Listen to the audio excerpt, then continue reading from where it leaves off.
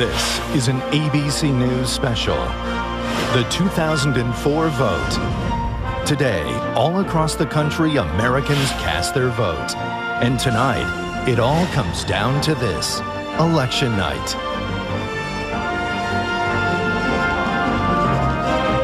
Now reporting from ABC News election headquarters in New York, Peter Jennings.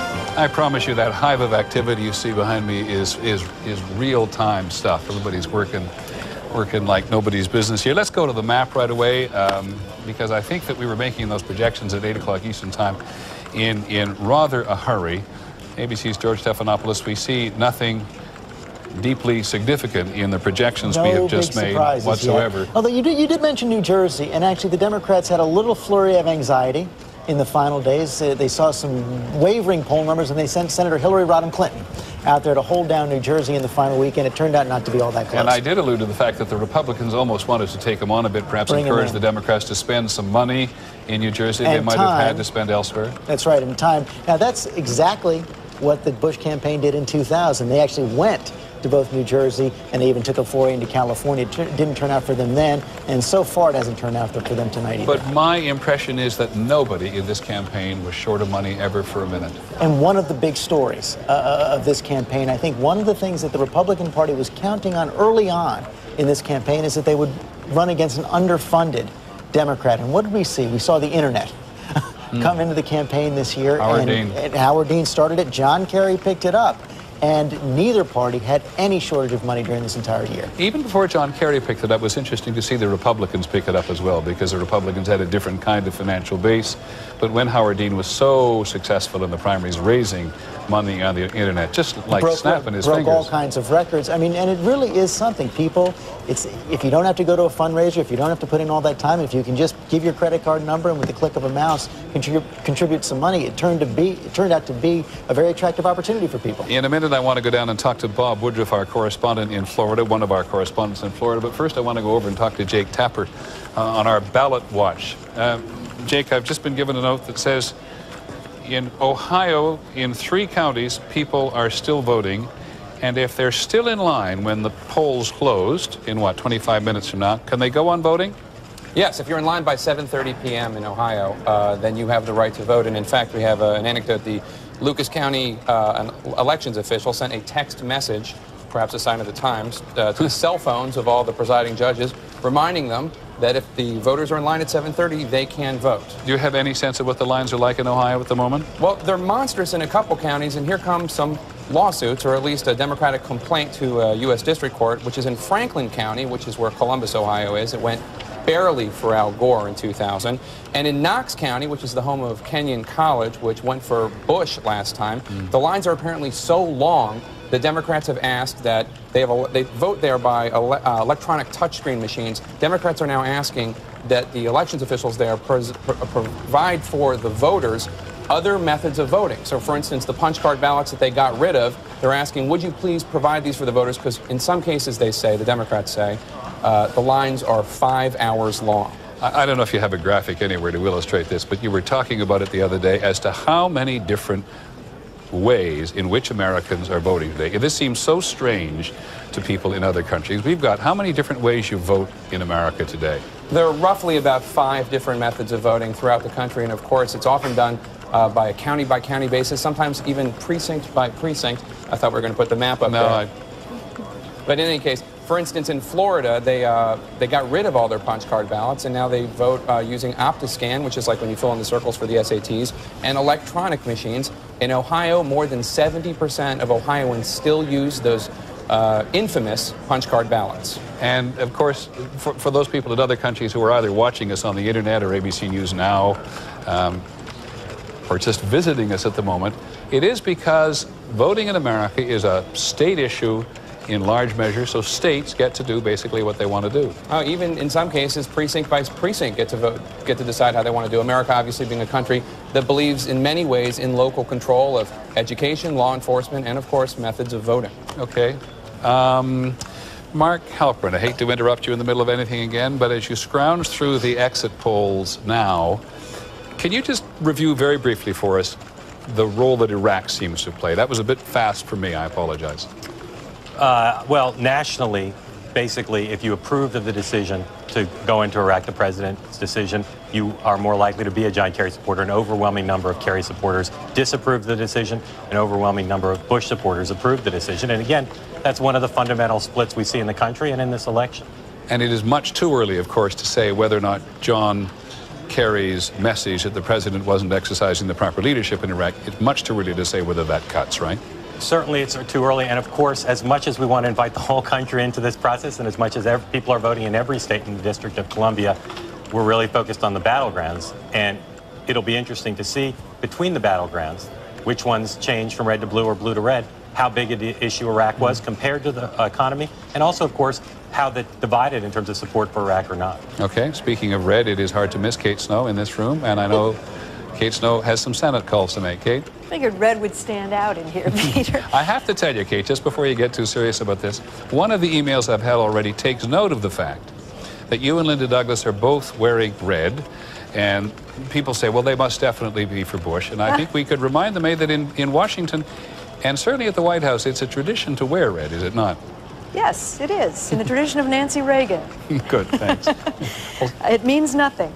9 races that we can talk about right now, Peter, in the Senate, where the polls have closed at 8 o'clock Eastern time. Let's get right to it. In Illinois, this was a very big race. You all probably know his face by now. Barack Obama, who gave the keynote address at the Democratic National Convention, has handily won, we can project at this hour. In Missouri, Kit Bond, we are projecting the winner. That is not a surprise either. That seat will stay Republican. In Florida, we do not have enough information yet to call this one, or to project this one, I should say. Betty Castor, the Democrat, running against the former Housing and Urban Development Secretary Mel Martinez, the Republican, and we just don't have enough information yet, but that is a very tight race and one to watch. Oklahoma, another tight race, and again, not enough information to call this yet, Peter. Tom Coburn, the Republican, against Brad Carson, the Democrat. That's Don Nichols' open seat. We're watching that closely. In Alabama, Richard Shelby, ABC News projecting that he has handily won his seat. He will go into his 4th term. In Connecticut, Chris Dodd, the Democrat, will retain that seat for the Democrats, and he will serve a 5th term. By the way, he's expecting his 2nd child at the age of 60. And New Hampshire, Judd Gregg, senator, going into his 3rd term now. ABC News projects that he has beaten the woman known as Granny D, who was making a run at 94 years old. In Maryland, Barbara Mikulski, ABC News projecting, has retained that seat for the Democrats. In Pennsylvania, this one could be interesting. Not enough information yet to call this. Arlen Specter, the Republican, running against a congressman, Joe Huffle. And in Kentucky, Peter, we mentioned this last hour, but now we are saying, based on our exit polling, that it is simply too close to project in this race. That could be a bad sign, potentially, for Senator Jim Bunning. It was a very wide margin at first, but now, very close race, came down to the wire. Okay, George Kate, Voinovich. oh, sorry, my apologies. Just a couple more. George Voinovich, we project, has won in Ohio. And in North Carolina, finally, we don't have enough information to call the open seat that was left by John Edwards when he went to run for vice president. Erskine Bowles, a former Clinton White House person, running against Richard Burr, a congressman. And just quickly, Peter, we wanted to just remind people the makeup of the Senate. There are currently 51 Republicans in the Senate, a very slight majority for the Republicans, 48 Democrats, 1 independent, Jim Jeffords, who votes with the Democrats. Tonight we have just about a third of the Senate up for grabs, as happens every couple of years. 9 of those races are considered close. We are watching them. The Democrats would have to win most of them to take control of the Senate, so it is an uphill battle for them. And so far tonight, 41 Republicans. And you saw 5 Democrats have won, 5 Republicans have won. So we're still watching things. We've still got 24 seats at stake. Many thanks, Kate. We're going to go back and I think spend some time with that graphic in a while to see if we can further understand it as well. But as you were talking about North Carolina, I want to put up the old 2000 map here. And bear in mind that where we say possibilities here, this is just the 2000 map as it turned out in 2000. Don't even pay attention to the numbers for a second, just the reds and the blues. Because George Stephan was talking about North Carolina. Reminds me, we haven't talked very much about South Carolina or Virginia tonight, in which we have not yet got enough information to project them. And that's a minor surprise. I mean, these polls closed at 7 and 7:30. Virginia, North Carolina, South Carolina, all states won quite handily by President Bush in 2000. The fact that we can't call them yet, that we don't have enough information yet, now we can't make any hard conclusions about that, but it is significant. I should point out, of course, that John Edwards is from North Carolina. That might make Senator Kerry a little more competitive there. And in Virginia, the Democrats had hoped early on that they would be able to compete there. They put a lot of money in early on, but they pulled it out in recent weeks. But they have the support of a Democratic governor, Mark Warner. Very interesting. So as you look at those two states we've just been talking about, Virginia and I should say South Carolina, North Carolina, and 3 are ones we'll get back to. But that's the way the map looks at the moment. That is our live update. President Bush has 66 electoral votes. Senator Kerry has 74, and there is a long way to go. And a lot of states we have not been able to make a projection in because we simply do not have enough information in order to make a projection, and that means nothing is obvious. We'll be right back. Vote 2004, Election Night. Brought to you by Chrysler. Inspiration comes standard. This ABC News special will continue in a moment.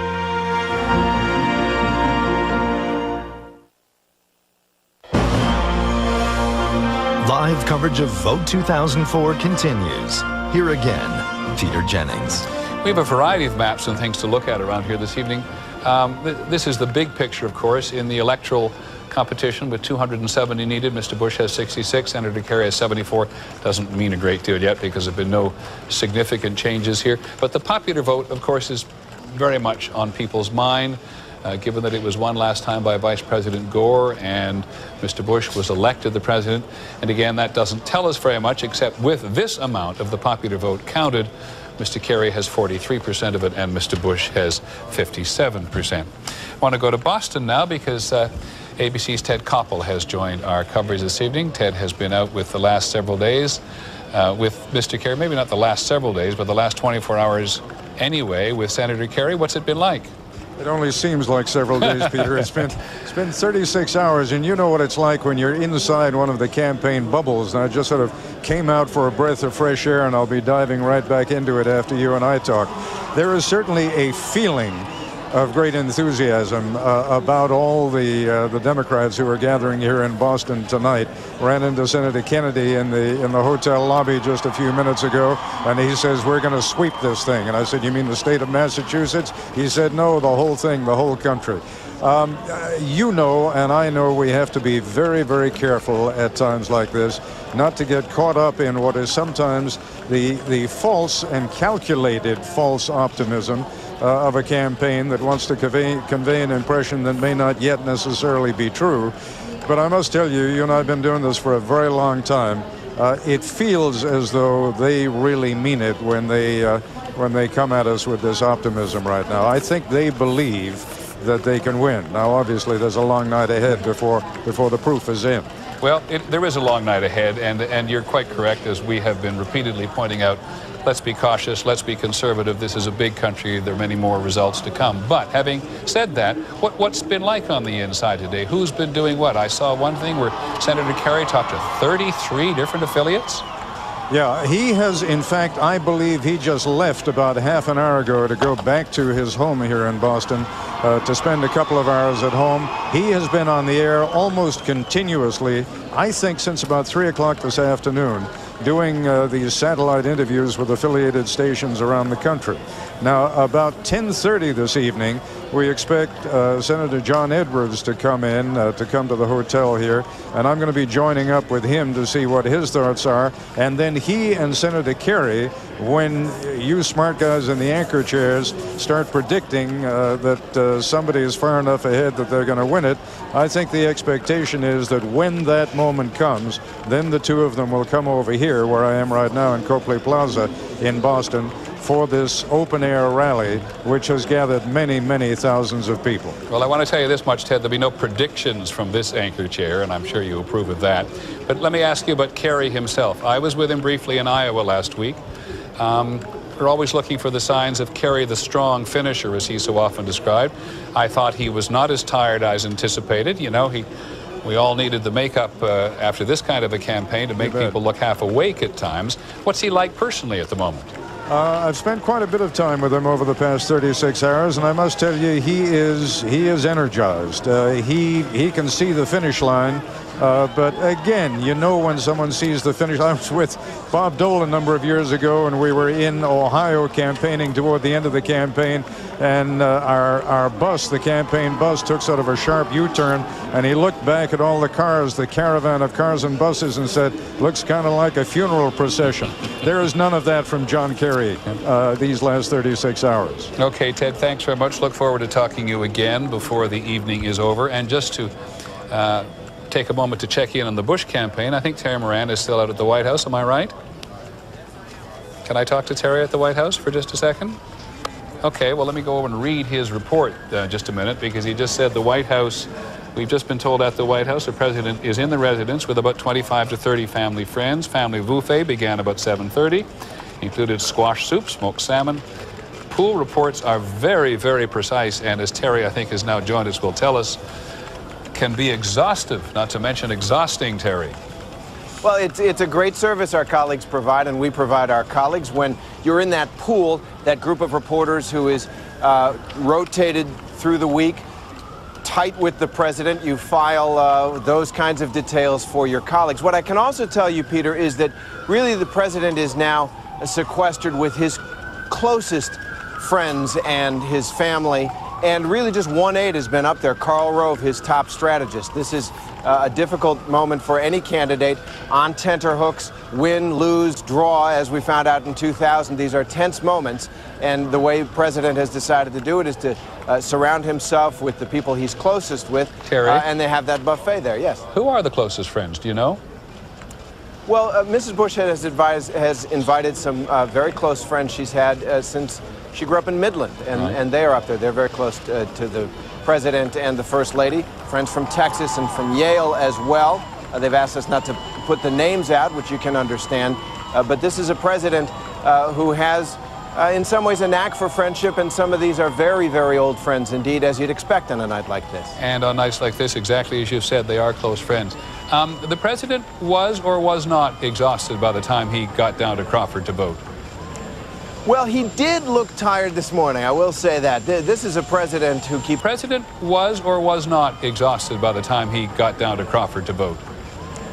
Well, he did look tired this morning, I will say that. This is a president who keeps regularly a very strict regimen. He's an early to bed, early to rise man. He's usually in his bedroom by 9:30 or so, lights out around 10, and that was not the case, let me tell you, over the past few days.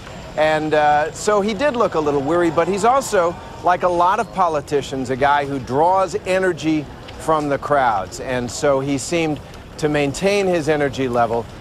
When he got back, he did, however, take some downtime before watching the results. Great, many thanks, Terry, and also Ted Koppel with the respective campaigns for the moment. Take a look at the map, because this is what it looks like as of now.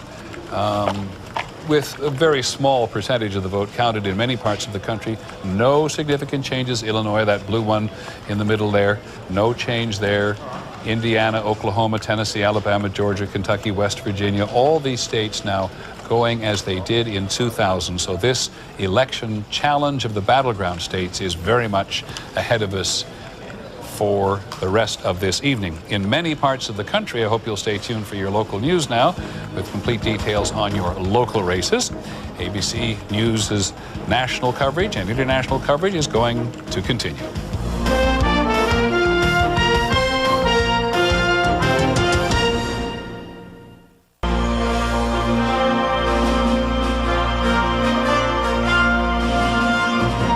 From ABC News Election Headquarters, this is Vote 2004. Once again, Peter Jennings.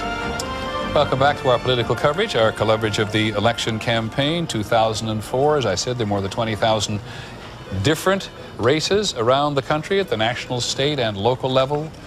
And there are various propositions on the ballots all over the country today. So this is, as many people in the country have said, a deeply important election. For many people, it is the most important in their lifetime, they tell us. The polls have now closed. It's 8:30 Eastern Time, 5:30 in the West. The polls have now closed in one more state, in Arkansas, so we can take a look at what might, under normal circumstances, be some projections. In North Carolina, ABC News now projects that North Carolina, John Edwards' home state, Not that his addition to the ticket did put the state in play. It has gone to Mr. Bush, we project. 15 electoral votes in North Carolina going to Mr. Bush. In Maine, and this is a little more complicated than other places, we project that Senator Kerry has won most of the state. But he gets only 3 of the 4 electoral votes there because one congressional district is still undecided in this regard, and Maine is the only state in the Union in which they divide their, I beg your pardon, and Nebraska, and one of only 2 in the country in which they divide the electoral vote. So we project that Maine has gone to Mr. Kerry, state where almost half of them identify themselves as independents, but there is one outstanding electoral vote there, and that's a big issue on a night like this. And finally, in Arkansas, with 6 electoral votes, the polls have closed, but we are not able to make a projection. However, in the state of Virginia, which we were talking about just a short while ago, where the polls closed at 7, Virginia hasn't voted for a Democrat since 1964. ABC News now projects that Mr. Bush is the winner there with 13 electoral votes. And there is the live update as of now on the ABC News map of the country. Mr. Bush has 94 electoral votes and Mr. Kerry has 77. And our guest here in the studio was the former mayor of New York, Rudolph Giuliani, who became regarded by so much of the world as an entirely different person after 9/11. Those of us in New York, sir, know you both well and have a great respect for you and your performance on 9/11. But nobody in this campaign has been more of an attacker on John Kerry for the Bush campaign than you. And I wanted to know if you want to be a little more charitable this evening. I tried to point out the differences, which I think existed between the president and John Kerry. But at this point, it's all in the hands of the American people, and I believe the president's going to be reelected. I'm very hopeful that he will be, and it looks to me like he will be. But you know, if he isn't, then we all have to get behind John Kerry. So now, you're a politician with a very broad-based palette and may have an interest in higher office yourself. Put the war and terrorism in your own mind, not just the way the pollsters do it, in your own mind, up there along with the economy and people's moral and character issues, and tell me what you think is the list of importance. I think terrorism, the war, the combined issue, the terrorism and the war in Iraq, Afghanistan has to be the prevailing issue, and the reason why people are describing this as the most important election they've ever voted in. You hear a lot of people saying that. I think because this country is at war, and we realize it's a significant war, and it's one that's very, very complex and very difficult.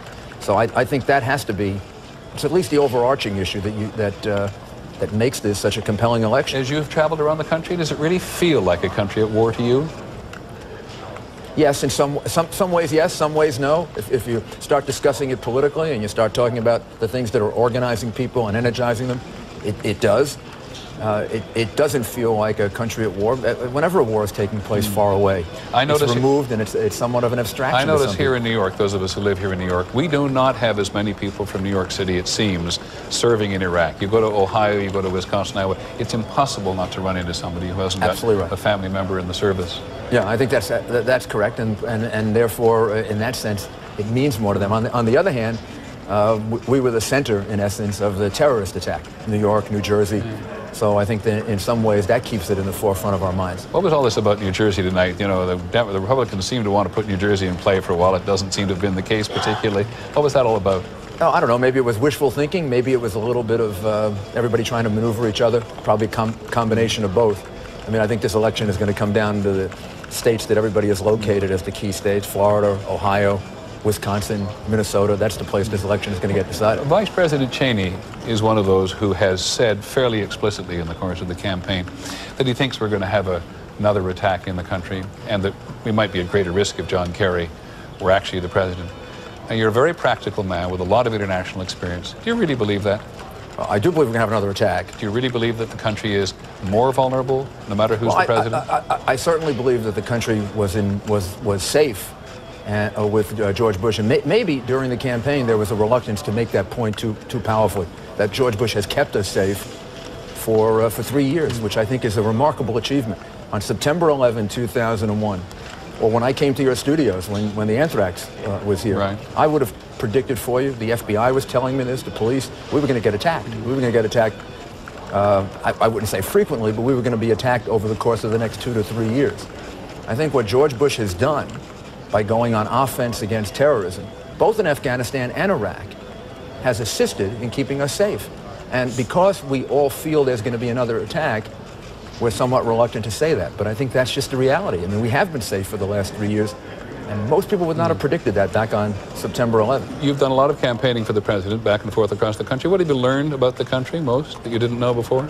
Oh, I think I've learned a lot about the country. I mean, I've learned about how people are very much similar.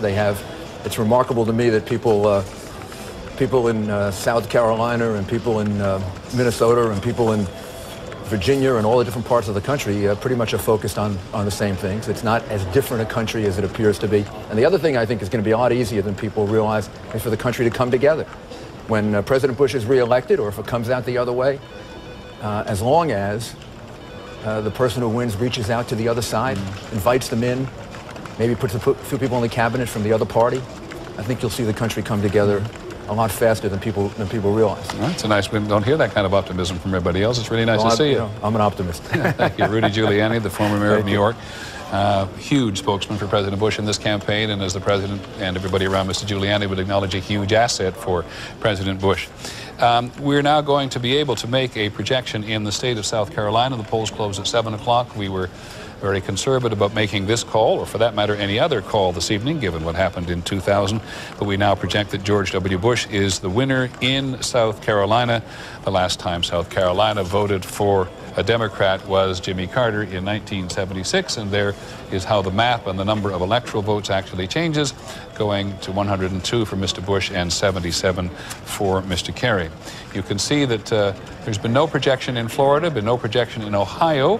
I want to ask our political director, Mark Halpern, to talk a little bit about Florida, if you would, at the moment, because one of the questions in a number of states, but certainly in Florida, is how good people feel about the system. We talked about it earlier, and how safe they feel their vote is in this instance. We talked about it nationally, and we thought with pretty good news, nationally 9% of people are confident that their vote will count. 90%, that 9% that the vote in their state will count. But you see there, in Florida, 24% had some doubt, did not have confidence today in the preliminary numbers. 24% of Floridians had some doubt that their vote would count. That is obviously a much higher number, and obviously no surprise because of the problems Florida had. We've not projected a winner there.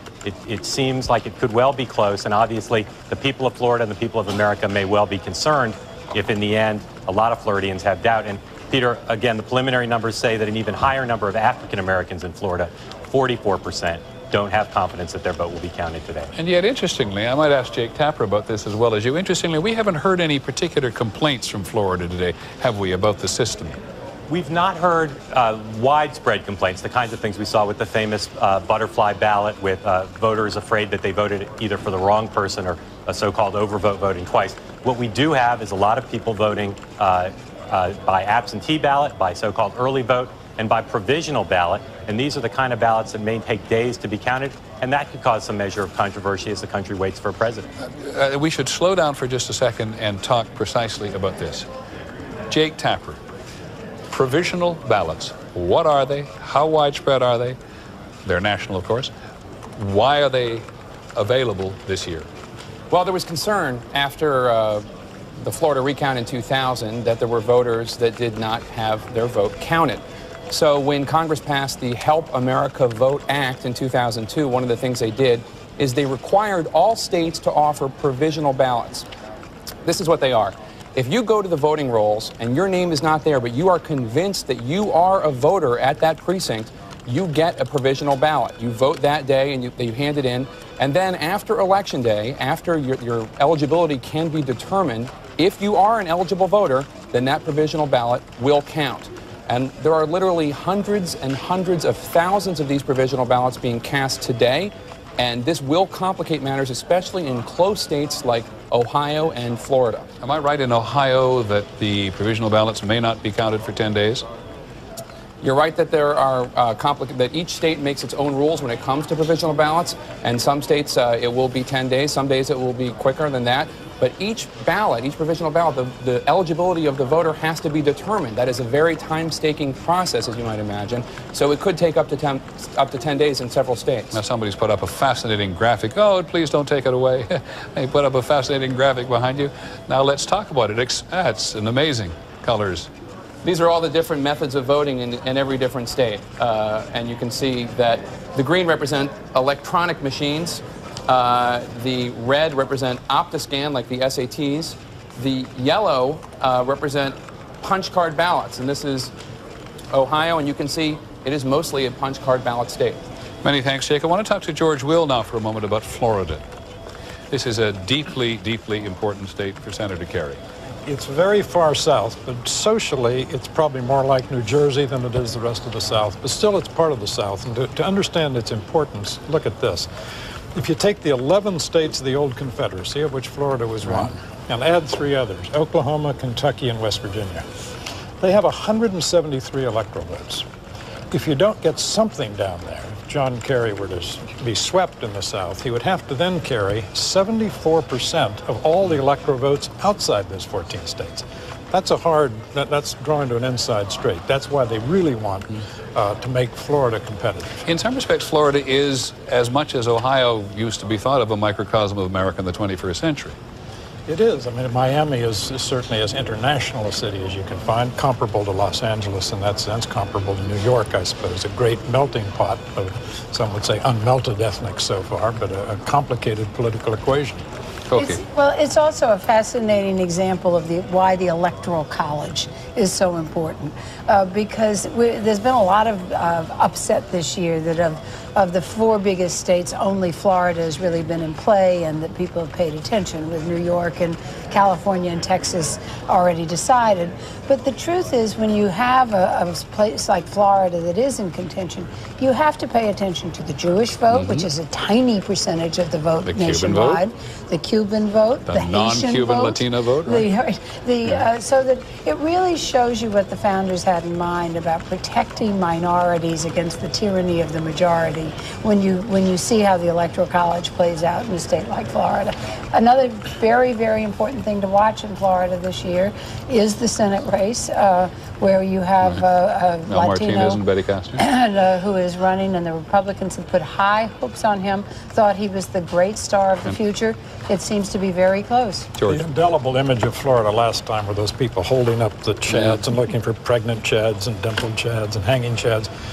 You said a moment ago, in Ohio, the provisional ballots may not be counted for 10 days. Counting hardly does justice to this. Provisional ballots almost have to be adjudicated. One by one. That's right. You pick up it's one thing to say the Chad is there. It's not there. It's another thing to say this provisional ballot, did they live here? Did they vote in the right precinct? Were they properly identified? This could be very protracted. And nobody has a clue. One comment from Fareed on this, but just to remind people that the provisional ballot is given to somebody who wants to vote on Election Day and may have showed up at the wrong precinct, may have showed up with the improper identification, but it is an attempt to be inclusive. It is an attempt to be inclusive, and that is one value. There is a competing value, that is, beyond inclusiveness, and that is a timely decision on the Chief Executive of the United States. And we may have sacrificed that with the Help America Vote Act and the mad proliferation of provisional ballots. Last comment for the moment to you, Fareed. Well, I think we made it worse, perhaps by lawyers in the Help America Vote Act, but certainly by the Supreme Court decision of Bush v. Gore, which opened up a hornet's nest of claims on the Equal Protection Clause, saying that if different counties have different standards or different ballots are judged differently, this all might be a violation of your rights as an American. If there are close races, I think the Supreme Court has a lot more to answer for than Congress. All of this under the heading Making Democracy Easier for Everybody. John Quinones in Florida for us tonight, which, as you notice, we have not projected a winner in Florida, and I can't tell you we're likely to for some time or not. But John Quinones is there. John? Peter, I'm standing outside the building, the Miami-Dade building, where they're counting that vote tonight. Inside, those tabulators will go through the night. Again, as you've said, the election too close to call. There's still long lines at some precincts here, long after the polls have closed in Coral Gables, Pinellas County to the left. Folks waiting for another 2 hours, we understand, to cast their ballots. Perhaps as an indication of how close this election is, the Republican Party here in Dade County has issued us an email telling us, it's a cautionary note, telling us that absentee ballots won't be counted here for a day, perhaps several days. They're concerned that the Democrats may claim too early a victory when they claim, the Republicans claim, that they have a 2-to-1 margin in those absentee ballots. Again, they're telling now the Democrats not to claim an early victory because there's still maybe 100,000 votes outstanding in Dade County alone. Peter? Thanks very much, John. Very helpful getting that first-hand look from Florida this evening, which we'll do throughout the evening. Just reminding you that in Florida, Ohio, Wisconsin, Iowa, New Mexico, these are states which are unquestionably battleground states and may remain so for much of the evening, which is why under this new system we've established since 2000, we will be as cautious as we can. We'll be right back after this.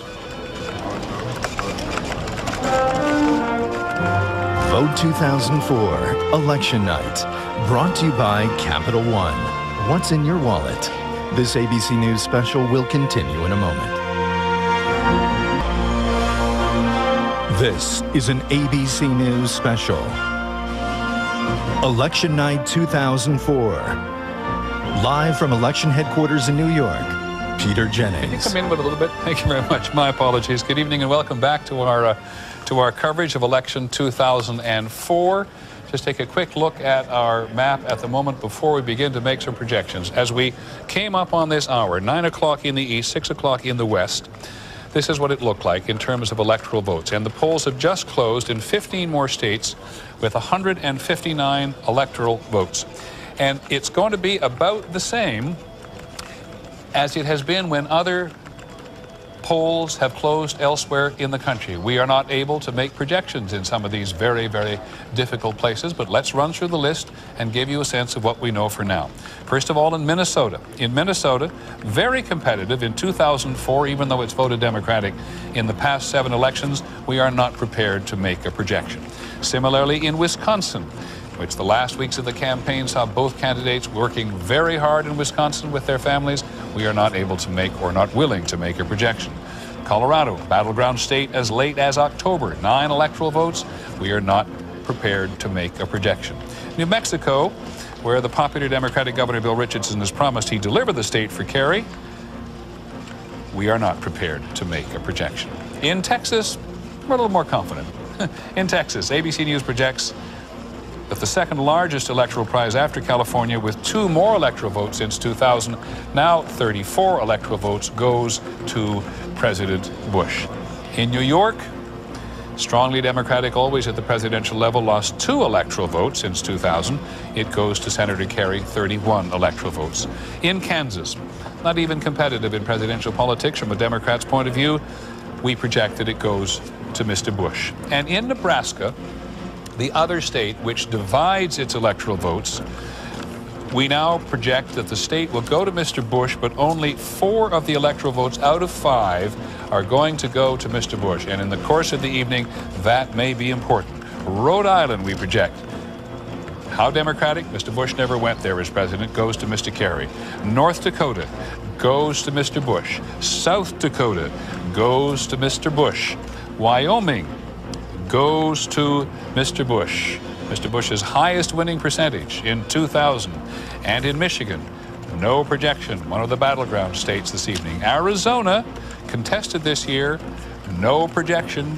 And Louisiana, very interesting, 9 electoral votes down there, no projection. That's what it looks like as of now, that middle of the country, showing up red for Mr. Bush. We're going to pause for just a few seconds to allow some of our affiliates around the country to join us. Our coverage continues in about a second.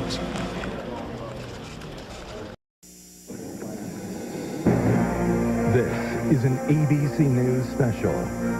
The 2004 vote. Today, all across the country, Americans cast their vote. And tonight, it all comes down to this: Election Night.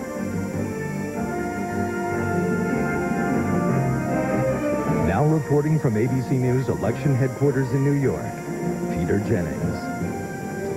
Well, take a look at the map again. That's the most important thing. This is our live update as of now. It is 9 o'clock in the east, 6 o'clock in the west.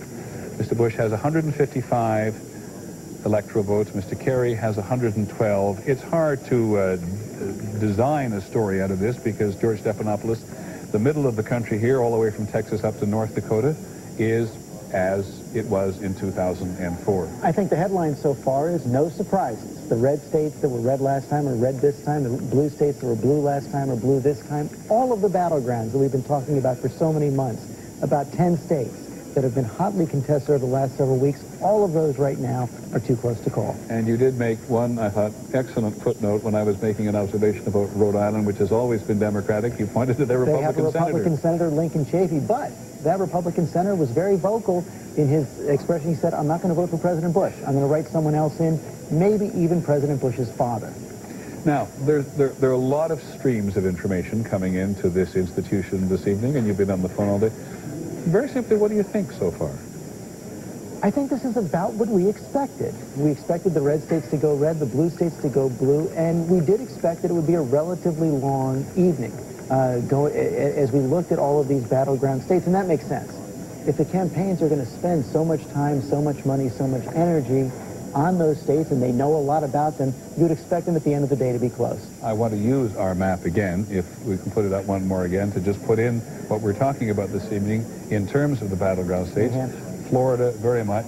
New Hampshire, still very much a battleground state. Minnesota, Iowa, Wisconsin, Ohio, Pennsylvania, and still certainly Pennsylvania. Oh, no question about it. And of course, New Mexico. And I know you like to put Arizona on there, or Nevada on there as well.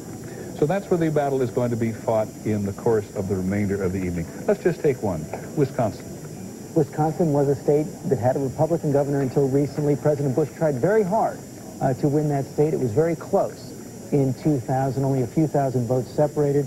Governor Bush at that time and Vice President Gore, so the president went hard at that state. For a Midwestern state, it's got a heavy proportion of Catholics. 35% of the electorate is Catholic, culturally conservative. The economy did a little bit better than Ohio. That's why President Bush thought he had a chance there. Lots of gun owners. It's interesting, ABC's Betsy Stark was pointing out this evening that if people were voting the economy today, Mr.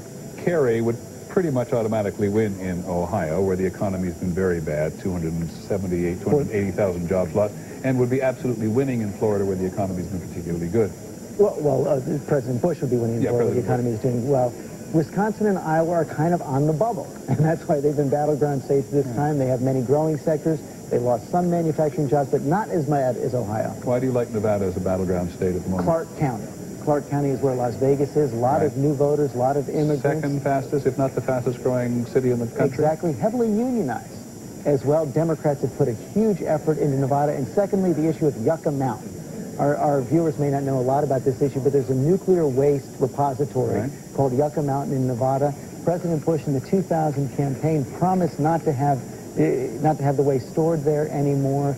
The Nevadans believe, and Senator Kerry certainly tried to reinforce that belief, that President Bush went back on that promise. It still hasn't been concluded, but that's been a big issue there. I was interested in looking at Nevada. Let's go back, by the way, to reality for a moment. This is what it looks like actually at the moment. We've got our battleground states.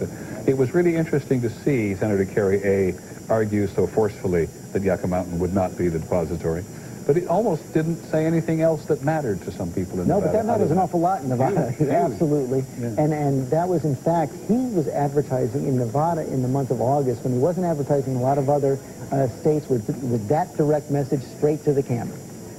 Las Vegas, one of the most astonishing cities in the Western or the Eastern world, and as we were pointing out, one of the fastest growing in the country with all of the attendant joys and problems as well. Kate Snow, who covers the Senate for us, is going to take the latest look at the Senate races. Kate? Got a bunch to go through, Peter, and we're going to start with one of the most interesting races in the nation, I think safe to say. In South Dakota, Tom Daschle, the Democratic leader of the Senate, the Democratic leader, is fighting for this seat, and he knew he would. We do not have enough information yet to call this race, but he started advertising last year. That's how tight this race has become. In Arizona, no surprise, John McCain, the well-known senator who ran for president, and may do so again, is the projected winner there.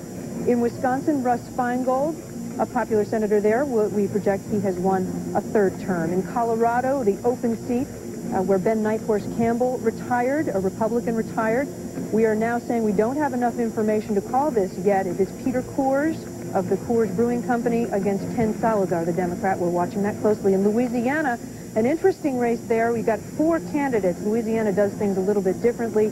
We don't have enough information yet to tell you whether any one of those candidates has reached the 50% threshold they need to reach to win outright without having to go to another race in December. In New York, Chuck Schumer, popular first-term senator, will now enter a second term, we project. In Kansas, Sam Brownback, a conservative, will go into his second term, we project. In North Dakota, Byron Dorgan, the junior senator from there, we project the winner. In Oklahoma, this is an interesting one. Tom Coburn and Brad Carson, the Democrat. This was the seat where Don Nichols, a Republican, retired, and we now project that Tom Coburn, the Republican, will retain that seat for the Republican Party. That was a very bitterly fought race. In Kentucky, too close to project, but Peter, I want to show you the numbers now because we're getting some numbers in. With 87% of precincts reporting, it is an even race, and this is startling because Jim Bunning had been so far ahead, and this race just in recent weeks has gotten extremely tight. The Democrats could take that seat. In Arkansas, Blanche Lincoln, the projected winner, that was expected as well, Peter. Thanks very much, Kate, Kate Snow on the Senate races, which leads me actually to invite the comment from ABC's Cokie Roberts, who spent, I say this every 4 years, so I spent your entire life up in the Congress. Dad. And every 4 years it gets longer. Well, I know, but it doesn't seem like it when I look at it. You pointed out we have several red states with blue senators. That's right. And looking at these calls that we've made so far tonight, you look at someplace like West Virginia, which has gone for Bush, Senators Rockefeller and Byrd, both Democrats. Indiana, elected tonight, George Bush and Evan Bayh, a Democratic senator. You have Nebraska, a big Republican state with Ben Nelson, a Democrat. North Dakota, we've called for Bush, 2 Democratic senators. And then places like Delaware, a Republican, which we've called for Kerry, a Republican senator. Maine called for Kerry, 2 Republican senators. Rhode Island, we've already talked about. So what I think that the reason for pointing this out is we've talked a lot about how polarized the country is and how people are going to feel very offended one way or the other, regardless of who wins tonight. It's going to be these senators from these states who are going to have to take the lead along with whomever is elected president in trying to bring the country together for governing, because they will be people who have been elected from states where they know their voters have voted for the opposite party for president, and they'll have to be listening to those voters and talking to those voters. Many thanks, Cokie. Really nice to have you here, as always. Just 2 observations about 2 very different kind of things. Senator Schumer, I think I said earlier that those of us who live in New York, among some other states in the country, California being one, have been totally spared political advertising this year, except for Senator Schumer, who had no particular competition this year and was all over television. In the last little while, George, I think there was some suggestion there that maybe Senator Schumer might be interested in being governor someday. That's right. He's got a big bankroll, and he wanted to spend it to increase his name recognition. Quite amazing. Every time you turned on television here, you saw Senator Schumer. And he is looking at the governor's race in 2 years, also against a very popular Attorney General, Eliot Spitzer. That's right. Who's also made a lot of headlines. I want to talk to Mark to talk about one of the meanest Senate races in the country, and this is the one in South Dakota, where Senator Daschle has been campaigned against by even his allegedly respectable opposite number in the Senate. Every 4 years when there's a presidential race, the so-called down ballot races, the other races in the country don't get much attention. South Dakota has a pretty interesting race. The Democratic leader of the Senate, Tom Daschle, an incumbent, by his own admission, somewhat out of step with the state on a lot of the issues, particularly social issues, government spending issues. He has worked very hard to hold his seat, but it has been tough, and he is probably, I would say, the president's least favorite Democrat in Washington. So the president's political operation, South Dakota, a state we've already projected for the president's political operation focused on that state, even though they knew the president would win. Senator Frist, which is a big surprise. Mostly the Senate over the years has been a place of 100, the most exclusive club, 100 members getting along without regard to party, but the Republicans wanted to beat Senator Daschle, so Senator Frist, in something of an unorthodox move, went there and campaigned against Tom Daschle, his opposite leader. Let me ask you first, and then George Stephanopoulos, this, because Senator Daschle has argued this year that his seniority in the Senate brings benefits, by which he means pork, to South Dakota. you'd think people would buy into that election, into that notion in very considerable ways. Well, it's important. A lot of smaller states, of course, get a lot of their power in Washington because every state gets 2 senators regardless of size. Tom Daschle has not just seniority, but leadership. And so a lot of South Dakotans, regardless of party, they're attracted to that, but they also see Tom Daschle, as I said, as someone who may not agree with them on a lot of important issues. And also, George, just one comment, if you would seen very much as an obstructionist or portrayed very much as an obstructionist that by was the one of the big Republicans. arguments of Mr. Thune, but I mean, that shows the whole strategy. John Thune was trying to make this a national race. Tom Daschle was trying to make it a local race. Very interesting. Many thanks to both of you. Our coverage of the 2004 election will continue in just a moment, and I'm going to go around the country and talk to some of our correspondents about the mood out there and at the various campaign headquarters when we come back. Vote 2004, Election Night. Brought to you by Chrysler. Inspiration comes standard. This ABC News special will continue in a moment.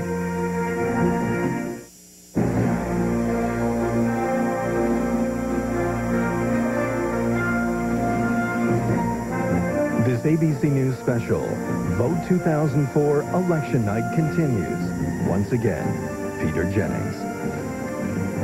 The White House on election night, November the 2nd, 2004, the President, Mrs. Bush, there in their private quarters with, as Terry Moran described it earlier, got some beautiful, beautiful, oh, stay with it for just 1 second. It's just the most beautiful picture in the world.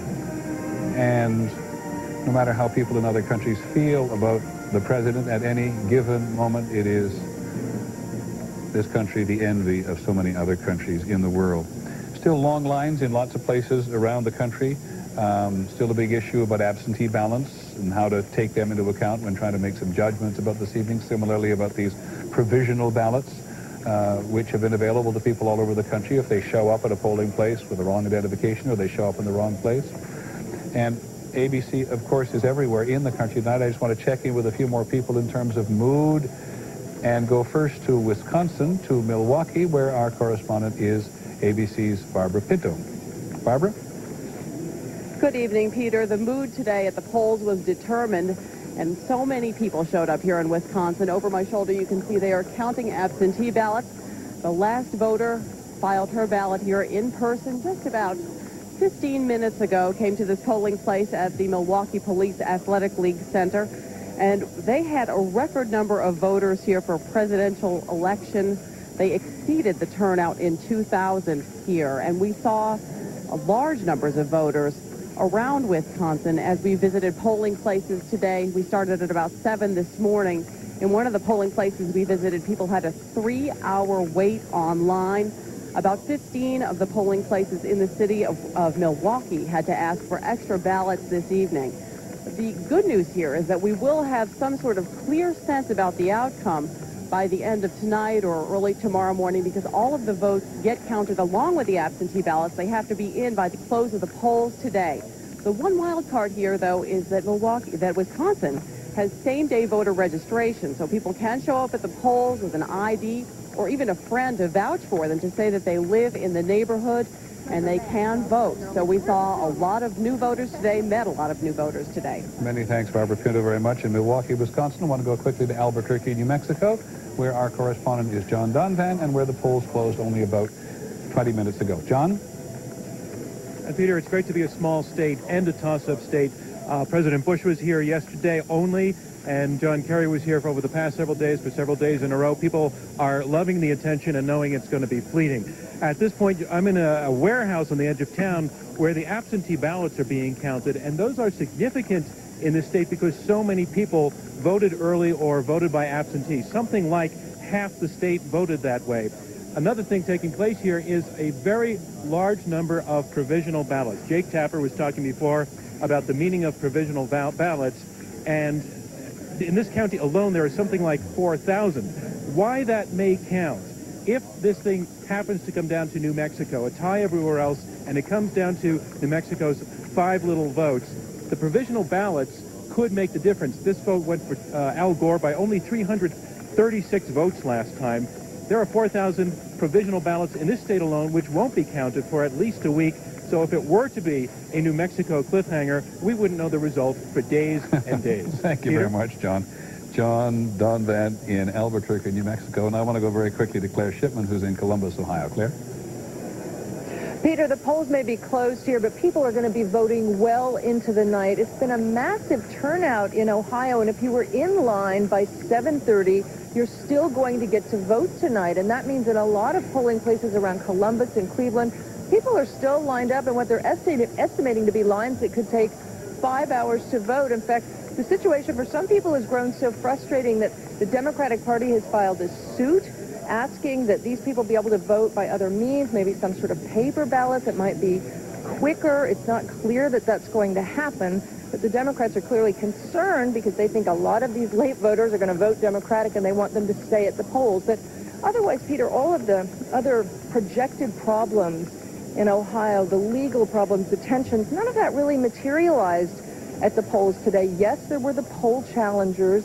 Federal appeals court ruling allowed the poll challengers to come to the polls today, but there really wasn't much challenging, no confrontation. It was mostly observation. The big story here, a big turnout and a generally very enthusiastic turnout, Peter.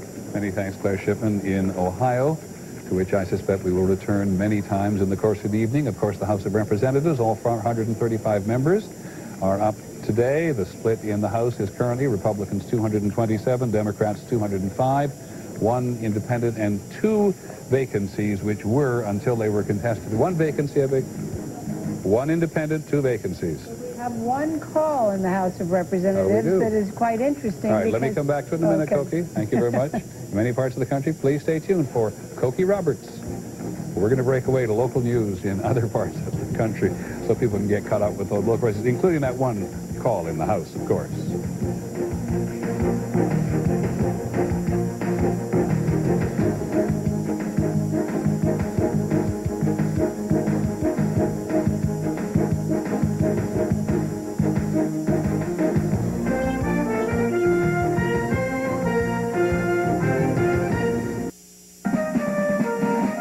From ABC News election headquarters in New York, the 2004 vote, election night. Once again, Peter Jennings.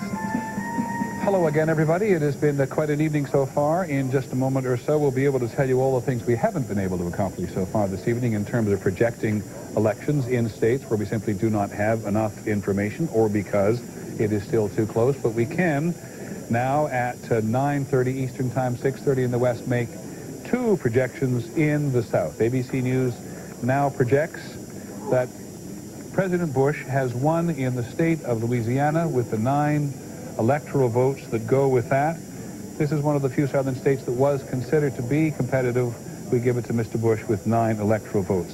And in Mississippi, which has 6 electoral votes, a state that has always been strongly Republican, not always been, but strongly Republican in recent years, has gone to President Bush as well.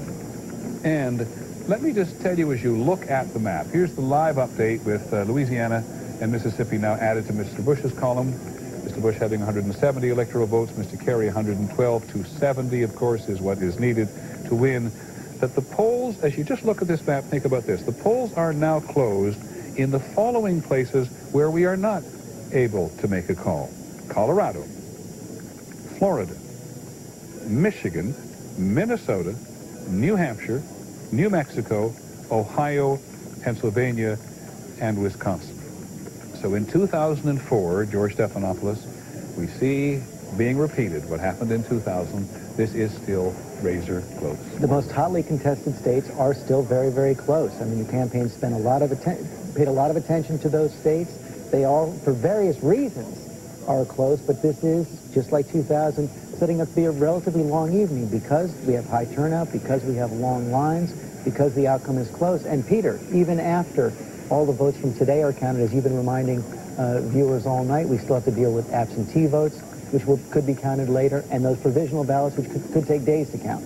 Which lets me make one quite sharp left turn to invite back in our resident historian, Michael Beschloss. Michael, I think it's only in Oregon today, where nobody is voting today, that everybody in Oregon has already voted by mail. But what's the whole history behind early voting? Yeah, you're right. In Oregon, you can't even vote on what is for everyone else Election Day because that's already happened by mail. You know, early voting is with a big historical lineage. At the beginning of this country, as you know, there was an idea that the people who should vote should only be white male landholders. That's expanded as time went on. Obviously, African Americans, women, other groups. In recent years, the way this has happened is that there's been an effort to make it easier for people to vote, and the idea is that that way you bring in people who have not voted before. Early voting is one example of that, especially since the debacle of 2000. But you know, oftentimes people who are for these things are not unaware of the political benefits. President Clinton, early in his term, was for something called the motor voter bill to make it easier to register when you get your driver's license. He knew that that was likely to bring in voters that might vote Democratic, even Lyndon Johnson. 1965, the Voting Rights Act, to make it much easier for African Americans to vote.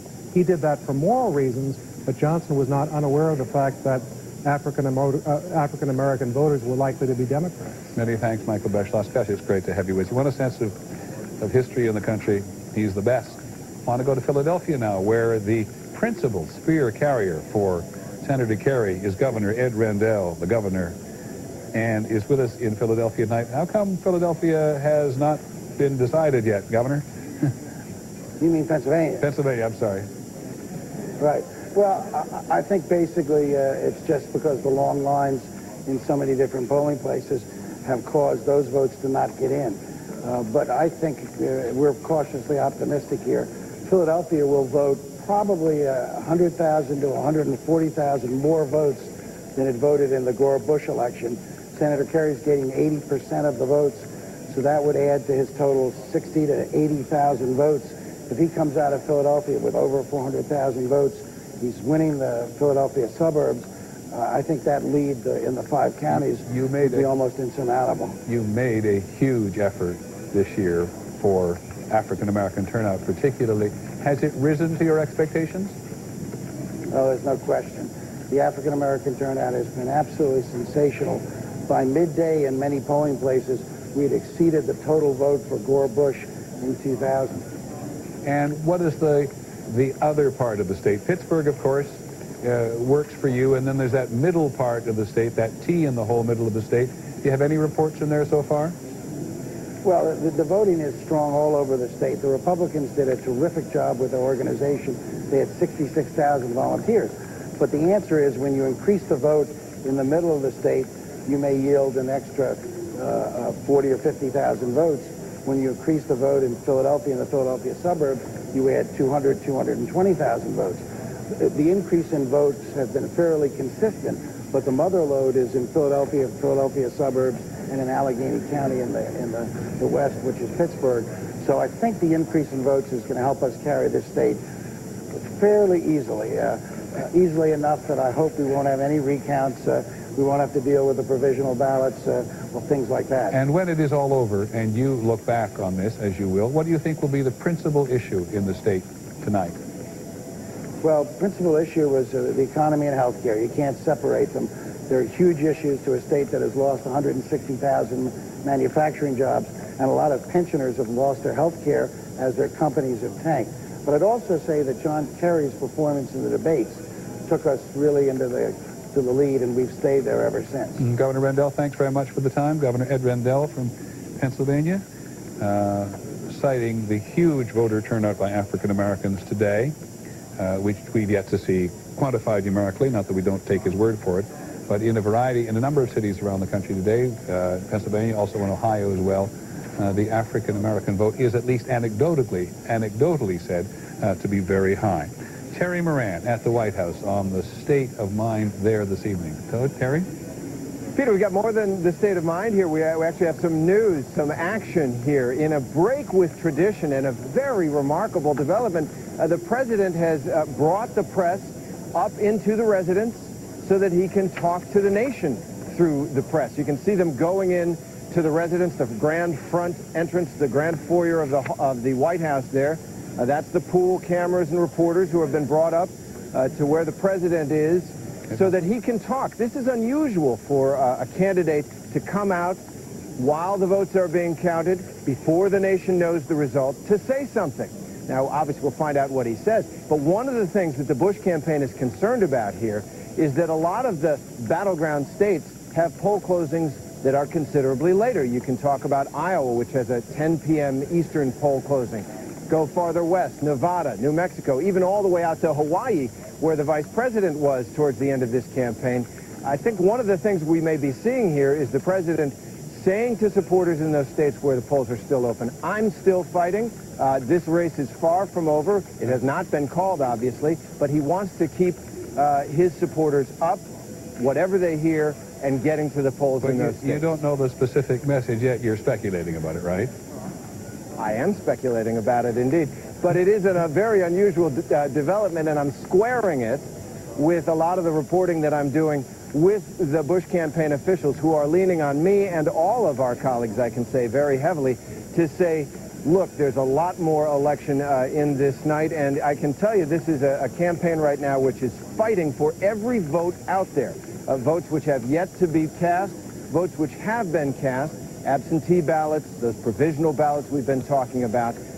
The Bush campaign is in a very combative mood right now, and I think that may be part of what we're seeing here at the White House. Terry, let me ask you this. How heavily does the political apparatus in the Bush campaign lean on reporters when they want to get their point across? Well, they get their point across. I think both campaigns do that. This is a campaign that Peter really played very differently when they were ahead than when they were behind. When they were ahead most of the year, it was almost as if it was on cruise control, and information would be kind of dolloped out little by little when, frankly, they saw fit. And then that first debate came, the president hit the speed bump, the race got much tighter, and for a while, the campaign got a little chippy, a little unpleasant in dealing with the press, and then settled down into this kind of fighting, combative spirit that we're seeing in spades tonight, both here at the White House and over at campaign headquarters, which is in Arlington, Virginia. Okay, thanks very much, Terry. In a moment, we'll go to Republican National Headquarters to hear from the RNC Chairman, Ed Gillespie. But I want to check in first with Dean Reynolds, who's with the Kerry campaign, to ask you, Dean, whether or not you're getting the same kind of interest from the campaign as Terry and others are getting from the RNC. Well, this campaign is not nearly as, I guess the word is pugnacious, this evening as the Bush folks are, or combative, as Terry puts it. They're all sort of laid back, feeling pretty good. They see trends that perhaps we don't see. They see trends that make them smile. They see that Ohio looks pretty good for them, that, let me see what they just told me, Wisconsin and Minnesota also look pretty good. They're very pleased by what they believe is a heavy turnout in Florida. So, no, they're not very combative, but I can guarantee you they're very interested in what the president is going to say. Okay, thanks very much, Dean Reynolds, with the Kerry campaign. Now let's go to the chairman of the Republican National Committee, Ed Gillespie, who joins us as a guest tonight. Mr. Gillespie, it is a little unusual to see the president come out in the middle of a campaign evening, unorthodox. What do you think he's got in mind? Well, I don't know. I haven't heard from the White House, Peter, so I'll watch to see, but I'm glad he's going to go out and talk a little bit about this important election. It is the most important election of my lifetime, and there's still some time left in it. We're doing very, very well. You see the numbers out of Florida. We have exceeded our vote goals in Florida and Ohio. We're excited about the fact that very important swing counties, battleground counties, that tend to be a bellwether as to how those states are going to go, are going for the president, in some cases by as many as 10 points more. Can I just interrupt you for just a second? Yeah. It's very unusual for the president to go on the air on election night before the polls have closed in some states, and you actually telling us you actually haven't heard from him? Or anybody at the White House at all? No, I haven't. I'm at the Republican Party headquarters for literally the party here at the Reagan building, and I haven't had a chance. I've been doing, frankly, interviews with the media like you, so I defer to the White House to comment on his remarks. So given your enthusiasm, given your general enthusiasm for your chances, why do you think it is that in Colorado, Florida, Michigan, Minnesota, New Hampshire, New Mexico, Ohio, Pennsylvania, and Wisconsin, no projection has been made in your favor as of yet? Oh, well, it's early. You know, in Florida, for example, there's still a whole nother time zone, as you know, in the Panhandle, and Ohio, is a close state But when you look at the early numbers, we look at our target precinct goals, and we look at the battleground counties and how they're going. It looks very good to us. Okay, Ed, thank you very much indeed. Ed Gillespie, the chairman of the Republican National Committee, who says he's been over there at the Reagan building. Just let's hold the Bush tape for just a moment, okay, if we may, and talk to George Stephanopoulos for a second. George, how unusual is this? The polls are not closed in large parts of the country. Say, but I don't think it's ever happened before, Peter, and I wonder what the message will be. I could imagine a few different ones. I could imagine one that simply says, hold on. This is going to be a long night. I want to make sure this goes in an orderly way. Right. And I think that would probably be more appropriate than a very overtly political statement from the White House at this time. I think you also have to look back at 2000. I think both campaigns, looking back at 2000, believed coming out of it that Governor Bush at the time got an advantage by acting as the victor in the days immediately following Tuesday. And I think one of the things that President Bush can remind everyone tonight is just by being in that residence, I am the president. And a very smart thing to do if the race is particularly close at the moment and the polls are not closed in some particular places. George Will, have you got any notion of why the president has called the press in tonight and is not going to appear? Well, both candidates, Peter, would very much like to win, not just with a plurality of the votes. Someone would like to get over 50% of the votes. 1/8 of the American electorate votes in California, which is really not a contested state this year. So therefore, the president could be thinking, I'd like to run my vote up there, even though it's not contested, because I will need, in the end, if I do win, to be considered a 51% winner. Peter, we've had 18 presidents elected in this country who did not get the 50% of the vote. We've had 3 consecutive elections now in which the winner did not get the 50% of the vote. And no matter who wins, that person would feel, I think, an enhanced infusion of legitimacy if he could get over that hurdle. Many thanks, George. Michael Beschloss. I'll offer one possible answer to this mystery. 2000, remember election night 2000? I hate to mention early in the evening when Florida was assigned to Al Gore, but that was the point that Governor George W. Bush, in his living room in the governor's mansion, called in the press and said, I don't believe these results from Florida. This race is too close to call. Essentially, this ain't over yet. And he may essentially be reliving history tonight and trying to suggest to people that even though there may be some close calls and perhaps states may not be coming immediately in his direction, he may be trying to stiffen potential Bush voters who are still to vote. Many thanks, Michael. Many thanks, George. Will, many thanks, George Stephanopoulos. There's no desire to keep the president off the air or Senator Kerry off the air if he decides to say something this evening. Just want to try to give some context of why an unusual event like this actually may happen, and we don't yet know precisely what he's going to say. We'll be back. Vote 2004, Election Night. Brought to you by Chrysler. Inspiration comes standard. This ABC News special will continue in a moment.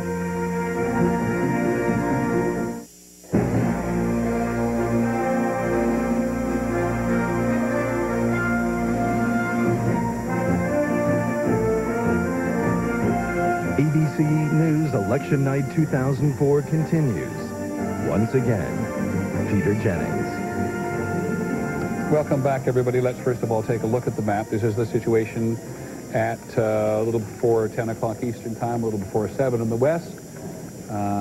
In the popular vote, you can see there, Mr. Bush changing as we look. Not a huge amount. 53% of the popular vote so far is going to Mr. Bush, 47% going to Mr. Kerry. That doesn't mean a great deal at the moment. In the electoral map, with these states already decided, but a great many more crucial states undecided, Mr. Bush has 170 electoral votes, Mr. Kerry has 112, and we may talk at some point about the complicated way and you can get to this crucial 270. George, I recall earlier, just very briefly, I think there were like 44 million computations of people I think made on it was over 4 million at least, 4 million, and okay. about 33 that get you down to 269, 269. Okay, and very quickly want to go to Kate Snow on one Senate call. Kate? South Carolina, Peter, which we've been following very closely. This was Fritz Holling's seat. He was a Democrat. We are now able to project that Jim DeMint, the Republican, will take that seat It is significant, of course, because that means that a seat has switched over. The Republicans right now control the Senate by a very slim majority. Many thanks, Kate Snow, very much. Now I want to go to Washington because this tape of the president speaking to the press at the White House has just been made available.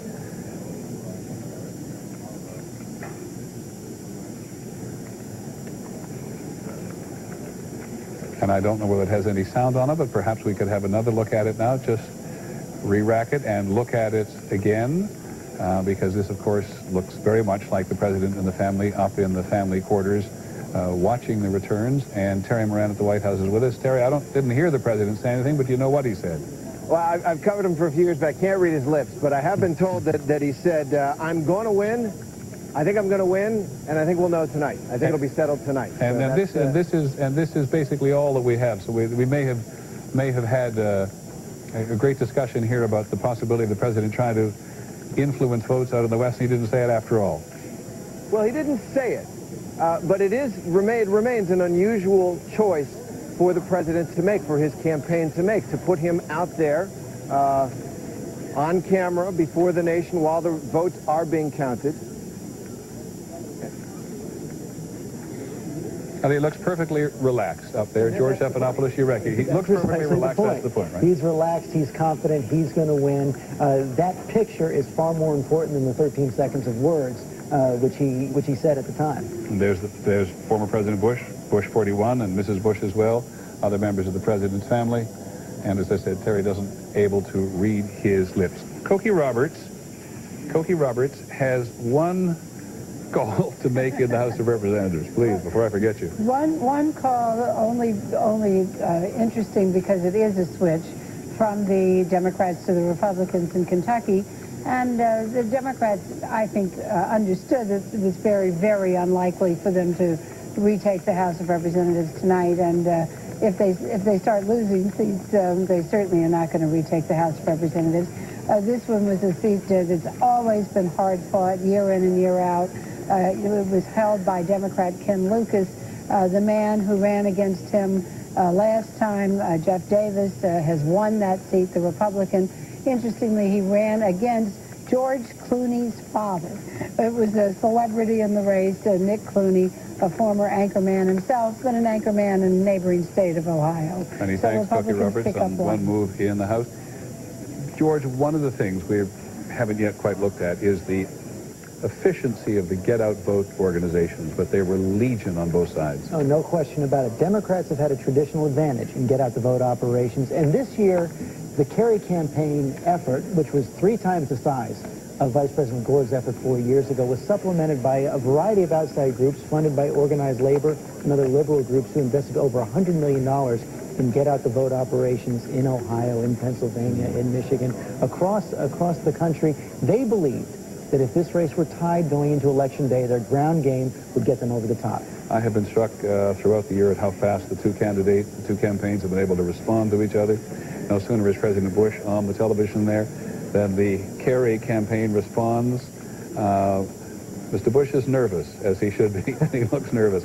They're quite amazing the way they've gone back and forth, and there's no evidence that Senator Kerry is going to come out and say anything or even be seen tonight, but that may change now that we've had a glimpse of the president.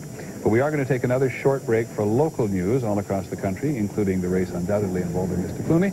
ABC News live coverage will continue at the top of the hour, and we'll have poll closing in 4 more states at 10 p.m. Eastern Time, 7 o'clock in the West.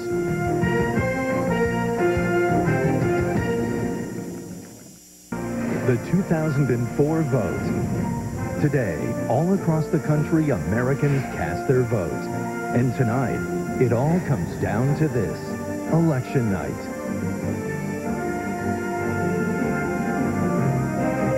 Now reporting from ABC News election headquarters in New York, Peter Jennings. Good evening, everyone. Again, if you have been with us since the outset, or even if you're just joining us, you picked it up on the radio or anywhere else, you know there's a tug of war going on out there at the moment in these battleground states, which were designated, you know, quite some time before the campaign came to an end. It is just not possible to make some projections.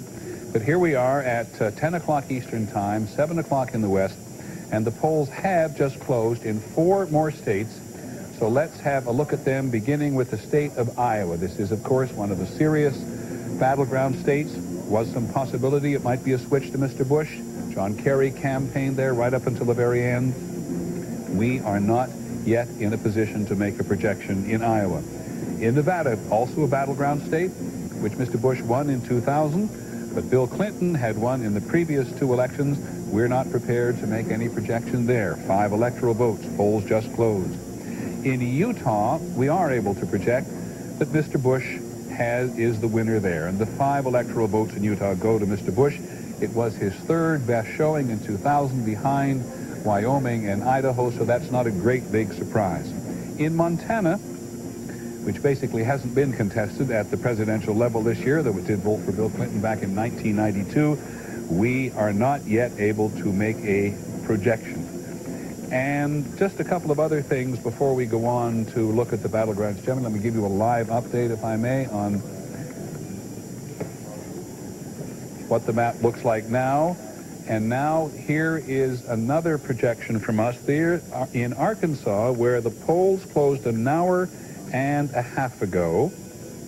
We now project that Mr. Bush is the winner. Very close up until the end, smallest state in the South, of course. We now project that that goes to Mr. Bush. And just a couple of other little points that we've been talking about this evening in terms of turnout.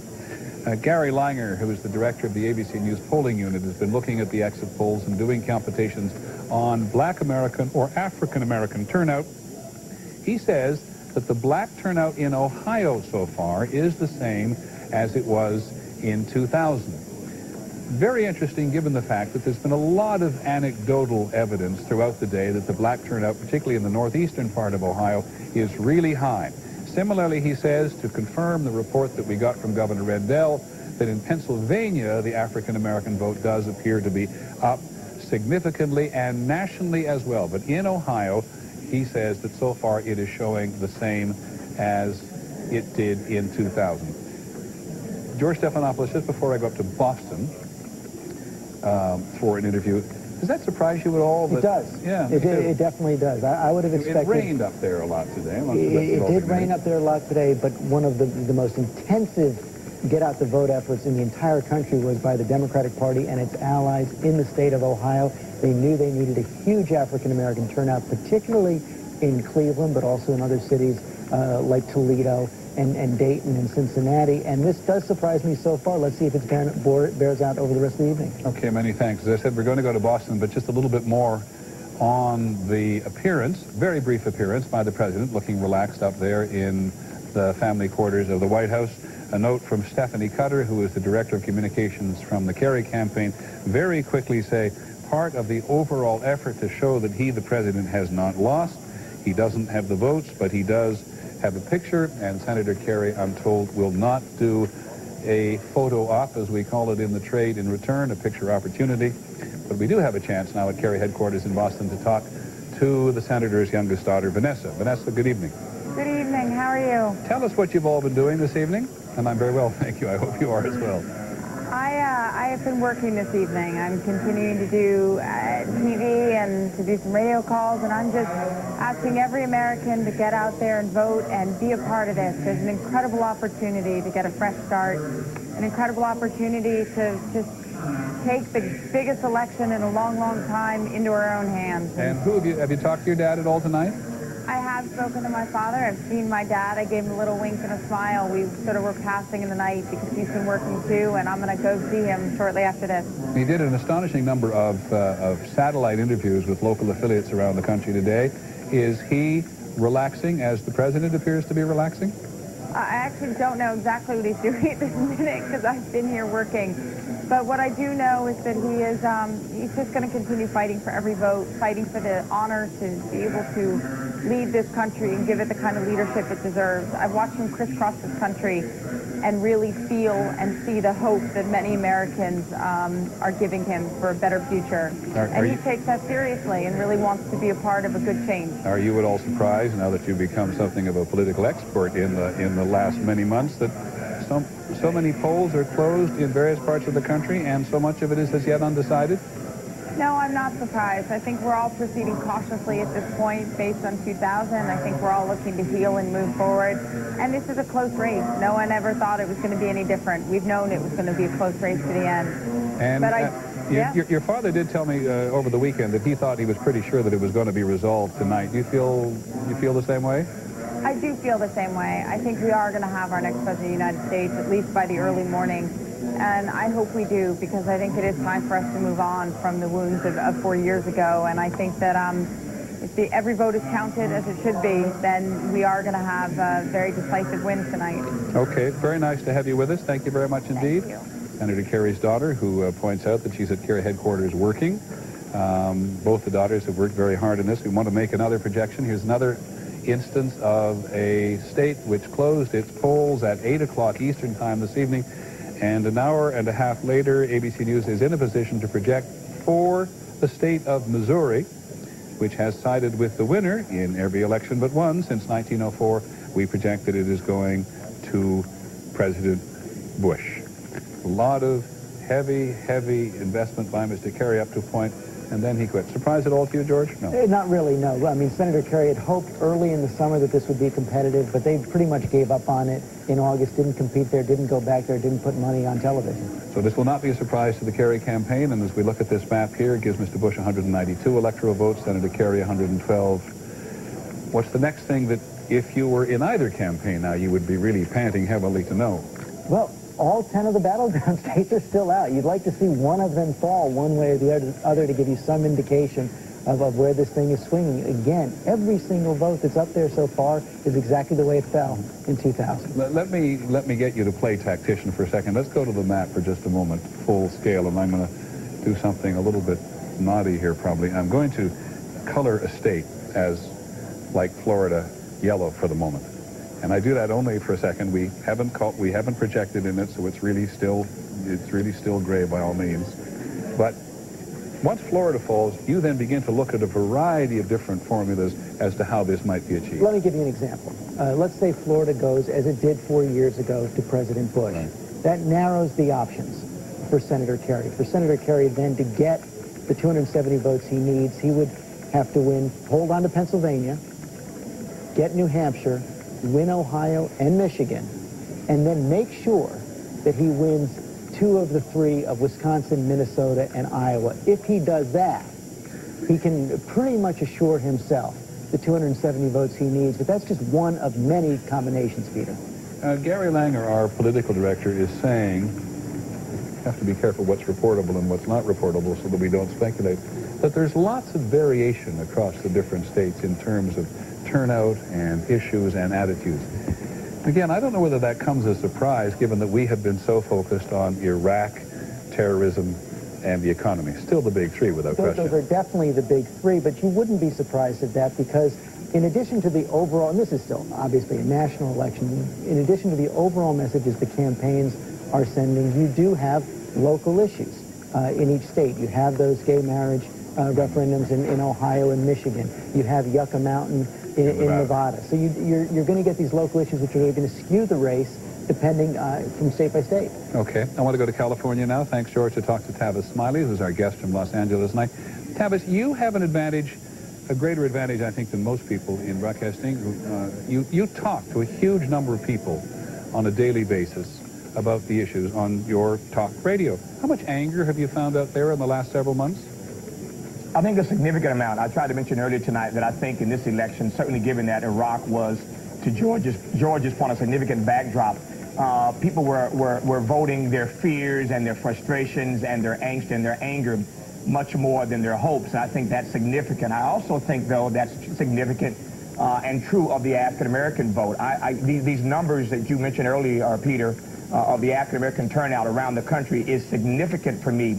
If Mr. Kerry were, in fact, to be elected president tonight or in the coming days, as it might be, Mr. Kerry is going to owe the African-American community in a very significant way. And in that regard, Mr. Bush has raised the bar for how you reward African-Americans for saving the day and showing up for you on Election Day. Mr. Bush has appointed, as you know, Dr. Rice as National Security Advisor, Colin Powell as Secretary of State, No longer can a Democrat say to the African-American community, or for that matter, the Hispanic community, with Mr. Gonzalez as White House counsel, that we can give you those traditional, as it were, departments in the cabinet, in the administration. So how does Mr. Kerry, should he win, go about the business of rewarding black folk and brown folk in this country for saving the day for him, if in fact that were to happen? I remember when the president went to speak at the Urban League in Detroit some months ago, and he told the members of the Urban League who were there that the Democratic Party has been taking you for granted all these years. Do you think that had some traction in the African-American community?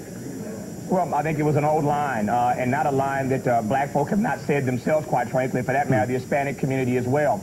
So often, I think voters of color, communities of color, feel ignored by one party, taken for granted by the other party, which makes it all the more significant that black folk and brown folk might, in fact, should Mr. Kerry win, be that deciding vote, along, of course, with young people that made a difference in this election. The Republicans in the course of this campaign have made the point that the president would like to have raised the percentage of African Americans who voted for him, and I think the figures were like, you know, raise it by 5 or 6% in the course of the campaign. Did you ever see any evidence that that was possible? Absolutely. I think the president, at the end of the day, is going to raise that number. I don't think it's going to be double, as one poll indicated a few days ago, but I think he is going to raise that number, and that's significant. The Democratic Party has got to stop, in the minds of so many African Americans, taking the African American vote for granted and relying on them again today to save the vote for the Democrat Party. The Republicans had more. I saw you covering both conventions. I was at both conventions. The Republican Party had many more African Americans as delegates this time than any time before. Issues like gay marriage and abortion and other conservative issues played to African American voters this time around. So there is going to be, I think, a greater intensity for voters of color in the coming months and years.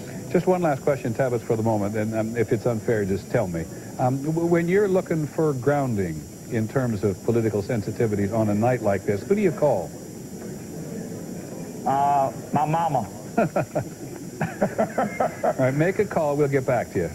All right. Okay, thanks very much, Tavis. Which brings, let's go to our political director, Mark Halpern, because he's doing all of our exit polls tonight.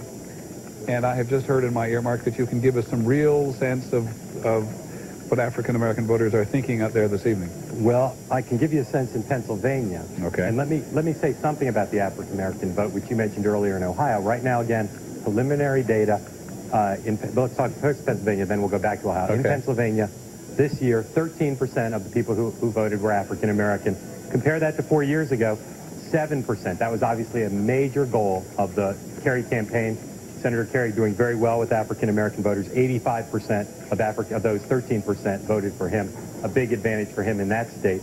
And then also another group targeted not just in Pennsylvania, but nationally by John Kerry, younger voters. In Pennsylvania, again, preliminary data right now shows in 2004, 21% of the people who voted in Pennsylvania today were young voters. That's 18 to 29, whereas 4 years ago in 2000, 14%. And again, the split very favorable to Senator Kerry. Of those youngsters who voted in Pennsylvania, Senator Kerry got 62%, the president only 38%. So Senator Kerry saw an increase in Pennsylvania of young voters and did better with young voters than even Al Gore did 4 years ago. But if I could say something about Ohio, when you said, according to the exit poll, no gain, in the percentage of voters who are African American. But remember, we're assuming an overall larger turnout. So 9%, if it goes from 9%, stays at 9%, that is a larger number of African-American voters that would have voted a goal of the Kerry campaign. Very good point. And you make another good point, which we'll come back and talk about in a minute, because a lot of people in the political establishment sort of give up on young voters. Senator Kerry tried very hard for them. Not as irresponsible, George, as sometimes people say they are. We'll be right back. Vote 2004, Election Night. Brought to you by Jeep Trail-Rated Capability. Don't go off-road without it. This ABC News special will continue in a moment.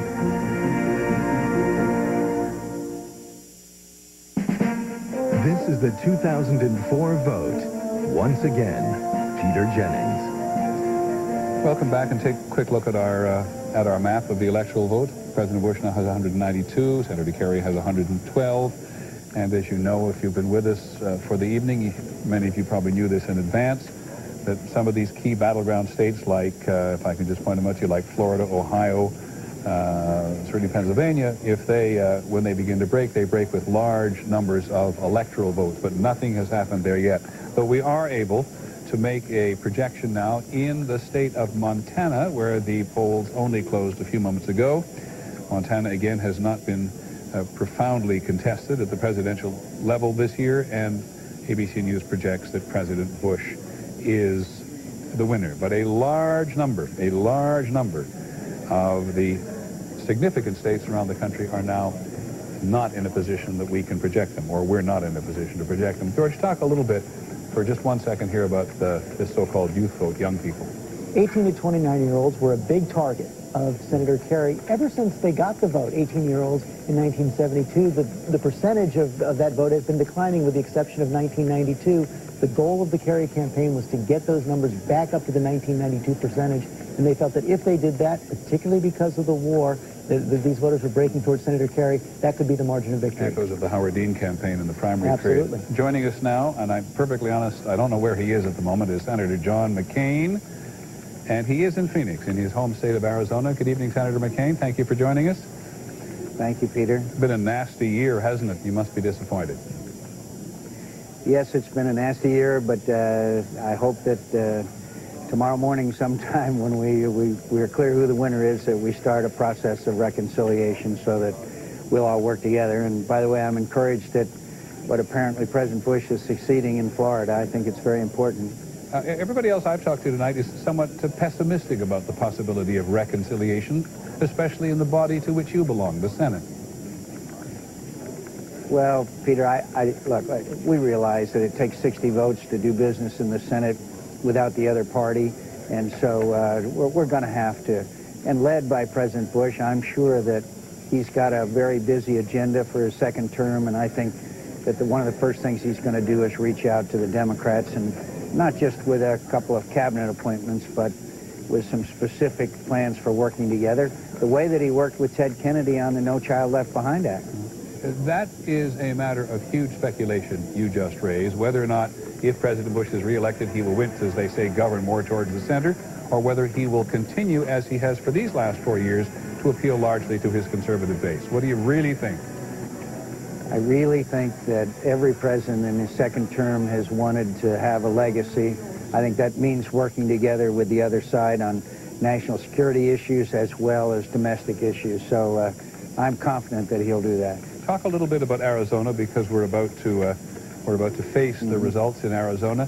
What, as you travel around the state, is there one issue which is absolutely dominant?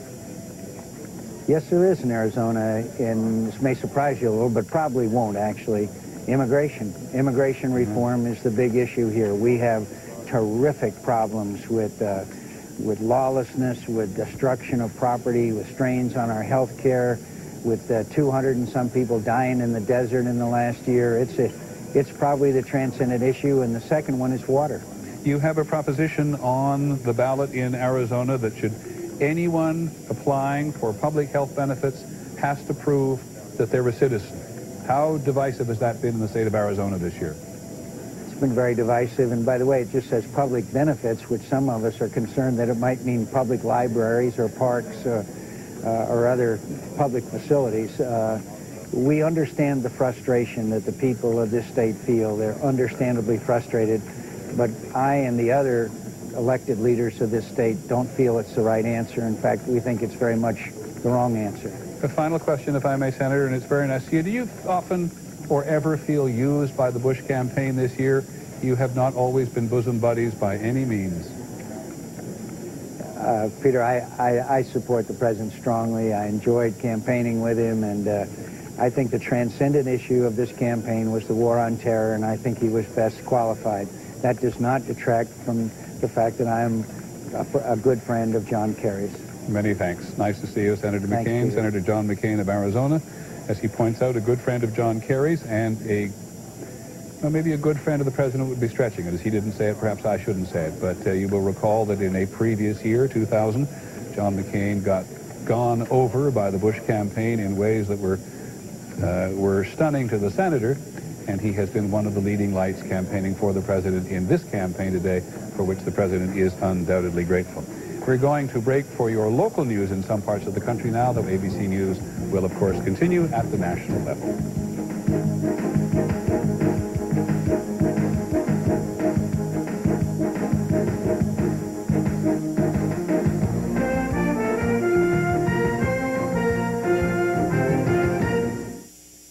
It's going for their candidate tonight. It looks great, and they're being entertained at Copley Plaza in Boston. That's the Kerry crowd in Copley Plaza, where it doesn't look to be particularly cold. I don't know exactly what the temperature is, but they've had a good crowd there. Senator Kerry's had some astonishing crowds. Of course, so has President Bush. Probably the largest crowd that I think Senator Kerry had in the course of the campaign was when Bruce Springsteen in Madison, Wisconsin showed up to play with him.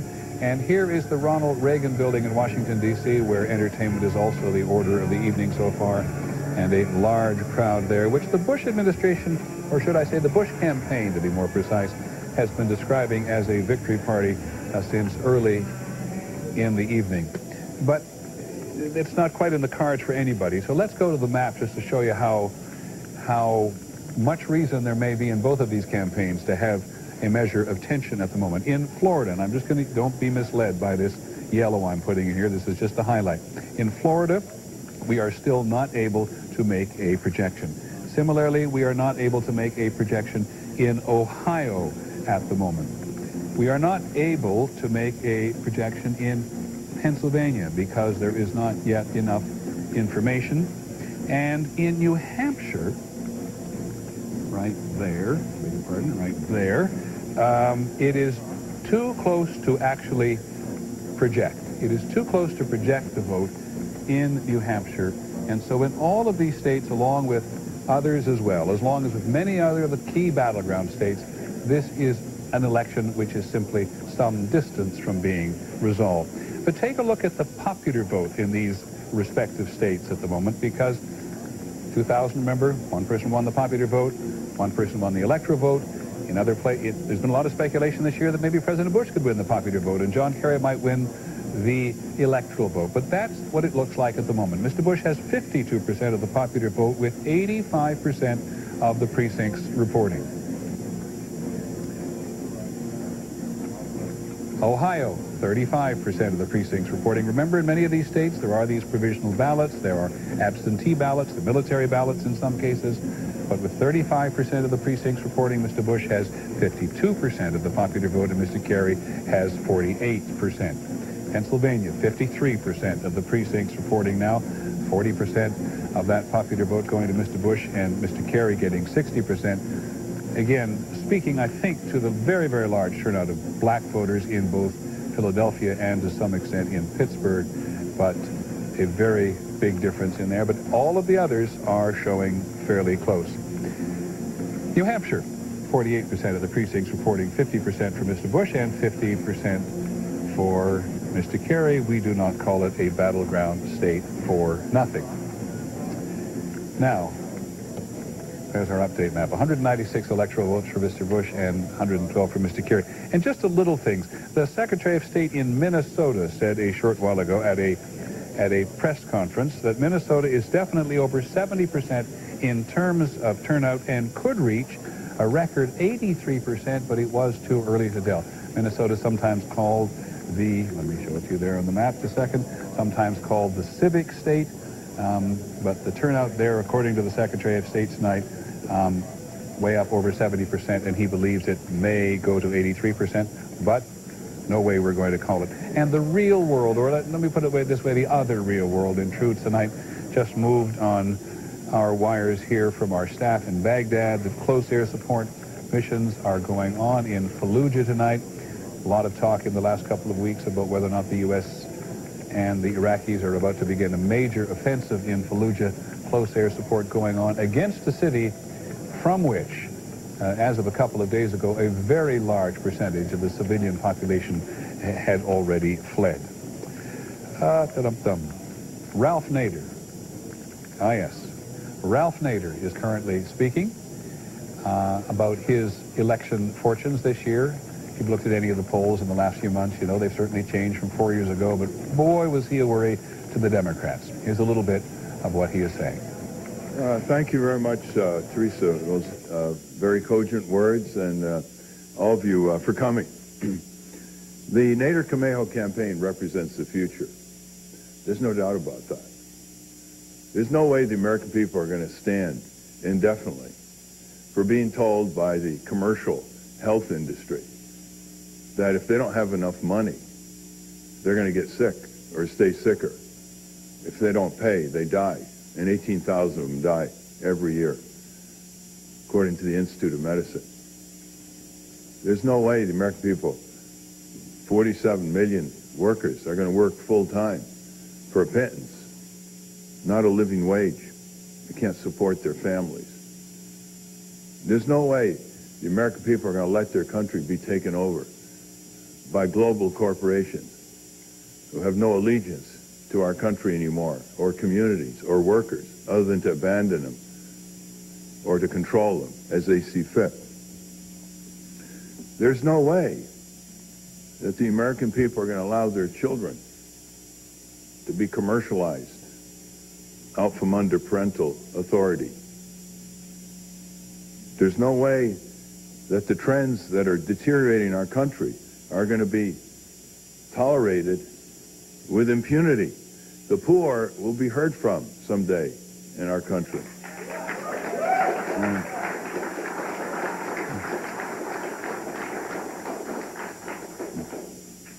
The Republican Democratic campaigns, they don't represent the future. They represent the past. They're taking our country backward into the future. They take our country backward into the future when every year there are more people in poverty, more children going to bed hungry at night. They take our country backwards in the future when the corruption of money breaks new records in turning cash against votes. They take our country back in the future. Ralph Nader speaking in Washington on the subject that has been his principal complaint about the two principal parties this year, that they were both supping, as he would say, at the corrupt trough, and both of them, what's the right, George? Bound, George, to corporate interest in America, and to special interest in America.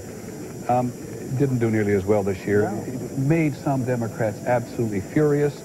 Had many Republicans in various parts of the country working to get him on the ballot in the hope that he would hurt Mr. Kerry. Made some of his supporters from last time absolutely furious that he was running again. And he followed in a path of a lot of third-party candidates. Look what happened to Ross Perot from 1992 to 1996. His support went from about 18% of the vote in 1992 to less than half that in 1996. It appears, from the returns we've seen so far, that the exact same thing happened to Ralph Nader. He got between 2 and 3% of the vote in 2000. It's now down around 1%, maybe even below that by the end of the night. Okay, George, many thanks indeed. Now I want to go to Washington, where we are joined this evening by two guests who have, among their deepest interests, America's campaign or war against terrorism. On the left is Dick Clark in the Washington Bureau. He's an ABC News consultant and author of a book, Against All Enemies, and worked as the chief of anti-terrorism for both Democrat and Republicans. And on the right, Richard Pearl, currently a scholar at the American Enterprise Institute, the former head of the Defense Policy Board. If I could ask you both, starting with you, Mr. Clark, what you think, what you think, both of you, about all of the exchange of accusations in this campaign about who would do better in the war against terrorism. Mr. Clark. Well, I think the president, whoever he is, has an advantage when he says he's defending the country against an imminent threat. And there's a large portion of the country that's going to believe him that there's an imminent threat and believe him that he's doing a good job about it. And he has all of the institution of the presidency behind him and all of the advantages that brings. So I'm not surprised that in the exit polling tonight, the majority of people who voted primarily on the issue of terrorism voted with the president. But there's a substantial group that didn't. And that's where terrorism and the war in Iraq get conflated. The president tries to conflate them. Senator Kerry tries to separate them. But for a substantial number of people voting for Senator Kerry, it was because of the war in Iraq. Mr. Pearl. Look, I believe that the president on September 11, 2001, took the country in a new and necessary direction when he said we would not distinguish between the specific terrorists who had carried out those attacks and the states that harbored them. Until then, no president, no administration had held accountable the states that offered sanctuary, support, facilities to terrorists, which enabled them to grow and prosper and plan and organize. In taking that action, the president has put the terrorists on the defensive. It's very interesting that Osama bin Laden is reduced to hurling videotapes because he is no longer capable of hurling bombs. Mr. Pruitt, you're a thoughtful man with a wide knowledge on this subject. It is also said, and it's certainly been said by the Democrats in this campaign, that the president's decision to go to war in Iraq has created of Iraq a new terrorism center, which the United States is now having to contend with in Iraq, but will one day have to contend with in other countries. Well, I think the terrorism that we're seeing in Iraq consists of two different strains. One are the terrorists who were close to Saddam's regime. And they have no future in a free Iraq. They know that. They have no ideology. They have no larger purpose. I think they will remain in Iraq. But there are also jihadists, holy warriors, who want to destroy the United States, and they have, like a magnet, been drawn to Iraq, and I would frankly rather fight them there than fight them here. Mr. Clark. Well, we'd all rather fight them there, Richard, than fight them here, but we don't get to make that choice. The fact that we happen to have sent 140,000 American targets to Iraq doesn't preclude terrorists from coming here. And that's why we're on Code Orange here in Washington tonight, Code Orange in New York. And also because, after all, Al-Qaeda still exists. You know, the Osama bin Laden videotape was somewhat of a Halloween prank, I think, but it does actually make an interesting point, perhaps 2 points. One, that he's still alive 3 years after 9/11. And two, that I believe he was trying to influence the election and trying to influence it in favor of Bush. By attacking Bush in the videotape, I think he knew that people's reaction would be, well, if he's against Bush, I must be for Bush. I want to thank you both. I realize it's been brief and it merits a much longer discussion. Mr. Clark and Mr. Pearl, thanks very much for brief observations on terrorism and the political campaign. The remarks Mr. Clark has just made, Mr. Pearl, I think, might have argued with, but it's certainly been true that in this campaign you could hear an argument that Osama bin Laden was out there campaigning for Mr. Bush, and you heard a similar argument made by others that he was out there actually campaigning for Senator Kerry. Our coverage will continue in just a moment. I hope you'll stay with us. Vote 2004, Election Night. Brought to you by Jeep Trail-Rated Capability. Don't go off-road without it. This ABC News special will continue in a moment.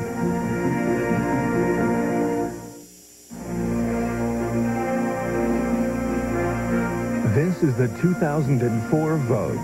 Once again from ABC News election headquarters, Peter Jennings. Welcome back to our coverage. Take a look at the map. 270 electoral votes needed to win. Can't say it enough times. The candidates eat, dream about it, breathe about it. Mr. Bush has 196. Mr. Kerry has 112. There are no surprises of any significance. There are no surprises, period, on this map tonight. Just changed slightly again there, but not in any significant way. Mr. Bush and Mr. Kerry still not found a path tonight, which is going to be a satisfactory voyage for either one of them to the 270. We'll come and discuss that in just a moment. But ABC's Kate Snow, who's been keeping her eye on the Senate results, has a couple of calls to make. Kate? A couple of calls. In Iowa, Chuck Grassley's opponent has actually put his campaign for sale on eBay. That's how little opposition he had. He is the projected winner in that race. In Nevada, Harry Reid, we project, will keep his seat and serve a fourth term and then probably keep the minority whip title. In Utah, Robert Bennett will retain that seat, we project, for the Republicans. In Pennsylvania, we can now project that Arlen Specter, the Republican, will win that seat. And South Dakota, we just want to remind you, this is an incredibly tight race. Tom Daschle, the Democratic leader, fighting against John Thune, a former representative in the House.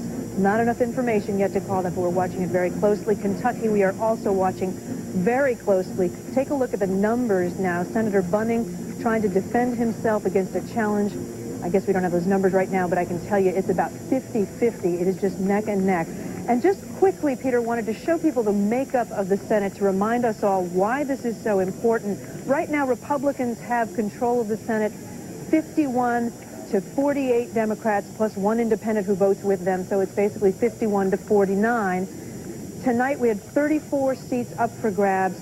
Most of them are incumbents who will win. 9 of them were real toss-ups, Peter, and the Democrats really had to win almost all of those races in order to try to take the majority. In fact, we are now down to a point in the evening where we have called enough races that there are only 12 seats, that middle pie piece there, that are still outstanding. And you can sort of tell from this graph here, Peter, the Democrats would have to win, of those 12, they would have to win 11 of the races that are still up for grabs tonight in order to take control definitively of the Senate. That is incredibly unlikely. Many thanks, Kate. A compliment, by the way. Our graphics machine went down there for just a second, but our graphics people have done a magnificent job in helping us make better sense of what is going on. You know that earlier on, if you've been with us for a while, that we projected that Barack Obama had won the Senate race in Illinois for the Democrats and is currently speaking. So let's check in. We believed the possibility in a government that was just as decent as the American people are. And we knew that despite the misinformation, despite the bitterness, despite the partisan politics, that when you talk to people, those common values would come out, that the innate instincts of the American people would surface if we could speak to them, if we could connect to them, if we could talk to them directly. ABC News projects that the Republicans are going to retain control of the House of the Representatives. That may be the easiest projection that we have made all night. And the power of incumbency in politics generally, but in the House of Representatives, is enormous, with well over 90% of incumbents, whatever they may be, believing with some considerable justification all the access they have to money and the establishment that they will be returned and hold their seats, and that is pretty much the way it has gone tonight. Cookie Roberts, you wanted to make a comment about Barack Obama. He was the star, of course, of the Democratic Party convention. Indeed, Peter, and he will go to the Senate as the only African-American in the Senate, only the third since Reconstruction. And that's significant not only because it's important to try to reflect the American populace in the Senate, but also because we've learned in watching legislation over the years that it makes a difference who the individuals are who are there and what particular interests and experiences they bring to the table when they are debating and putting forward legislation in the Senate. Many thanks, Cookie. I want to check in very quickly on Capitol Hill with Linda Douglas, who's going to cover Barack Obama when he gets there to the Senate. How will he be received, Linda? Well, I think he's going to be received by the Democrats as a conquering hero. You know, the Democrats, when they talk about who's going to run for president at any point in the future, there's always this discussion about whether the bench is very deep. Barack Obama is certainly seen as a very charismatic, articulate young man, and of course, he's finally going to, again, diversify the Senate. But, Peter, I want to remind everybody of one very important moment that took place 4 years ago having to do with the absence of any minorities in the Senate. Remember, the Black Caucus, the Black House members, wanted to challenge the certification of President Bush's election. The Supreme Court had decided that the president had won. It went to the Congress for its certification. Vice President Gore was presiding. The Black Caucus got up and pleaded for one senator to sign the petition to challenge that certification. There were no minorities in the Senate, and all of the senators sat there looking at their hands. Had there been a Barack Obama in the Senate, that might have had a different outcome. It is a piece. It is a memory recorded certainly at the time and in everybody's political archive. Thanks, Linda, very much. Linda Douglas on Capitol Hill. Our coverage will continue in just 1 minute.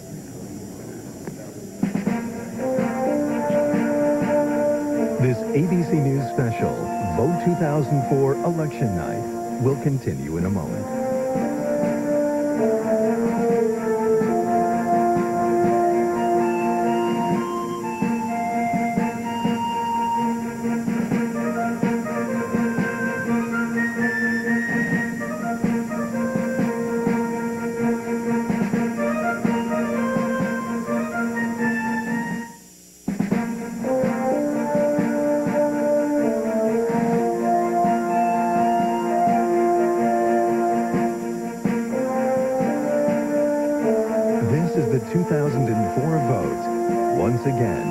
Peter Jennings. Welcome back to our coverage. As you know, the country is just sort of generally struggling with the closeness of this race in many of the big battleground states. And in about 3 or 4 minutes from now, 5 more states are going to close. Polls are going to close in 5 more states. That's 11 o'clock in the east, 8 o'clock in the west, which will lead us to all sorts of discussion about the path to victory.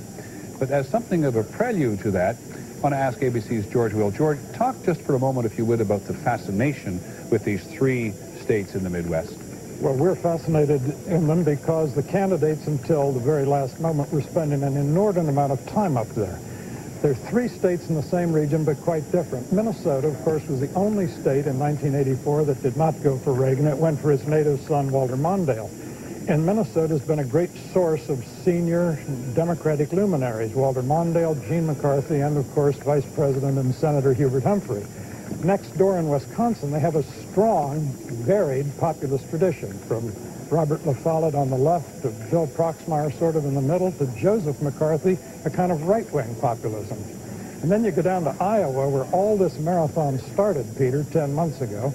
And Iowa has, because of interesting immigration patterns from Northern Europe and the German Lutherans and all the rest, Iowa has a very strong pacifist anti-war tradition, all of which will play out in the next hour. Many thanks. A great way to set us up for the next hour. Minnesota, Iowa, and Wisconsin, 3 states in the Midwest. Huge battlegrounds, have been since from the outset. Our coverage will continue to discuss that and all the other matters before the country tonight. We're going to break away now in some parts of the country for local news, especially here in the East Coast where it's 11 o'clock, and in other parts of the country in different time zones just to get updated. But I hope you'll stay with us. 5 more states about to be called on the hour.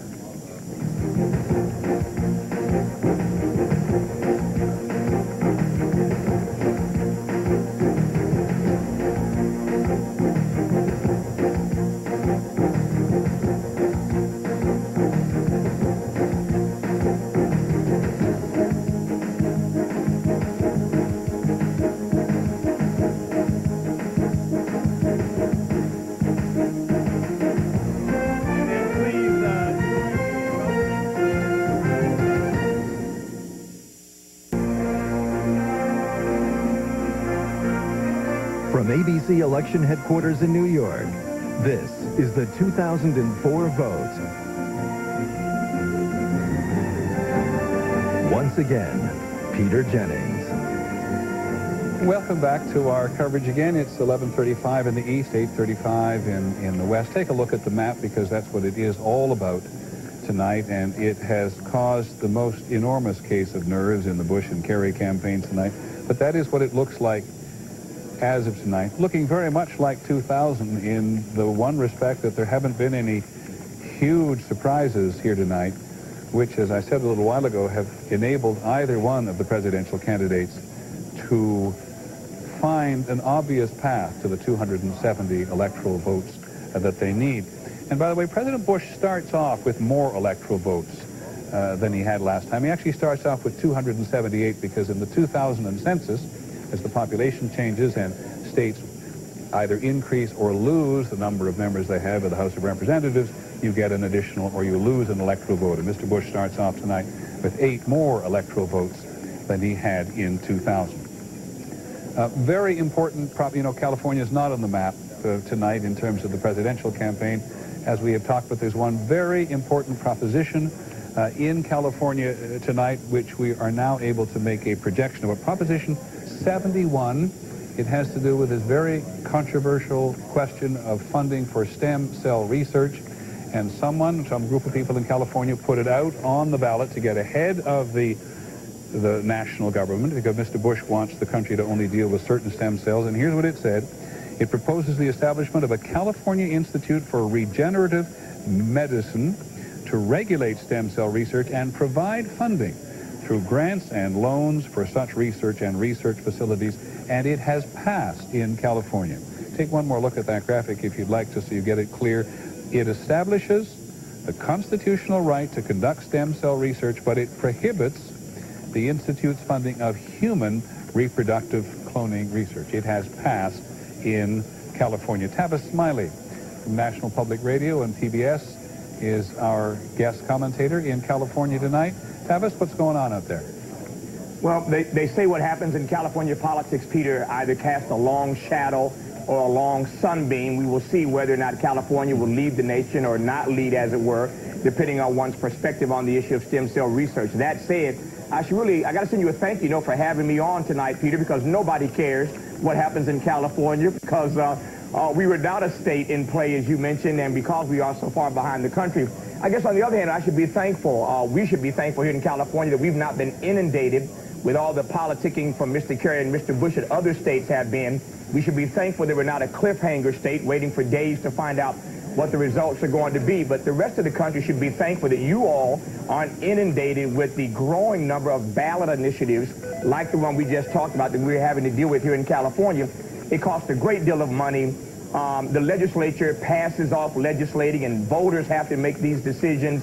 It's really created, if you will, a fourth arm of government, which is this whole ballot initiative that the people have to decide. So there's some things, I guess, here in California we should be thankful for. Ballot initiatives, as far as I'm concerned, and other Californians are concerned, is not one of those things to be thankful for. Tavis, stand by 1 second, because ABC News wants to make a very important projection. As you know, we've been talking about Florida all night, the fourth biggest electoral prize.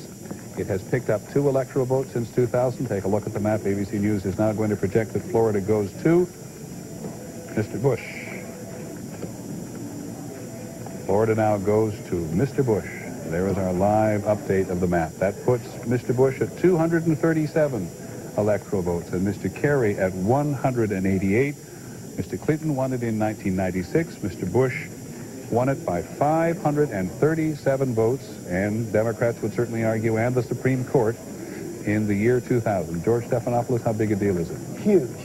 President Bush is now only 33 votes from the 270, and you see he has a number of states out there in order to get to 270. What this means, Peter, is that Senator Kerry must win the state of Ohio. There is only, I believe, one path, absolutely, in the state of Ohio that can get John Kerry to 270. It puts all of the focus on that state right now. A very big win for President Bush. Okay, so let me now try to go very carefully through the map, just reaffirming ABC News projects that President Bush is the winner in Florida.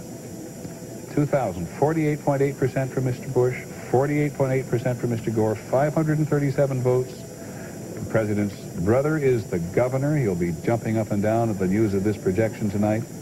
GOP wins very big when they win up there in the Panhandle, that long sliver at the top of the state that goes under the other states of the Deep South, under Alabama, where conservative Democrats often cross party lines. But now I want to fiddle with the map for just a moment here, and I hope people will stay with me without getting distracted. Let's talk, George, if I may, about the paths. Senator Kerry, you say, must win Ohio. That's right. If Senator Kerry wins Ohio, then that will get him, if this were the map from last time, up to 280 electoral votes. President Bush would then have to win Wisconsin, Iowa, or New Mexico in order to get himself back up to 270.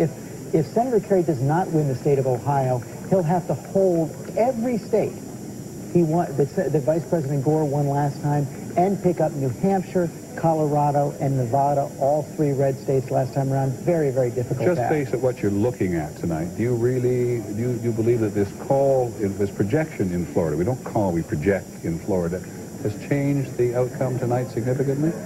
Well, absolutely. I mean, I think that, for example, if you look at the states that President Bush won last time around, Colorado 9 electoral votes, Alaska 3, I believe, electoral votes, Nevada 5 electoral votes, he can get very close simply by winning those. But still, Peter, I think because of the way the states that are outstanding, you still have to focus on that state of Ohio. It's very, very close right now. If Senator Kerry does win the state of Ohio, he does have several paths to victory. Mark Halperin, talk a little bit about this, would you? Well, I want to make an important point, I think, about Florida, which is we've been talking to people from Senator Kerry's senior staff.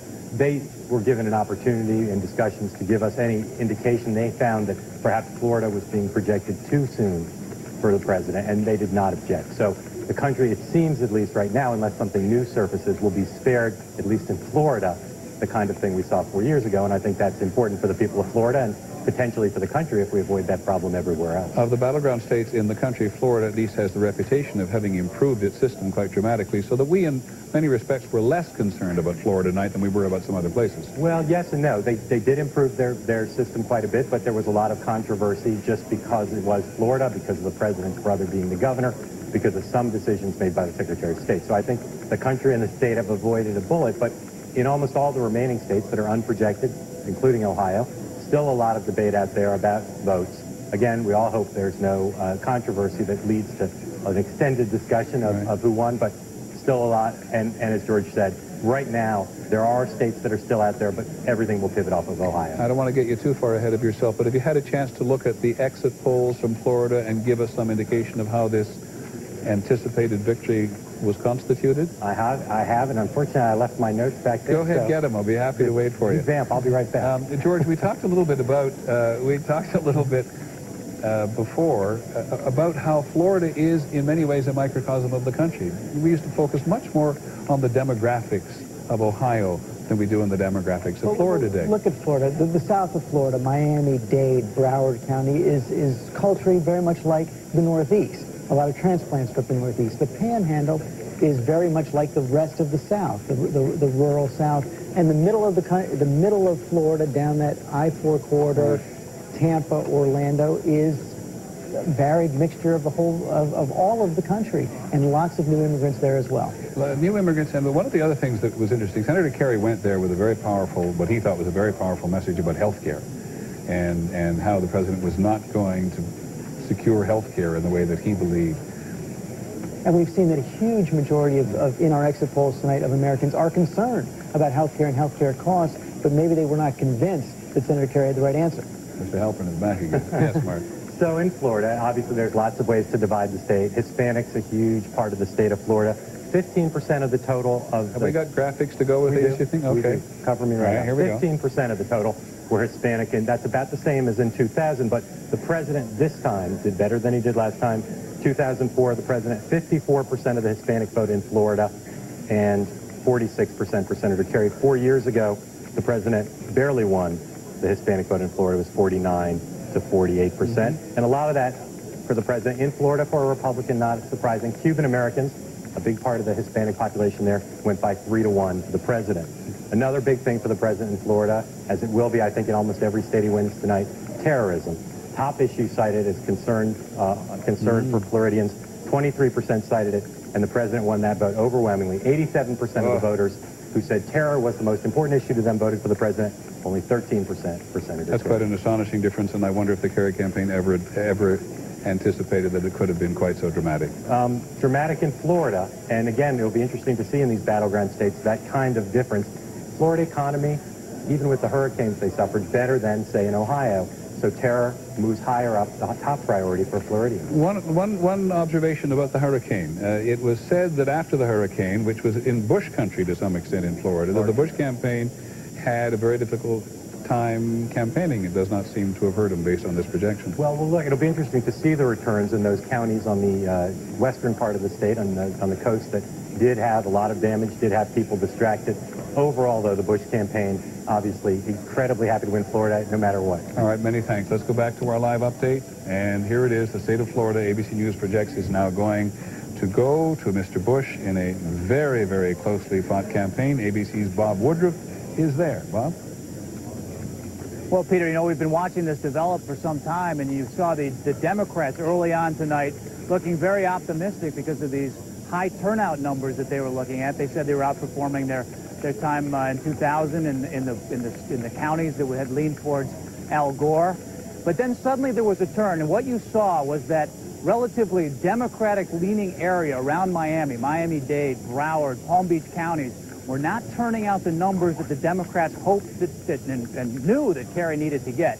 He needed, according to Democratic estimates, about 350,000 at least of a margin over George Bush in those counties to win. The Republicans were saying all along for the last several days that Kerry needed at least 450,000. The numbers were looking soft for the last hour or two, Kerry getting just barely over 300,000. So they knew that was slipping away from John Kerry. They also knew that the absentee ballots, about 1.1 million of them are outstanding, haven't been counted yet. This is a registration state, so they know that these absentee ballots come from particular voters, and Republicans outnumber the Democrats on the absentee side. Also, one of the big Republican counties on the west around Naples, Collier County, has been having trouble with some of their machines, and they haven't kicked out any numbers yet. So George Bush was leading by quite a margin. The Democrats could see that these factors were all working against them, and that's why Mark Halper mentioned they weren't going to fight this. This call looked pretty clean. Many thanks, Bob. I want to have a look at Bob Woodruff in Florida. Take a look at Reagan headquarters in Washington, which we have had a camera in all night. In fact, well, they're a little calmer than they were just a couple of minutes ago, but there was a huge, huge uproar there. I think that's a little mariachi even we hear in the background in honor of the Latino vote in Florida, perhaps, but there was a huge burst of applause and enthusiasm when the projection went for Mr. Bush in Florida. Our coverage of this extraordinary election will continue in just a moment. Vote 2004, Election Night. Brought to you by Jeep Trail-Rated Capability. Don't go off-road without it. This ABC News special will continue in a moment.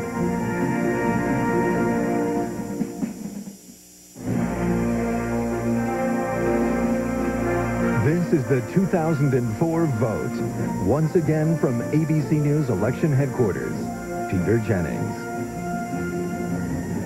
There's no such thing as a small mistake. We respect that. It's not about Florida, by the way, not a huge presidential mistake, but we did make a mistake in discussing the Congress. Cokie, would you like to clear it up? Apparently, our political unit jumped the gun, and Chris Shays is not lost in Connecticut. It is too close to call.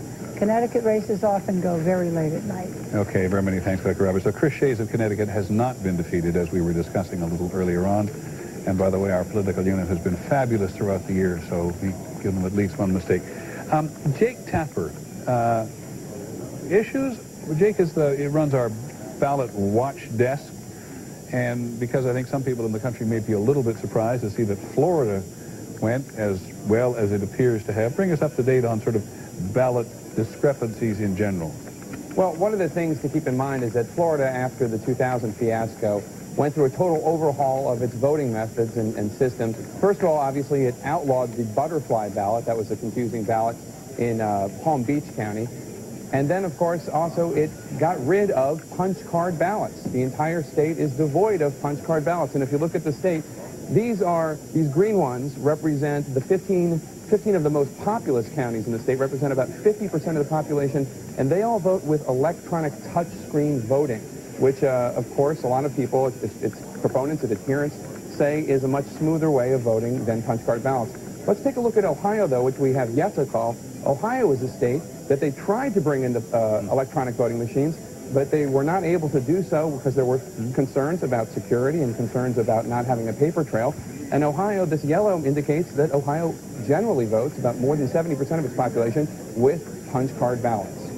Many thanks, Jake, very much. I want to go and ask George Will and Fareed Zakaria about something, because with President Bush, us projecting President Bush in Florida, comes into question again the commander-in-chief and the war and terrorism, but especially the war. You and I were talking a little earlier about Fallujah, and I've just had another email from Iraq saying there's bombing going on in Fallujah.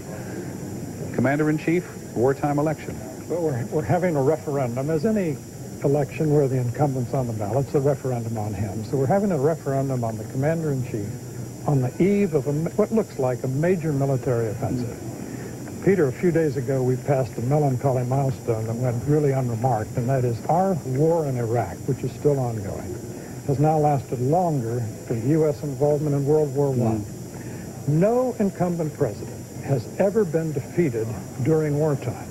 We've had two presidents, however, who quit rather than run in wartime. Harry Truman in '52 because of Korea, Lyndon Johnson in '68 because of Vietnam, and historians will argue that had Sherman not captured Atlanta in a timely manner before the 1864 election, Abraham Lincoln might have lost. I was covering the Lyndon Johnson campaign the night that happened. Bobby almost fell off the stage. Michael Beschloss, you want to weigh in on this? Yeah, I think George is absolutely right, but you know, we're talking about Lincoln during the Civil War and Franklin Roosevelt during World War II. If you were an American during either of those two wars, there would have been no doubt that you were living in a nation in wartime. Here we are at a time of a war on terrorism, also a time where we have been fighting wars in Afghanistan and Iraq, Yet, if you go to many streets in this country, people are not minute by minute aware of the fact that we are at war. So in one sense, what we're seeing tonight is a test of that idea, whether we do turn out presidents during a time of war. And I think one of the questions that many of us have had has been, you know, is this the same kind of war that we've had before, which has tended to protect the president? I've said this once before, so I don't want to make too much of it, but those of us who live in New York City do not walk down the street every day and run into people who've got family in Iraq. But you go anywhere else in the country, Fareed, as I know you have when you traveled, and you almost invariably meet somebody who's got a son or a daughter in Iraq, and the war just seems much more real in many parts of the country. It does seem much more real, not really because of the high numbers of casualties, because let's face it, compared with Korea and Vietnam, in both cases in which the incumbent president chose not to run, the number of casualties in Iraq is, in relative terms, lower. But there are communities from which it has been drawn disproportionately. And what's unusual about it is many of these communities are often traditionally Republican communities. So the president is trying to make the case that the war in Iraq is worth it, even in the communities from which there has been the greatest And loss. what's interesting, George, is that the war itself has become one of these character moral issues, and people in different demographic groups have voted for it quite dramatically. That's absolutely right. It's also the case that when someone is killed in Iraq in a small or rural community, it's not a one-day story. It's a week-long story because people know that it's an extended family, as it were. So it's a much bigger impact, as well as the fact, as you say, that our casualties are not spread evenly over the country. They have to be concentrated in certain areas. Not to take a shot at the president, but I wonder if the president had asked for greater sacrifice from Americans at a time of war, whether or not we might all feel on this election night that we were more involved in a wartime election. Our coverage will continue in just a moment.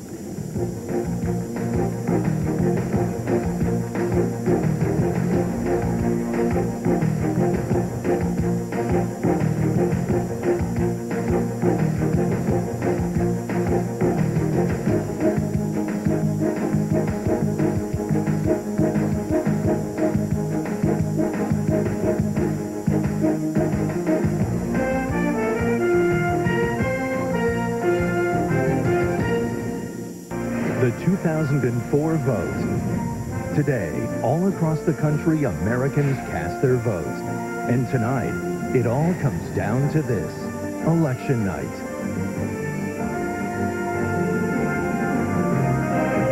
Now reporting from ABC News election headquarters in New York, Peter Jennings. It's fascinating in a way because one moment things seem to be going so fast, but of course, on the other hand, the country is suspended in midair at the moment, having had only this one great battleground state report in, leaving it. Take a look at the map as of now, with 237 electoral votes for Mr. Bush. He only needs to get to 270. I shouldn't actually say only, because it's going to be a long way if you don't get it right. And Mr. Kerry has 188 electoral votes. But take a second now as you look at the map and look at the popular vote. You recall, of course, that in 2000, electoral vote for one man, popular vote for the other. Here is the popular vote overall as of now. Mr. Bush is currently getting about 51% of the popular vote, 41,800,000 people almost, and Mr. Kerry's getting about 48% of the popular vote. But take a look at as we go through one state after the other. First of all, in Ohio, with 70% of the precincts reporting, Mr. Bush is getting 52% of the popular vote, and Mr. Kerry is getting 48. In New Mexico, very, very tightly fought race, as John Donvan reported a while ago, only 65% of the precincts reporting, 51% of the popular vote for Mr. Bush, and 48% for Mr. Kerry. Mr. Bush and his campaign this year, Colorado the same, 64% of the precincts reporting. Take a look at that. Mr. Bush this year in his campaign were, as much as anything, of course determined to win the election, but determined to win the popular vote. If Mr. Bush wins tonight, and he wins the popular vote, members of the Republican Party establishment will regard that as legitimization in the fullest sense. One more state to look at the popular vote now, still undecided in terms of who won it. Here's a case where Mr. Kerry has more of the popular vote at the moment, with 62% of the precincts reporting. And available to us now in Boston is another former White House secretary who came back to the Kerry campaign, and by almost all reports has made a huge difference to the campaign. I don't know why I'm trying to say something polite about you, Mr. McCurry. Mike McCurry in Boston. Tell me, first of all, what went wrong in Florida? Well, look, it was a very, very close state, and let's remember the president's brother is the governor of that state. We had a very strong organization there and a very closely fought race there. I am not in a position right now to say that we are throwing in the towel there, but obviously that's a state, if we lose, we're going to have to make up elsewhere. So we go along in the map, as you have just done, to the states of Ohio, to the upper Midwest states of Minnesota, Wisconsin, and Iowa, where we feel very confident that a strong organization is going to be able to bring the vote in for us tonight. So there's an electoral map that works for us absent Florida, and we'll be watching very closely to see how these states develop as this day turns into night and we go into additional hours Mike, of counting. Mike, you had a reputation when you were press secretary to President Clinton of giving him the cold, hard facts in a direct manner. Now tell us what you have to do. I mean, look where the president is, 237 electoral votes. What does Mr. Kerry, your candidate, have to do now, or you're going to have to deliver some cold, hard facts to him? Well, we're going to have to win Ohio, and then Minnesota, Iowa, and Wisconsin are going to have to come in the way we think they will come in because of our strong organization. Absent that, we're going to have to look to some of those western states, but that's really the formula, and the formula has been, I think, Peter, pretty clear, given where we've been campaigning and how hard we've been working. Look, I'll tell you one thing I'm sure that you've reported already tonight, that we've worked right up until the very end doing interviews with television stations around the country precisely because we wanted to make sure we turned out a very large vote in those states that are so critical, in the upper Midwest and then out west. So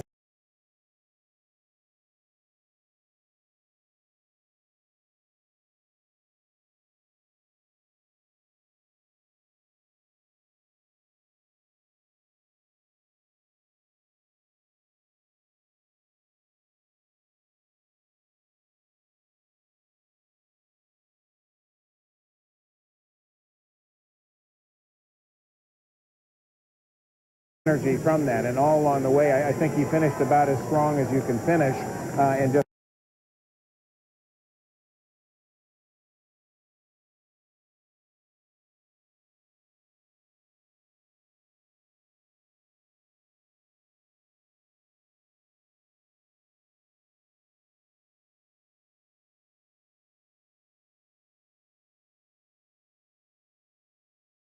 on the night of that caucus, and I think he wore it right up to the end, knowing and hoping that it would make him the president-elect. We still think that's going to be the lucky jacket of the evening. And what did he have in the pockets? He had a Buckeye from Ohio, a 4-leaf,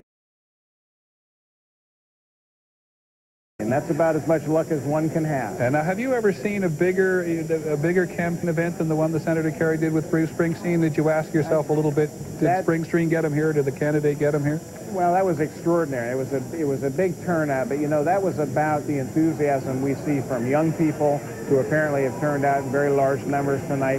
That was really an anthem to the change that America wants. I think throughout this country, obviously a very close election, but enough people were willing to say we really need to change the direction of this country. That's what they were out there for, in addition to listening to great music. Okay, now finally, I do not expect you to give us any bad news at this particular occasion, but tell us the one thing that you've looked at tonight which really pleases you in terms of the results so far. The one thing that pleases us is, well, two things. The extraordinary increase in the number of Democrats who are willing to help the party financially. We've built a very strong financial base for this party that will be really important as John Kerry begins to govern and begins to fight for his agenda.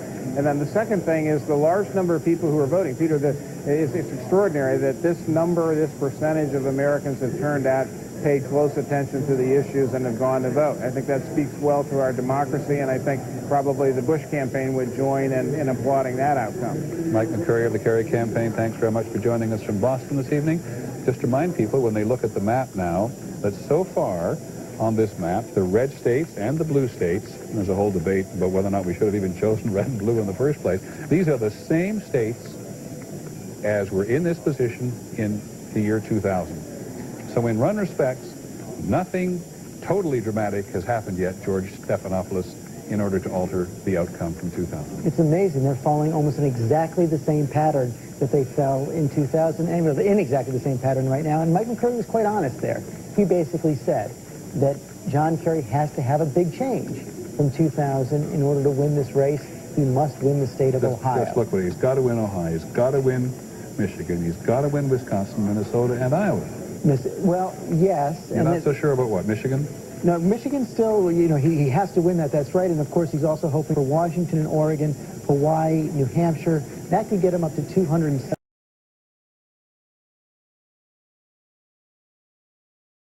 If he flipped over New Mexico, could bring it down to 271. The margin could come to those tiny states, New Mexico, New Hampshire. But in order to get there, John Kerry has to start out by winning Ohio and those states in the upper Midwest. Let me go back to reality here. This is the electoral vote of reality here. Mr. Bush, 237, Kerry, 188. Just a little couple things I realize that may not be the most important issues of the day.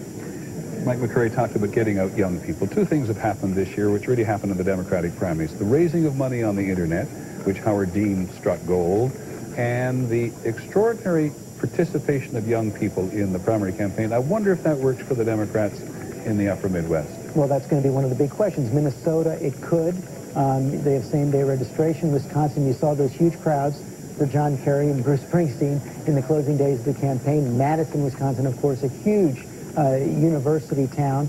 But the question is always going to, will it be enough to put him over the top? Even if you've increased the numbers a great deal and he's winning those votes, will it be enough to put him over the top? We just don't know that yet.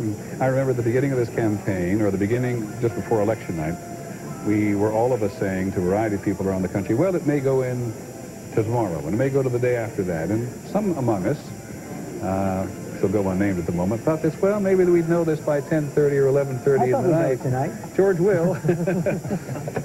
George, I suppose that. George, what do you think at this point? Well, that was the wish being the father to the thought.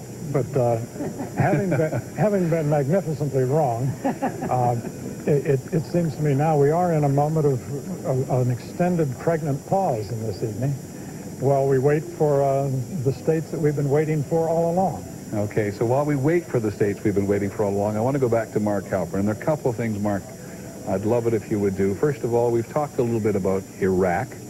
I can't see what... Well, go ahead. You talk about Ohio first. You've got that up. Peter, right now, if you're working for President Bush or John Kerry, there's only one thing you're focused on. There are other states out there, but Ohio will almost certainly decide this election. If you talk to top strategists in Ohio or in Washington or in Boston, this is all they're thinking about is what votes are left to come in Ohio, what's still out there, and which side is going to benefit. As you showed just a minute ago, President Bush is leading in the popular vote that's in, but what we've got to all figure out is where is the vote still out?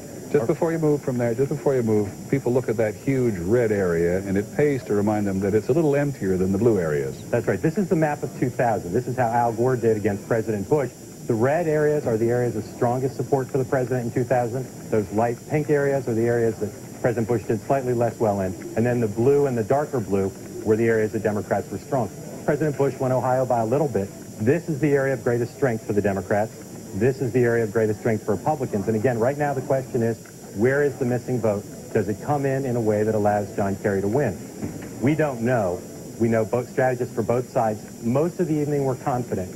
Right now, we can say the polls are closed. We're not influencing anything. Right now, the president's strategists appear to us to be a little bit more confident that as the additional vote comes in, the president will maintain his popular vote lead, winning Ohio's electoral votes. And again, slow down. That is the most critical thing right now. And that's a very good point you've just made, and we should make it again. The polls are closed, so anything we say about the campaign strategist's point of view at the moment, we do not believe will influence matters. But now, we talked a little bit about Iraq. Take us through, if you would, the exit polls on Iraq. Biggest issue, and again, this is not just a game of who can win politically. This is an issue of who is going to do well on the issues that were important. Iraq, a huge issue, as we've said, a nation at war. We asked people, did you approve of President Bush's decision? Nationally, we asked people to go to war. And again, the exit poll suggested 49% approved, 47% disapproved, an obvious split in the country. How is Iraq going now? Hold it. Okay, how's Iraq going now?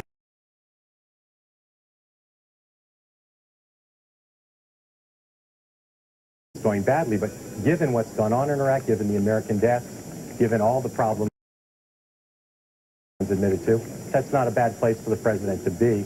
And finally, you consider Iraq part of the war on terror. The president has tried to link them throughout this campaign. Senator Kerry has argued not just that they're disconnected, but in fact they work against each other. Part of the war on terror, majority, 52%, separate 44%. That's an important number for the president, obviously. And then finally, has the Iraq war improved the long-term security of the United States? Again, a mixed signal from the country. Yes, 44, majority says no. So the country is divided on this issue. Probably most of the people who supported the president on the war support him in this election, but a divided country in many ways, including on many of these questions about the war. One of the things we know, of course, about whomever is elected president, that Iraq is a huge burden on them and on the country in the months and perhaps the years ahead. Our coverage of election night 2004 will continue in just a moment. Vote 2004, Election Night. Brought to you by Chrysler. Inspiration comes standard. This ABC News special will continue in a moment.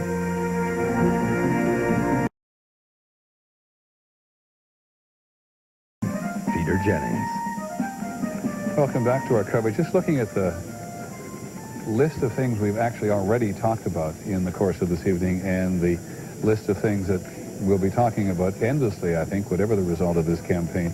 The lessons learned of 2004, conventions certainly matter. John Kerry certainly helped himself with his convention, or sorry, Mr. Bush helped himself with his convention. Mr. Kerry did not necessarily do so. And there will be, I think, George Stephanopoulos, a big question when this is over, however it goes, whether or not Mr. Kerry did well by himself, spending so much of his convention on his war record. It's already been a subject of great debate. I mean, in some ways, people have said, yes, Senator Kerry needed to do that. People needed to know about his war record, and that gave them confidence that he could be commander-in-chief. It was necessary, but was it sufficient? And the biggest criticism Senator Kerry's gotten from Democrats and others is that he didn't spend enough time in that convention speech laying out his plans for the future. ABC News is now in a position to make another projection. We go out to the far west, to Oregon now. In Oregon, as you know, people voted entirely by mail. There was actually no voting on today, Election Day, which you may have found ironic, but that's the way it is in Oregon. The state has not voted for a Republican since Ronald Reagan in 1984. ABC News now projects that the state of Oregon is going to go to Mr. Kerry. Mr. Kerry has 195 electoral votes, and Mr. Bush has 237. The only state to vote completely by mail. The voters have had 19 days up there to send in their ballots, and most people in Oregon think this is fairly sophisticated way of going about things. But it's really interesting, George, if you vote by mail or if you vote absentee or you vote from absentee from any distance, look at how much you miss in the waning days of the campaign. And this time around, there was no huge October surprise. There was some question whether or not that Osama bin Laden tape would be at the end. There was no huge October surprise. But imagine if you voted, and you could have done that in Oregon before the debates. Those were a big shift in this campaign. Exactly. Now, I have the great luxury from this chair of asking questions on my mind, but I want to do something which I think will please my colleagues out there. I want to talk to three of them now, at the moment. Linda Douglas, John Cochran, who's at the Cheney headquarters in Washington, and Pierre Thomas, and just see, first of all, in the case of Linda and John, what's on your mind? Well, I think what's on my mind is just the sense of how, first of all, this is such an anxiety-making time for the aides, the congressional aides that I've been talking to in both parties. You don't know which party is going to, the presidency is going to be coming from, but everyone is talking about how amazingly democracy is working tonight, Peter. These long, long lines, people going to great lengths and a lot of inconvenience and trouble to vote in this country. There's a lot of talk about that, and a lot of talk about maybe changing the system, maybe making Election Day a holiday, maybe keeping the polls open for 24 hours. It may be like this from now on. People have really understood that your vote counts. But you said something to me in an email a little while ago about Congress revisiting the governing election laws and really making it a national holiday. Do you think there's a serious move for that up there? Well, it's always very difficult to change the system in Congress, even after everything that happened in 2000, even when Democrats were in charge of the Senate. It was still very hard to get through the reforms that that are now in place that are governing a lot of the provisional ballot operations and voting and so forth. But there is at least a feeling that this is a moment you could capture where you preserved the value of a real democracy where everybody tries to vote. But if everybody tries to vote like this every time, it doesn't work very well. So you have to change the system. My apologies. The one other thing you noted a short while ago, which I think a lot of us have noted, and that is the participation of the young people and the participation being particularly high. That I knew excited you.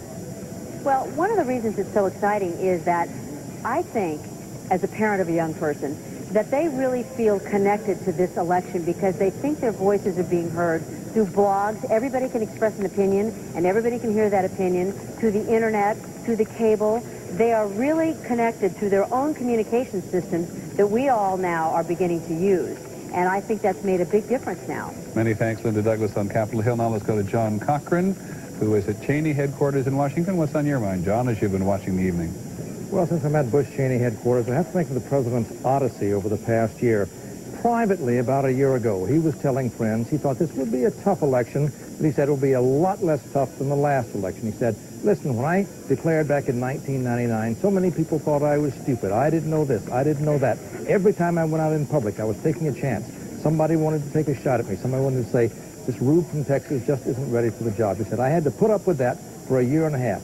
Now I've been president since 4 years. I won't have to deal with that. I'll have Air Force One. It'll be somewhat easier. However, by the time Super Tuesday came earlier this year, and it was clear that John Kerry was going to be the candidate, Mr. Bush was saying privately, he's going to be tough. It's going to be the red states and the blue states, and we'll fight for what's in the middle. He said, I'm going to paint John Kerry as blue as I can. He's going to paint me as red as he can. He expected a tough, close election, and he's got it. And earlier this evening, here at Bush Cheney headquarters, they were very worried. They saw the exit polls. They thought they were in trouble. The actual vote counts came in, and they're feeling a whole lot better here and over at the White House, I think, Peter. Many thanks, John Cochran. Appreciate it. And I'm going to get a quick minute from Pierre Thomas, who covers terrorism for us from Washington. And Pierre, this is not the final word. I promise I'll come back to you in a little while. But has it been, as far as the listening point has gone, a quiet night? It has been extremely quiet. I've been on the phone with officials all evening, and they've been saying no news is good news. The FBI had been shaking the trees looking for any evidence of a specific plot. They were not able to find any, Peter, and one official said we can breathe a sigh of relief, but tomorrow morning we start worrying about the holiday season. Thanks very much, Pierre. I promise I'll come back to you before the evening is over, but ABC now wants to make another projection. In the state of Colorado, with 9 electoral votes, ABC News is now in a position to project that Colorado, a battleground state as late as October, goes to Mr. Bush. Mr. Bush gets the state of Colorado.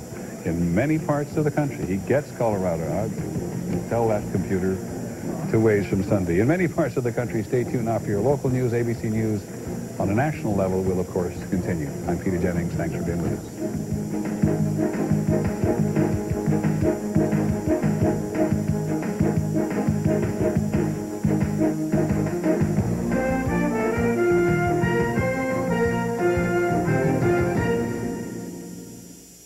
Election night.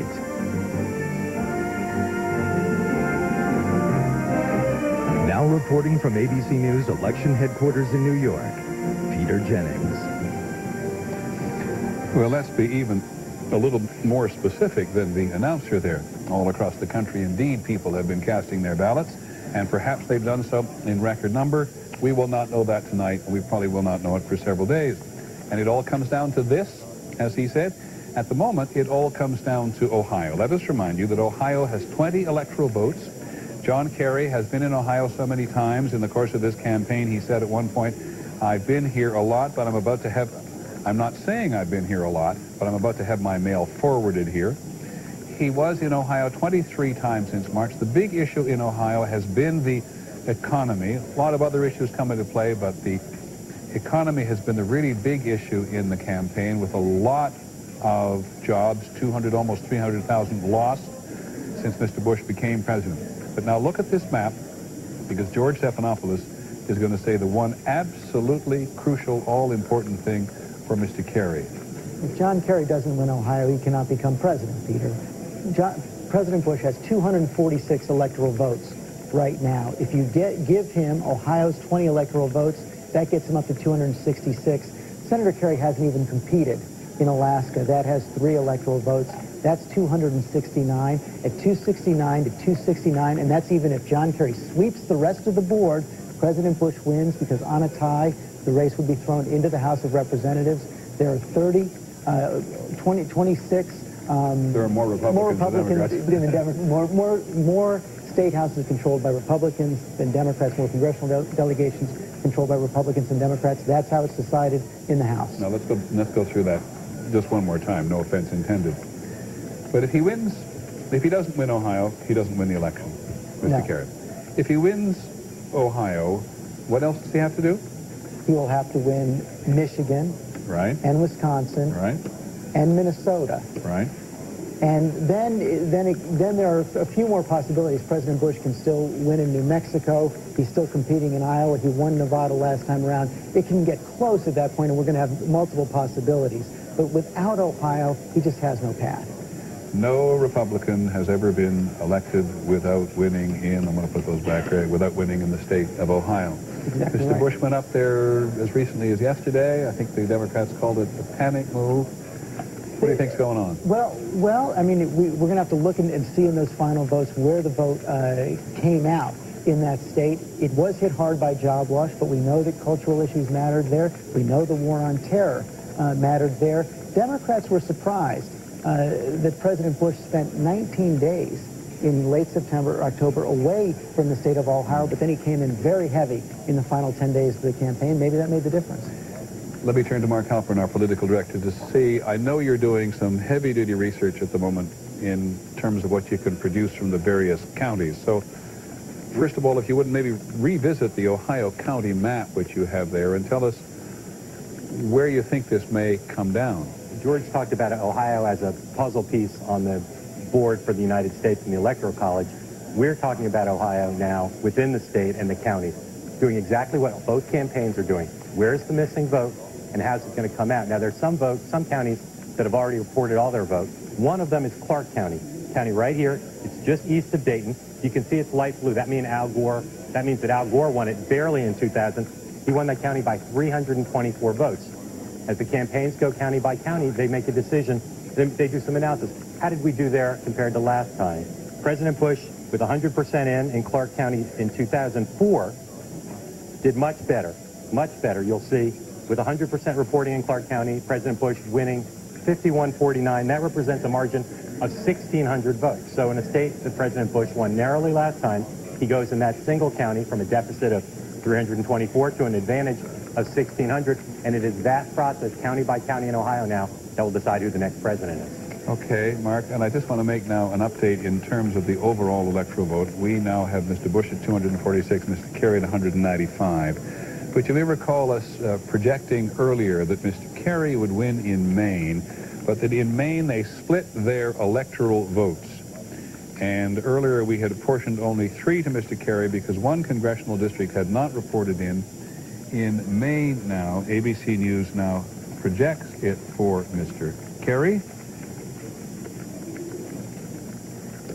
Well, and he now gets all 4 electoral votes in Maine. I apologize. The machine has confused me just a little. George Stephanopoulos has raised the issue, as has been raised in conversation around here many, many times. 269 to 269. It goes to the House of Representatives because Republicans have a balance in the number of states represented in the House. The president wins the tie.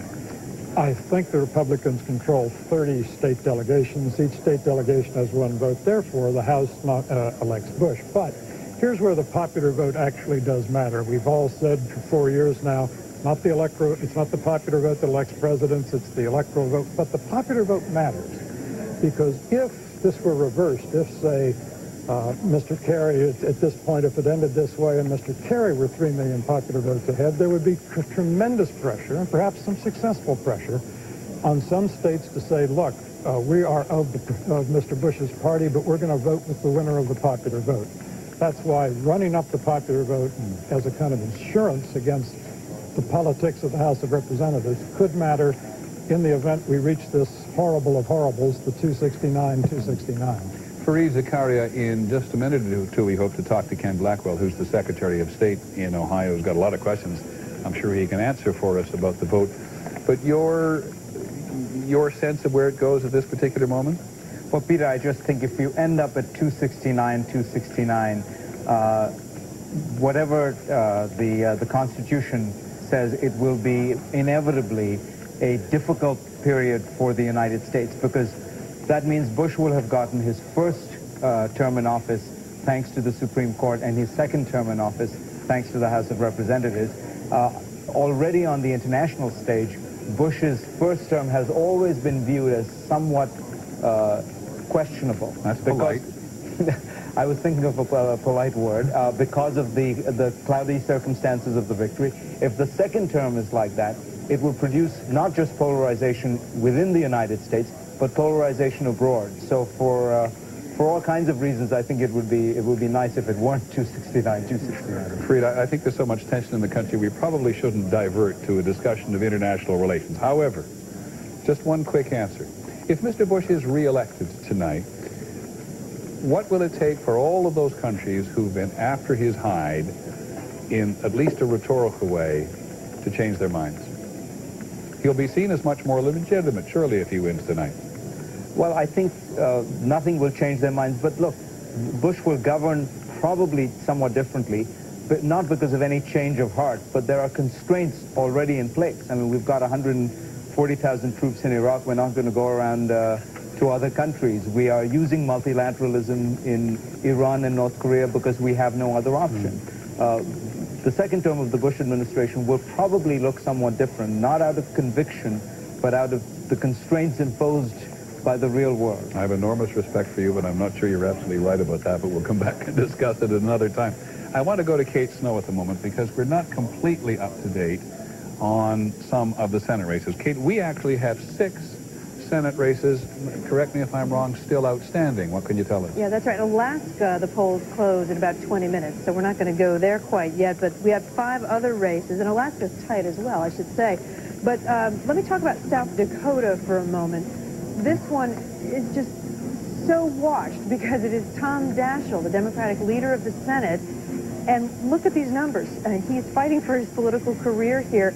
If he were to lose, he would be the 3rd leader in history to lose a seat, and it hasn't happened since 1950, Peter. It is not something that happens very often. Usually a leader is a pretty popular guy. He is very popular in South Dakota, but perhaps not popular enough to fend off this challenge from a very popular former House member, John Thune. He's leading right now by 3,700 votes. In Florida, another incredibly tight race. Just to update you on this one, Mel Martinez, the Republican, against Betty Castor, the Democrat, and that's 49% to 49% right now. Martinez leading with 61,000 votes. Here's what's interesting about that. Martinez, we think, was probably helped a little bit by President Bush in the state of Florida, especially in the Panhandle, in the northern areas. He's a Hispanic. He probably did pretty well among Hispanics, you would think, in the southern part of the state. But interesting, Castor also did very well among Hispanic voters in Florida. She got 4 in 10 Hispanic voters. So that's probably why this is such a tight race. In Kentucky, we've been watching this one all night. This is Senator Bunning, the incumbent Republican, 73 years old, serving his first term, the former pitcher in the major leagues, in Major League Baseball. Mongiardo is giving him a real run. However, I can tell you, having talked to Mongiardo's people, they are now fairly resigned, Peter, to what may happen here. They think that Bunning is probably going to squeak this one out, squeak by, and retain that seat for the Republicans, which would be very good news for the Republican majority in the Senate. That's also a very big comeback for Jim Bunning, who was getting just about the worst imaginable publicity several weeks ago. Yeah, he has had a bad few weeks. He didn't show up for one of his debates, for example. He did another one via satellite from Washington and read a teleprompter reportedly. He made some mistakes in terms of current events, citing things that hadn't really happened in the news and saying he hadn't read a newspaper in 6 weeks. People questioned whether maybe he was having some troubles medically, that perhaps maybe he had some mental problems. None of that was ever substantiated. He made up, or seemed to have made up something about his wife being beaten up by the opposition. It went on and on. And so, yes, he had some foundering in the polls, and it's showing up there, but it looks like he's going to sweep this one out. Many thanks, Kate Snow. going to go away for just a minute, but when we come back, we're going to talk to one of the most important men in the country at the moment, Ken Blackwell, the Secretary of State in Ohio, the man who knows what actually happens to the votes. This ABC News special, Vote 2004, will continue in a moment.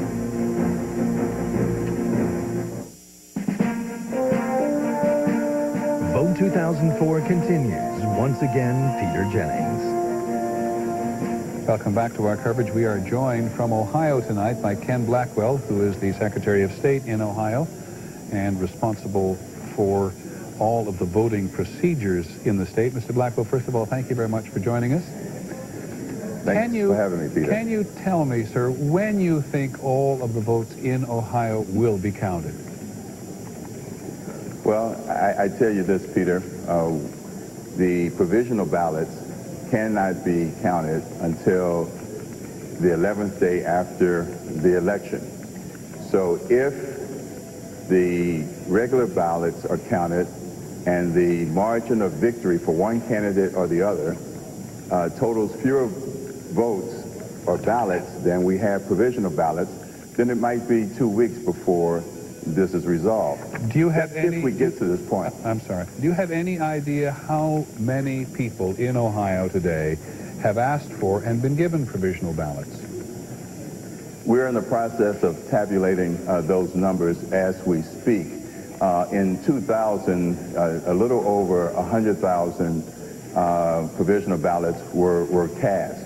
What we know from the 2000 experience is that the provisional ballots are running right now at about 25% to 30% greater than in 2000. So here's what I want to say to people this evening, is that Ohio has a strong bipartisan system for not only running or administering elections, but for counting the ballots. It's a very transparent system. It's a bipartisan system, and everybody should just relax because these ballots are in good hands, and it's in our two-party system. Let me just point out to people, sir, for no other than just the generic reason, you are a Republican Secretary of State. I don't mean to imply anything by that whatsoever, and you're certainly regarded as an ally of President Bush. But having got that out of the way, have you had any difficulties in the system today? There were a whole question of challenges some time ago. You participated in some of them. Has there been any issue today that you're aware of? Oh, absolutely not. We had 23 suits that we won prior to the election and prior to the ballots being cast and counted. We won that because we have a system that is tried and true, and we have 50,000 election workers, election officials, and poll workers across the state that are competent, that are hardworking, and that will give us honest results. At the end of the day, what we want is a result where people can have full confidence that the tabulation reflects the legitimate will of the voters. And I think that our system will produce that sort of confidence in the final result, no matter how narrow or no matter how substantial the margin of victory is for one candidate or the other. Tell me the status of the absentee ballots, if you would, please. I'm sorry, tell me the status of the absentee ballots at the moment. The absentee ballots are normally the ballots that are counted first. So we are counting the absentee ballots as we speak. It is the provisional ballots and the overseas ballots that will be counted at a later date. Is the state of Ohio so close at the moment that you think you can or cannot call or project the election with any confidence? Well, you know, I don't get into the projection business. I leave that to you guys. What I do is make sure that we have a good, solid, honest count, and that's the process that we're getting ready. We're in the middle of now.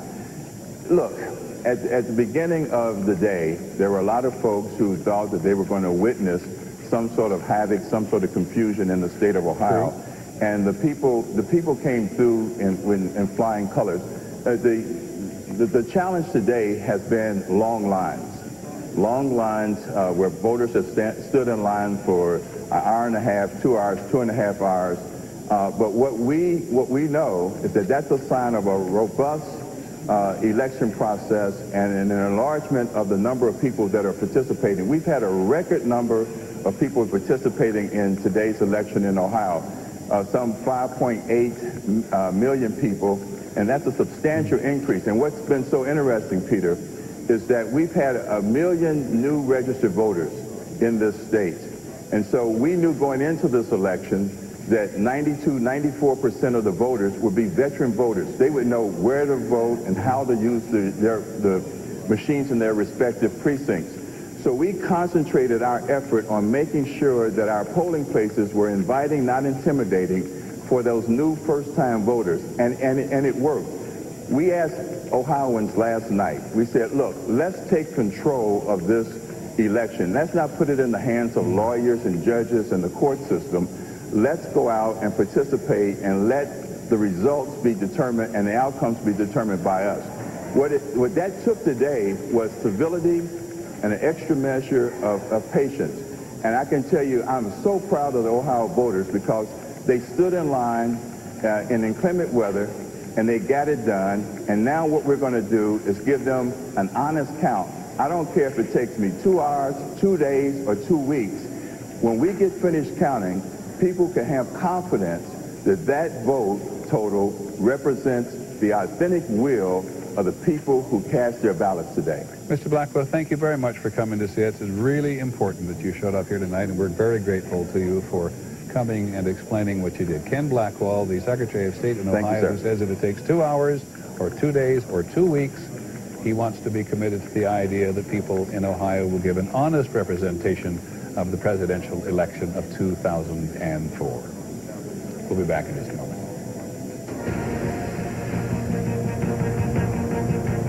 The 2004 vote, ABC News' coverage, will continue in a moment.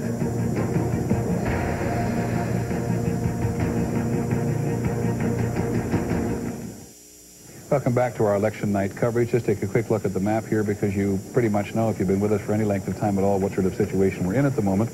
President Bush, we projected to win Florida a short while ago. The outstanding states are Ohio, Michigan, Wisconsin, Iowa, Minnesota, and New Mexico. And out there in the West, Washington, Nevada, and New Mexico, with one exception. Now, ABC News is now going to make a prediction in the state of Washington, 11 electoral votes there. It was an early battleground state, voted for the Democrat in the last 4 presidential elections, and we project that it's going to go for Mr. Kerry this time.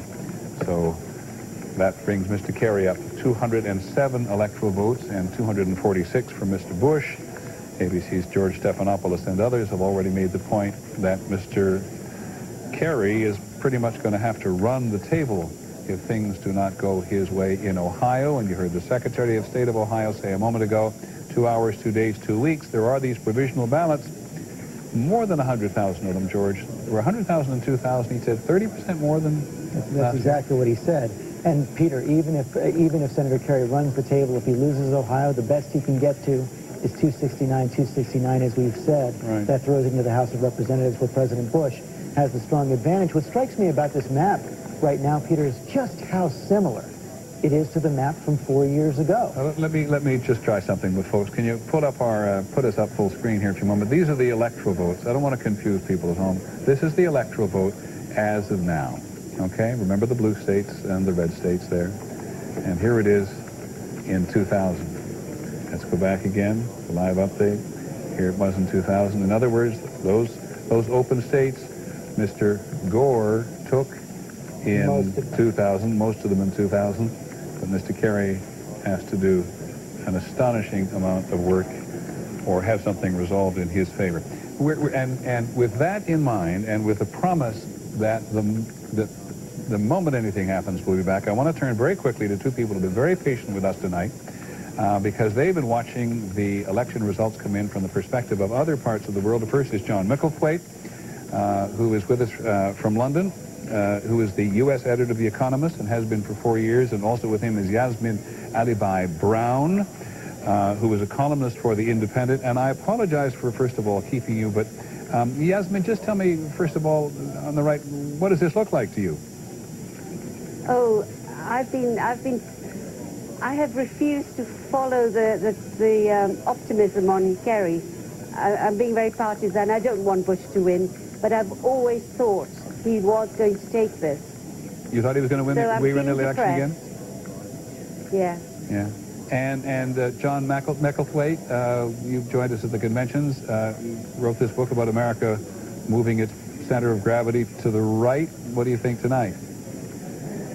Well, it does look quite good for Bush at the moment, but I think still for Europeans it's going to be a shock because most of them went to bed with Kerry looking as if he was ahead, but there was a lot of coverage of the exit polls in Europe, and now they're waking up with Bush very close to getting there, although we obviously don't know yet. You and your colleague have written a book called The Right Nation, which has been widely regarded as understanding the conservative element in America. Is there anything you see tonight that surprises you? Well, I suppose in our book we said that it would be a very tough election for Bush to win because he was running with a lousy economy and a lousy war to some extent to defend. And so I suppose if he pulls through, it will show to some extent the resilience of conservative America and the way that it extends not just on the question of the war, but also towards things like all the social issues. And it's quite interesting that most of the gay marriage amendments seem to have been struck down, and they seem to have voted Conservative so far. Well, I very much appreciate being here. I'd like you to hang around if you feel like it, but I don't want to keep you up any later than you really want to stay up, Yasmin. So we're going to have to take another break here. Thank you for your brief comments. If you'd like to stay, I by all means will try to come back to you. Our coverage will continue in just a moment.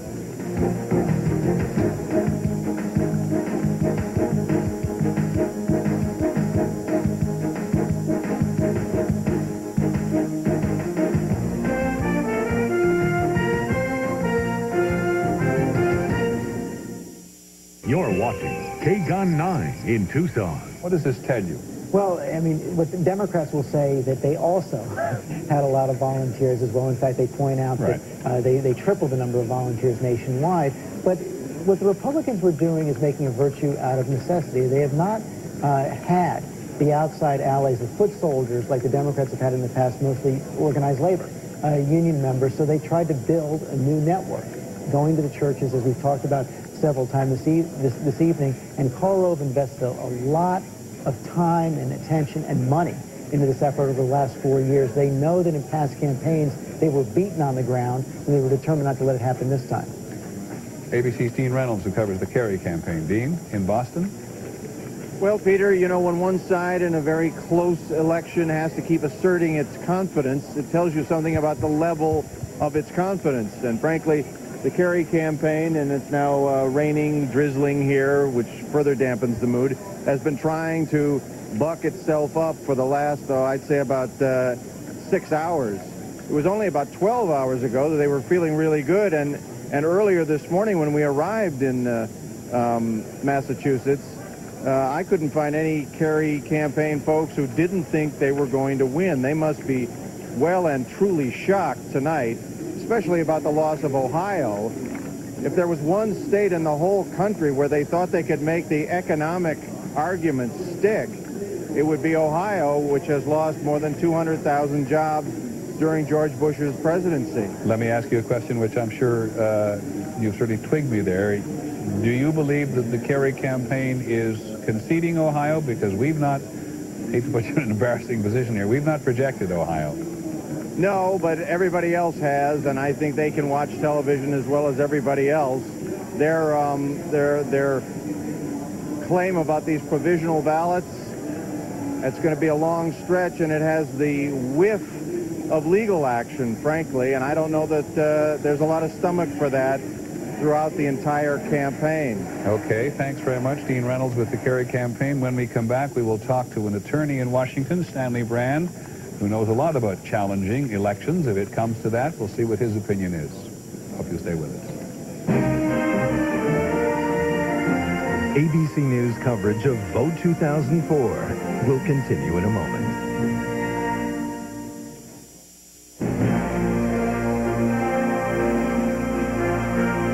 Vote 2004 continues. Once again from election headquarters in New York, Peter Jennings.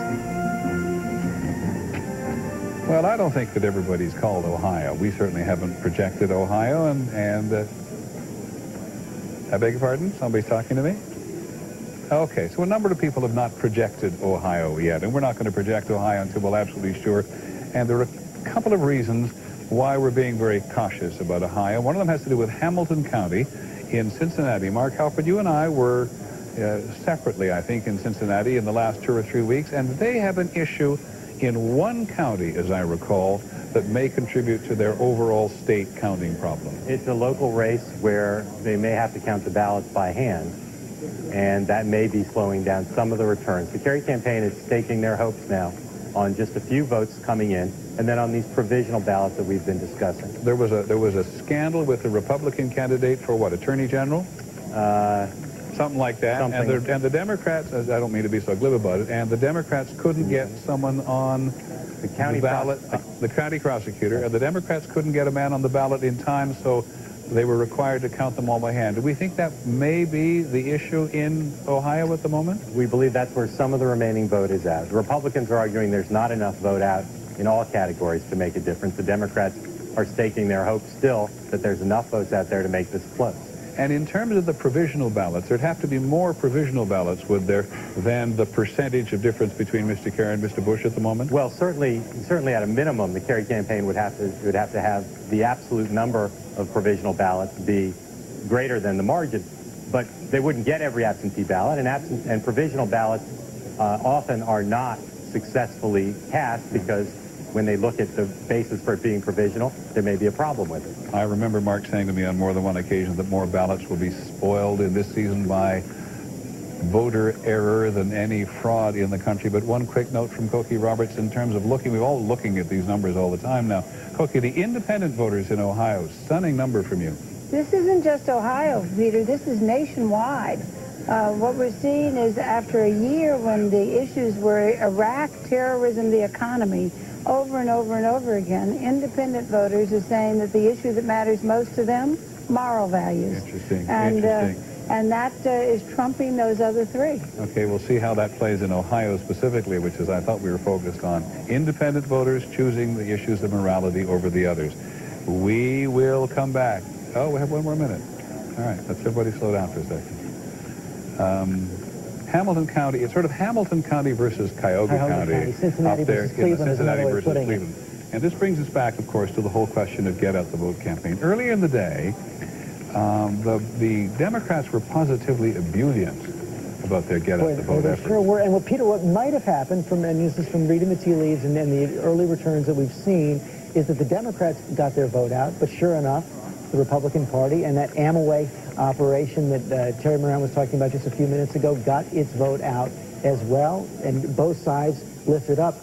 So far from what we've seen, the Democrats did quite well in Cuyahoga County, 66% of the votes so far for Senator Kerry. Your experience as a political operative in a much, much former life, in terms if somebody's got a good get-out-the-vote operation that is in full steam, can you catch up in the middle of the afternoon or the early evening? Oh, sure, depending on which precincts are getting counted. There's no question about it. And one thing you saw happening today on both sides, Peter, was fascinating.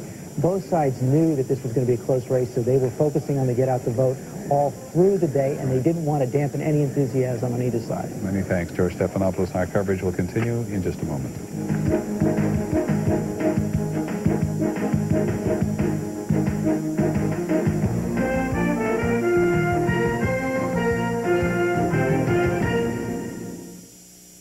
Once again, Peter Jennings. Well, it's 11 o'clock in the evening in the west, 2 o'clock in the morning in the east, and after these many hours, ABC News is now going to project the first switch of a state in this entire election evening. So let's go to the board, please.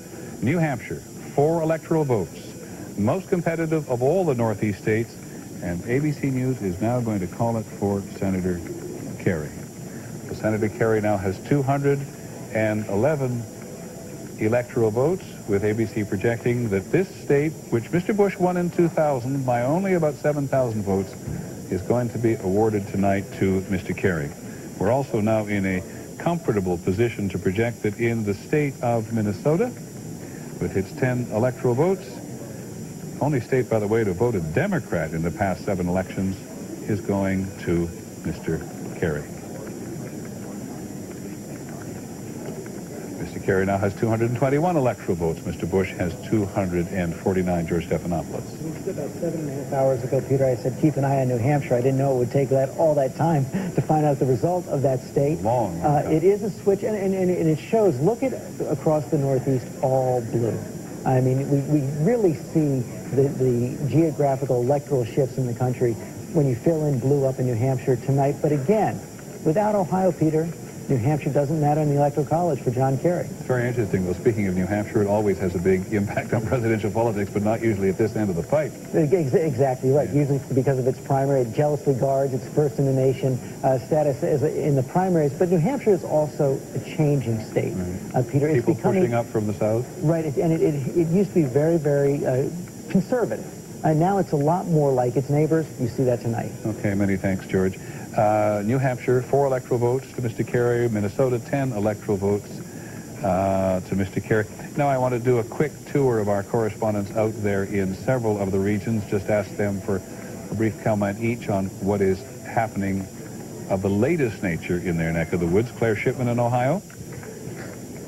Well, we're just about to get a briefing from the Secretary of State here, Peter, and we're told he's going to talk about the number of provisional ballots they are expecting, and we're told he's going to say it's in the vicinity of 150,000. There's been a lot of talk, as you know, tonight from the Democrats about whether that number could be more than 200,000. Republicans have been saying they thought it would be less than 125,000.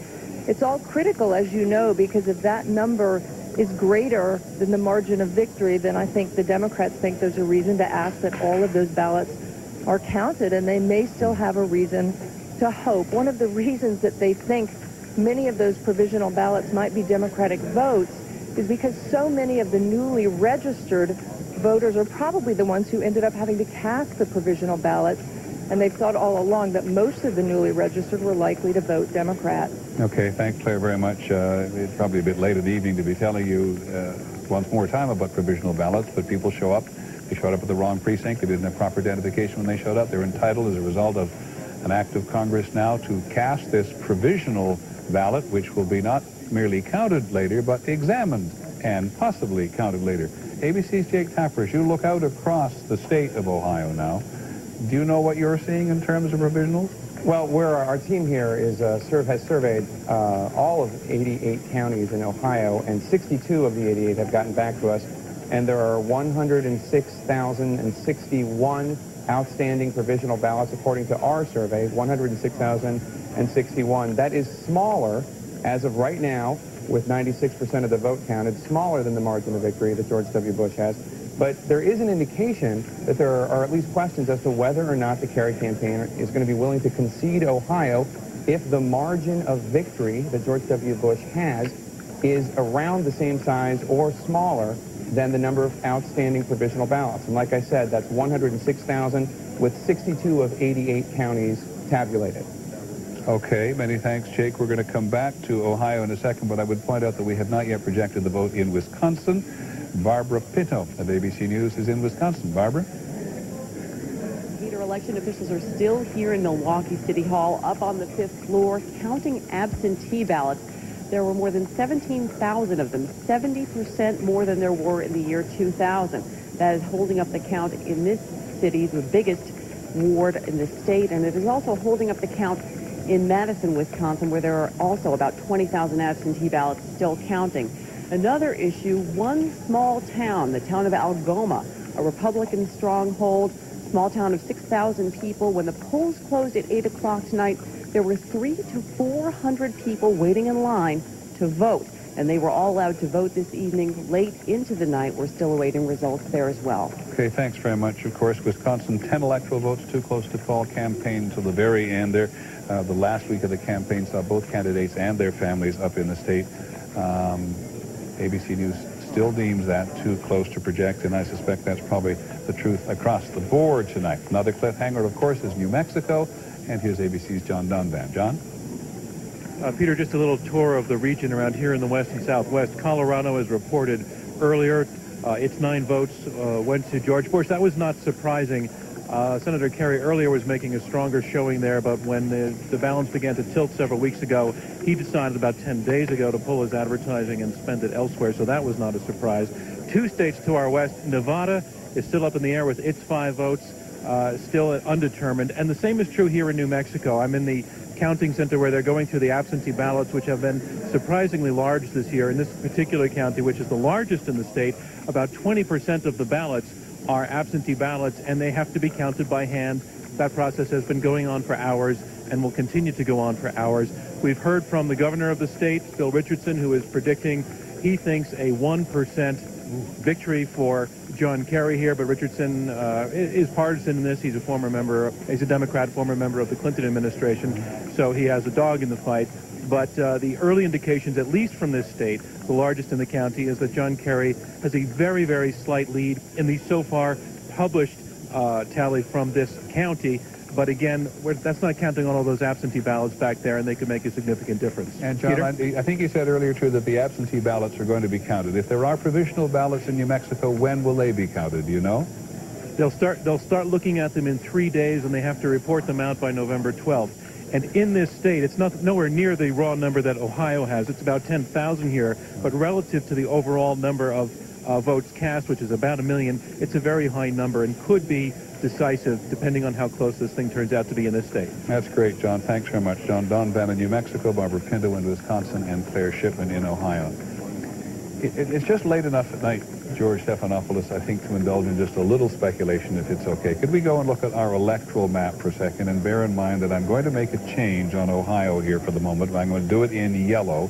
Now, if we could go to look at the map of Ohio, I'm going to make a change on the map just to show Ohio there. Now, if Mr. Bush turns out to win Ohio, was the Bush campaign, and Mr. Kerry wins everything else, we have that 269 to 269. Now, explain again slowly to people who are still. What happens? What happens then is that it goes to the House of Representatives. And then in the House of Representatives, each state gets 1 vote. And the vote is determined by whoever has the more members of Congress, Republicans or Democrats. Right now, there are 28 states which would go towards Mr. Bush under that scenario. There's a couple states that are tied. That's enough for him to win. I'm going to read this, if I may, because this is from, I hope you won't be offended, Mark Halpern, if I read one of your memos out loud. It depends on what it is, Peter. Well, you can come over here and check me out if you like. Mark says, I'm going to say this only because I usually tend to say things a little slower than you do, right? Just clarify it for me as we go through. The key question now is when all the vote is in Ohio, will the margin be greater or smaller than the number of provisional ballots, right? And that's the number we're working on right now. We were trying to give you a nice graphic to lay it out. But right now, we don't have hard numbers on either thing. The margin is around 100,000, a little bit above it.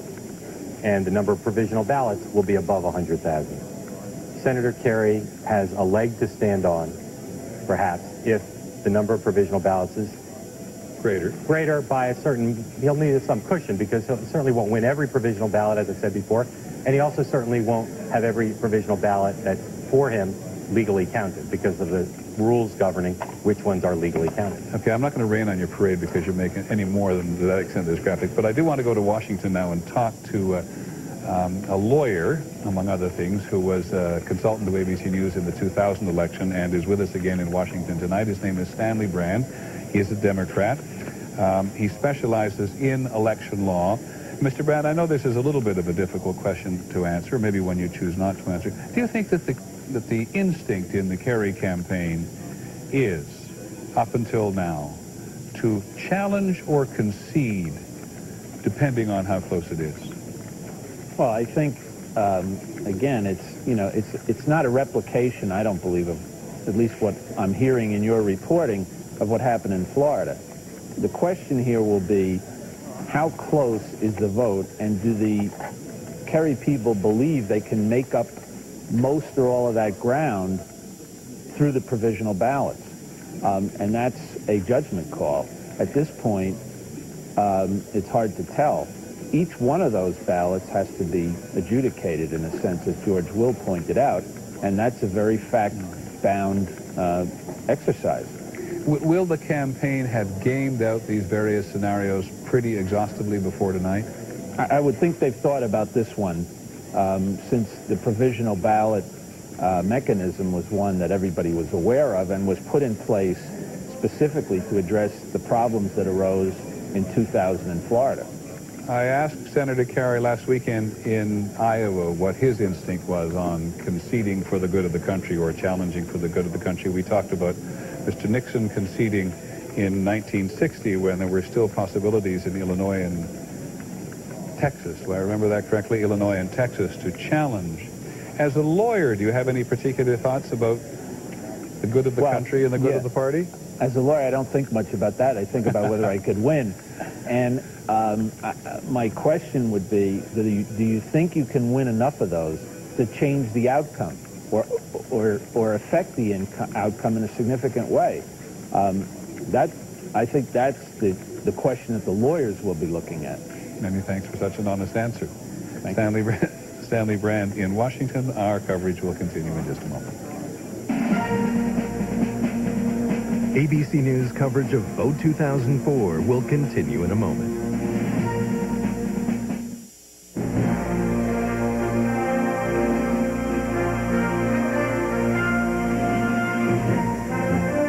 This is the 2004 vote. Once again from ABC News election headquarters, Peter Jennings. We are, of course, very focused on Ohio and the other battleground states of the upper Midwest and also on New Mexico tonight and even Hawaii, but the rest of the world has intruded in other ways. Report from Baghdad just a few minutes ago that gunmen have killed a senior Iraqi oil ministry official in Baghdad on Wednesday, whose name is Hussein Ali. He was a director general at the oil ministry, and he shot dead as he was leaving his home on his way to work. There's another report of 4 Jordanian workers kidnapped in Iraq today. And there was also a car bomb or a car bomb-driven device at the entrance to Baghdad airport today, and that killed 9 Iraqis. And I think there was one other on a bus tonight, which just goes to show you that Iraq is going really hard. And, I beg your pardon?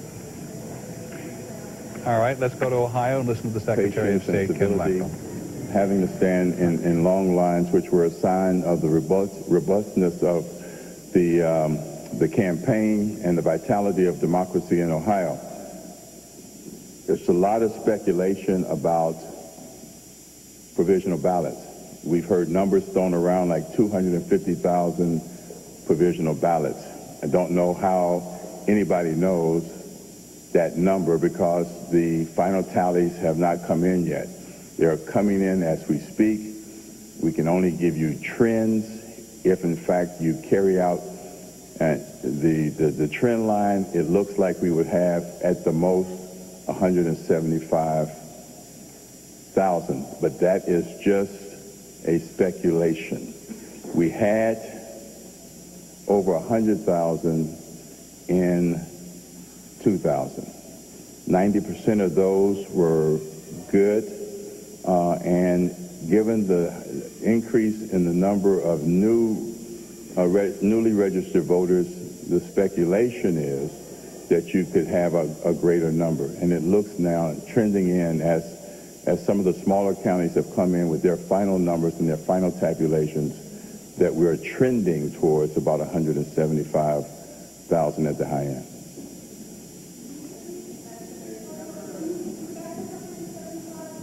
No, no, I said that's it's trending towards that. Yeah, but we will not know, and nobody knows how many provisional ballots we have had cast until all of the tabulations have come in from across the state.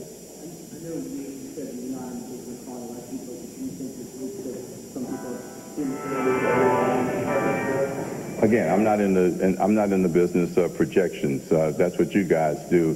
I'm in the business of managing and administering fair and efficient elections, and that's what we've done in the state of Ohio in the 2000 presidential election. So that's Ken Blackwell, the Secretary of State in Ohio, who's saying the same things in a news conference out there. I think he said to us a little while ago. But let us just go through these too close to project states at the moment, because even though they're too close to project now, as we'll talk in just a minute with George Stephanopoulos and Mark Halperin, there may be shifts that will account for a whole lot of other potential goings-on.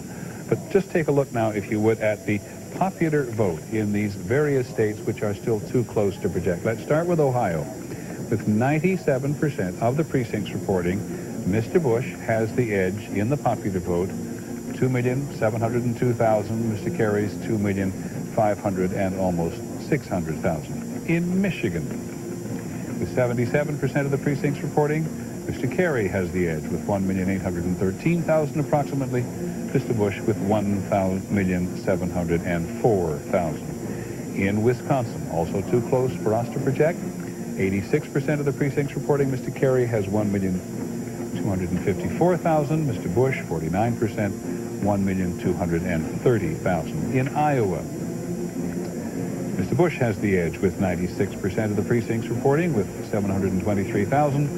Mr. Kerry, 10,000 less at 713,000, 49%. New Mexico, John Donovan was talking a minute ago how tight it was.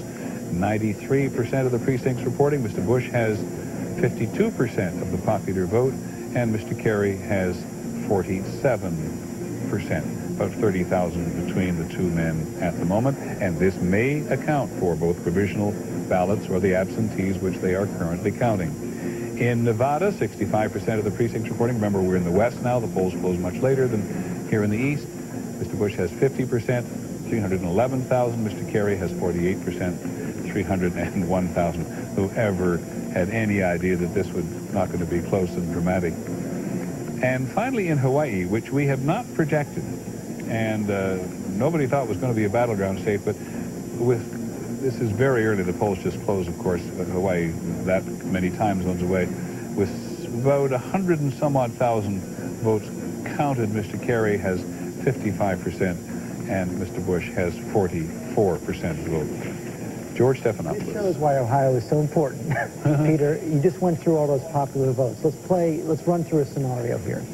Right now, President Bush has 249. Let me get my pen out here. Okay. Right now, President Bush has 249 electoral votes. Mr. Kerry has 221. 221. If President Bush won all the states he's ahead in right now, Nevada, New Mexico, and Iowa. New Mexico and Iowa. That would add 17 electoral votes.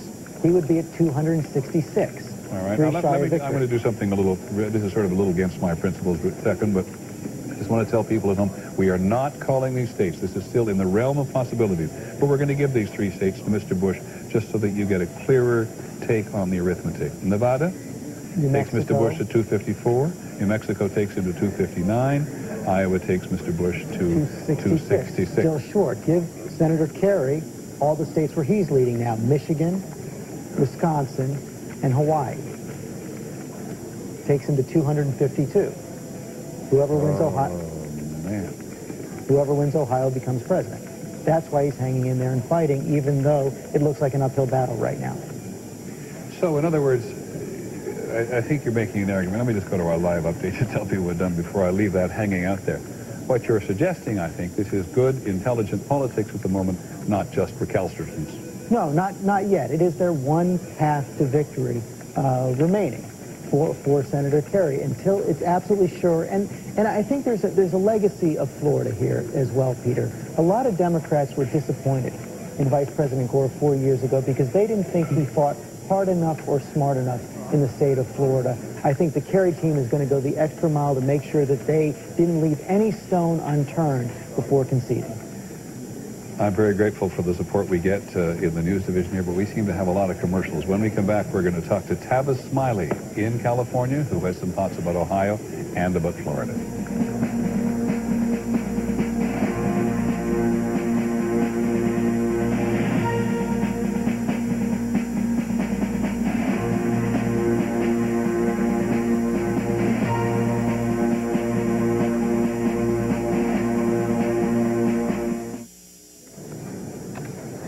Welcome back to our political coverage. You're looking at Copley Plaza there in Boston, and the reason we're looking at it at the moment is because there is some consideration apparently being given in the Kerry campaign that the vice presidential nominee, Senator Edwards, may come out and say something to this large crowd, which has been, as Dean Reynolds pointed out, dispirited but very patient over the last 6 hours.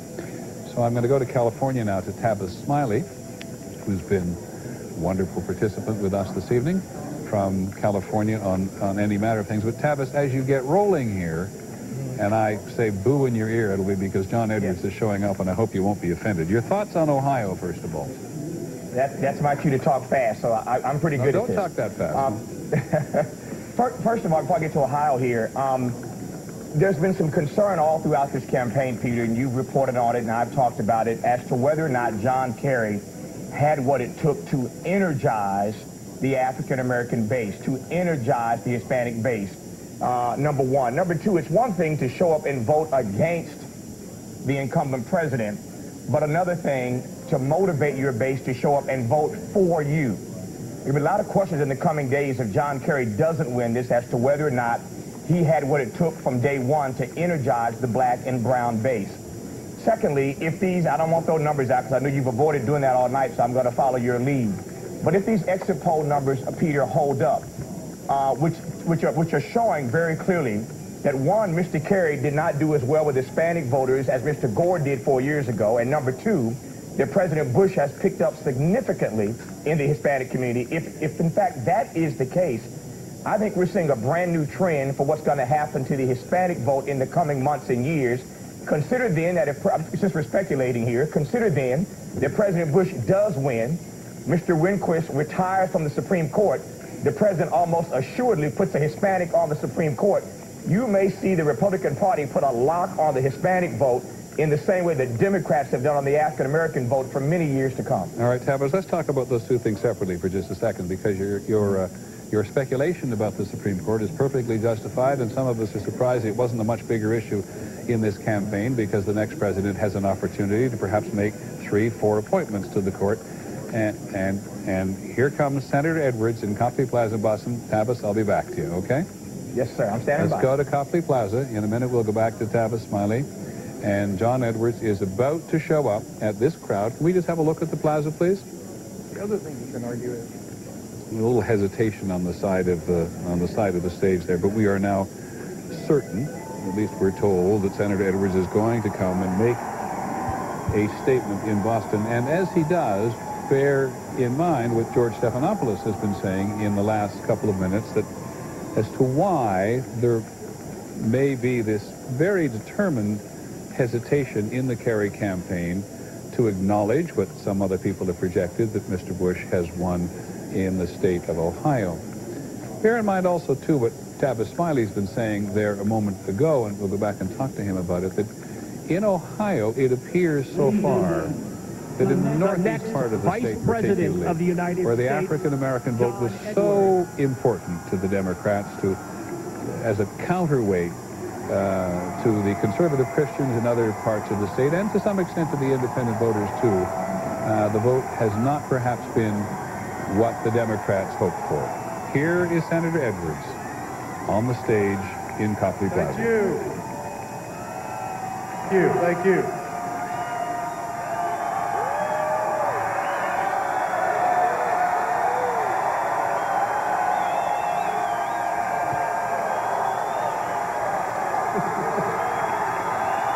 Thank you, thank you. It's been a long night, but we've waited 4 years for this victory. We can wait one more night.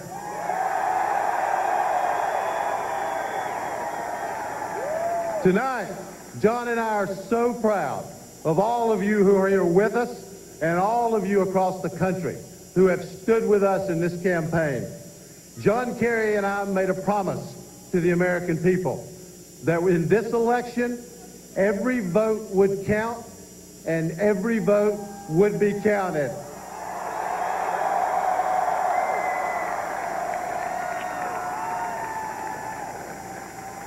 Tonight, we are keeping our word, and we will fight for every vote.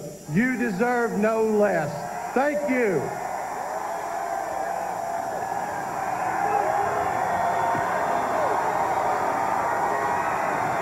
Thank you.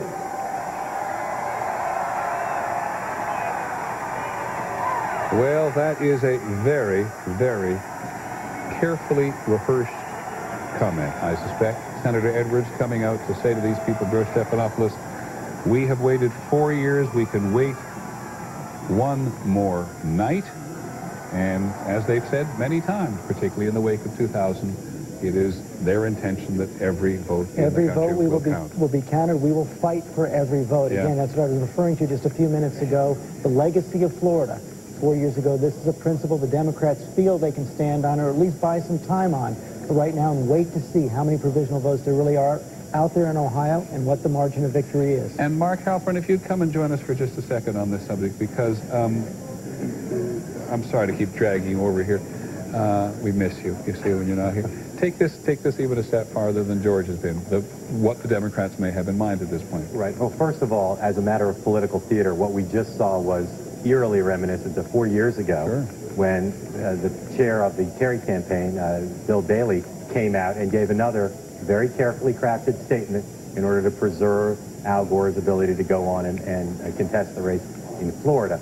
John Edwards didn't say anything specific there, but what we do get the sense is what we know from talking to aides to the Kerry campaign, they're focused on the provisional ballots. Now, as we said earlier, the key question is the president's lead in Ohio smaller than the number of outstanding provisional ballots? And ABC's Ellen Davis has just pointed out, absentee ballots that came into Ohio over the weekend have not been counted as part of this, and they will not be counted until 10 days from now. No idea how big that number is either. We have a graphic. I don't know. Hang on for a second, because we're going to pause for a second, because some of the local stations around the country may be joining us, and some of them may be going away to do other issues, if there are any other issues. I can't believe it. But let's just pause for a second. We'll continue in just a matter of seconds.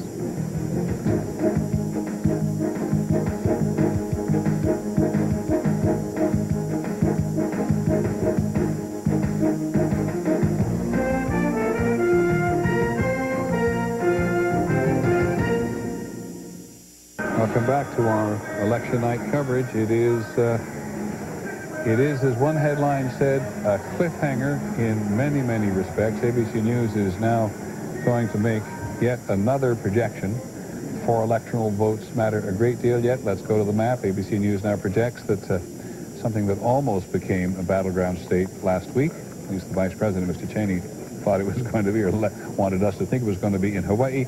ABC projects that Hawaii is going to go for Mr. Kerry. Mr. Kerry has 225 electoral votes, and Mr. Bush has 249. We've clearly been expending a lot of energy in trying to get the Ohio vote right, but now we have something added into the mix, which is the observation by Senator Edwards in Boston moments ago that, let me read it, we waited 4 years, we can wait one more night. Jake Tapper on our ballot watch, you sort of sneered at the phrase one more night. Well, I just found it interesting because, of course, provisional ballots, it takes 11 days in Ohio to count them, not one more night. So this process is going to take at least 11 days if they're waiting. The latest count we have of our survey is that there are 120,159 outstanding provisional ballots. That's 69 out of Ohio's 88 counties, with a rough lead. Bush's lead in Ohio is about 126,000. So these numbers are very similar. Now, keeping in mind when the ballots... Just repeat that, Jake. I apologize. Okay, Number of provisional ballots, about 120,159. That's 69 out of 88 counties tabulated. And President Bush's lead over Senator Kerry right now is 126,000 votes, with about 97% of the precincts reporting. Go on from there. Now, here's the other key. It takes 11 days, according to Ohio statute, to count these provisional ballots. Keep in mind, Ohio is a punch card ballot state. That means you have 11 days delaying the certification before Secretary of State Kenneth Blackwell, the Ohio Secretary of State, awards the 20 electoral votes to whomever. In that 10, 11 days, who knows what the lawyers are going to do when it comes to all those punch card ballots? Are they going to go to each county and petition for a recount? Are they going to be opening the chads again? Who knows? Do I hear Ohio with a Floridian accent? Is that what you're saying? Right? If I had a Floridian accent to do, I would do it right now. Now, the lawyers may challenge, who would make the initial decision to recount any of the punch card ballots, which do not at this point appear to be, there's no indication they're in question, right? Right. No, not at all. But the statute in Ohio is that it's I think, 0.25%. The margin needs to be that narrow. Certainly the margin is not that now. But all I'm saying is with an 11-day gap between now and certification, because of that's the necessary time to count these provisional ballots, who knows what the lawyers are going to do county by county. Many thanks, Jake. That's really interesting. Let me go over and talk to George Will and Cookie Roberts and Fareed for a moment. So what does that tell you, listening to Jake's dissertation there? It could be a long time. Oh, that's great, George. I got to. Well, let me go back to Colorado's 7th District and repeat that. They had a cliffhanger in 2002 in the 7th District of Colorado House race.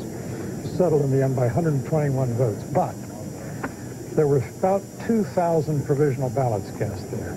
The district is composed of 3 counties. Each county had a different standard. We don't know whether that's permissible anymore under Bush v. Gore, but they had 3 different standards for counting provisional ballots. Took them several weeks to get that done. And we're talking about 2,000 rather. Now, we're talking about a multiple of 60 times that in the great state of Ohio. So we could have this go on for a very long time. It's also interesting, Peter, that they sent out Mr. Edwards to make this statement. Mr. Edwards is a trial lawyer. It is the lawyers, as we heard from Mr. Brand, when you interviewed him a moment ago from Washington, lawyers are value neutral in the sense they want to fight and they want to win. Well, let's go back to Mr. Bland for a second, if he is still in Washington. Are you there, sir? Yes, sir. So what would you be telling the campaign at the moment, given the scenario that Jake Tapper has just written out? Well, again, there's going to be a factual inquiry into the validity of these ballots, and that is going to entail some amount of procedure. Whether that can be done, as Mr. Will points out, in a timely enough fashion remains to be seen. But that would be the procedure. Fareed Zakaria? Well, I think, as George is implying, the issue is in some ways probably no longer just the provisional ballots, because there have been reports all day of a flurry of lawsuits, in some cases brought by Republicans, shutting down polling places. It's not clear whether these are true or not, but I'll read to you from one of the most reputable blogs, which is well connected with Democratic operatives. This is TalkingPointsMemo.com, which says, why is there no network coverage of the flurry of lawsuits across Ohio? This is what the election is coming down to, and it's not being reported. The implication here being that there have been Republican attempts. So if... I'm sorry, try that again, that one point again. There have been Republican attempts to cause delays and shutdowns in precincts. So a Democratic blog is reporting. Now, if all this is going to be challenged over the next few days or weeks, this is no longer just about the provisional ballots. It could be about... This is precisely the point that Jake is and that means it could be 1 week, it could be 3 weeks. Okay.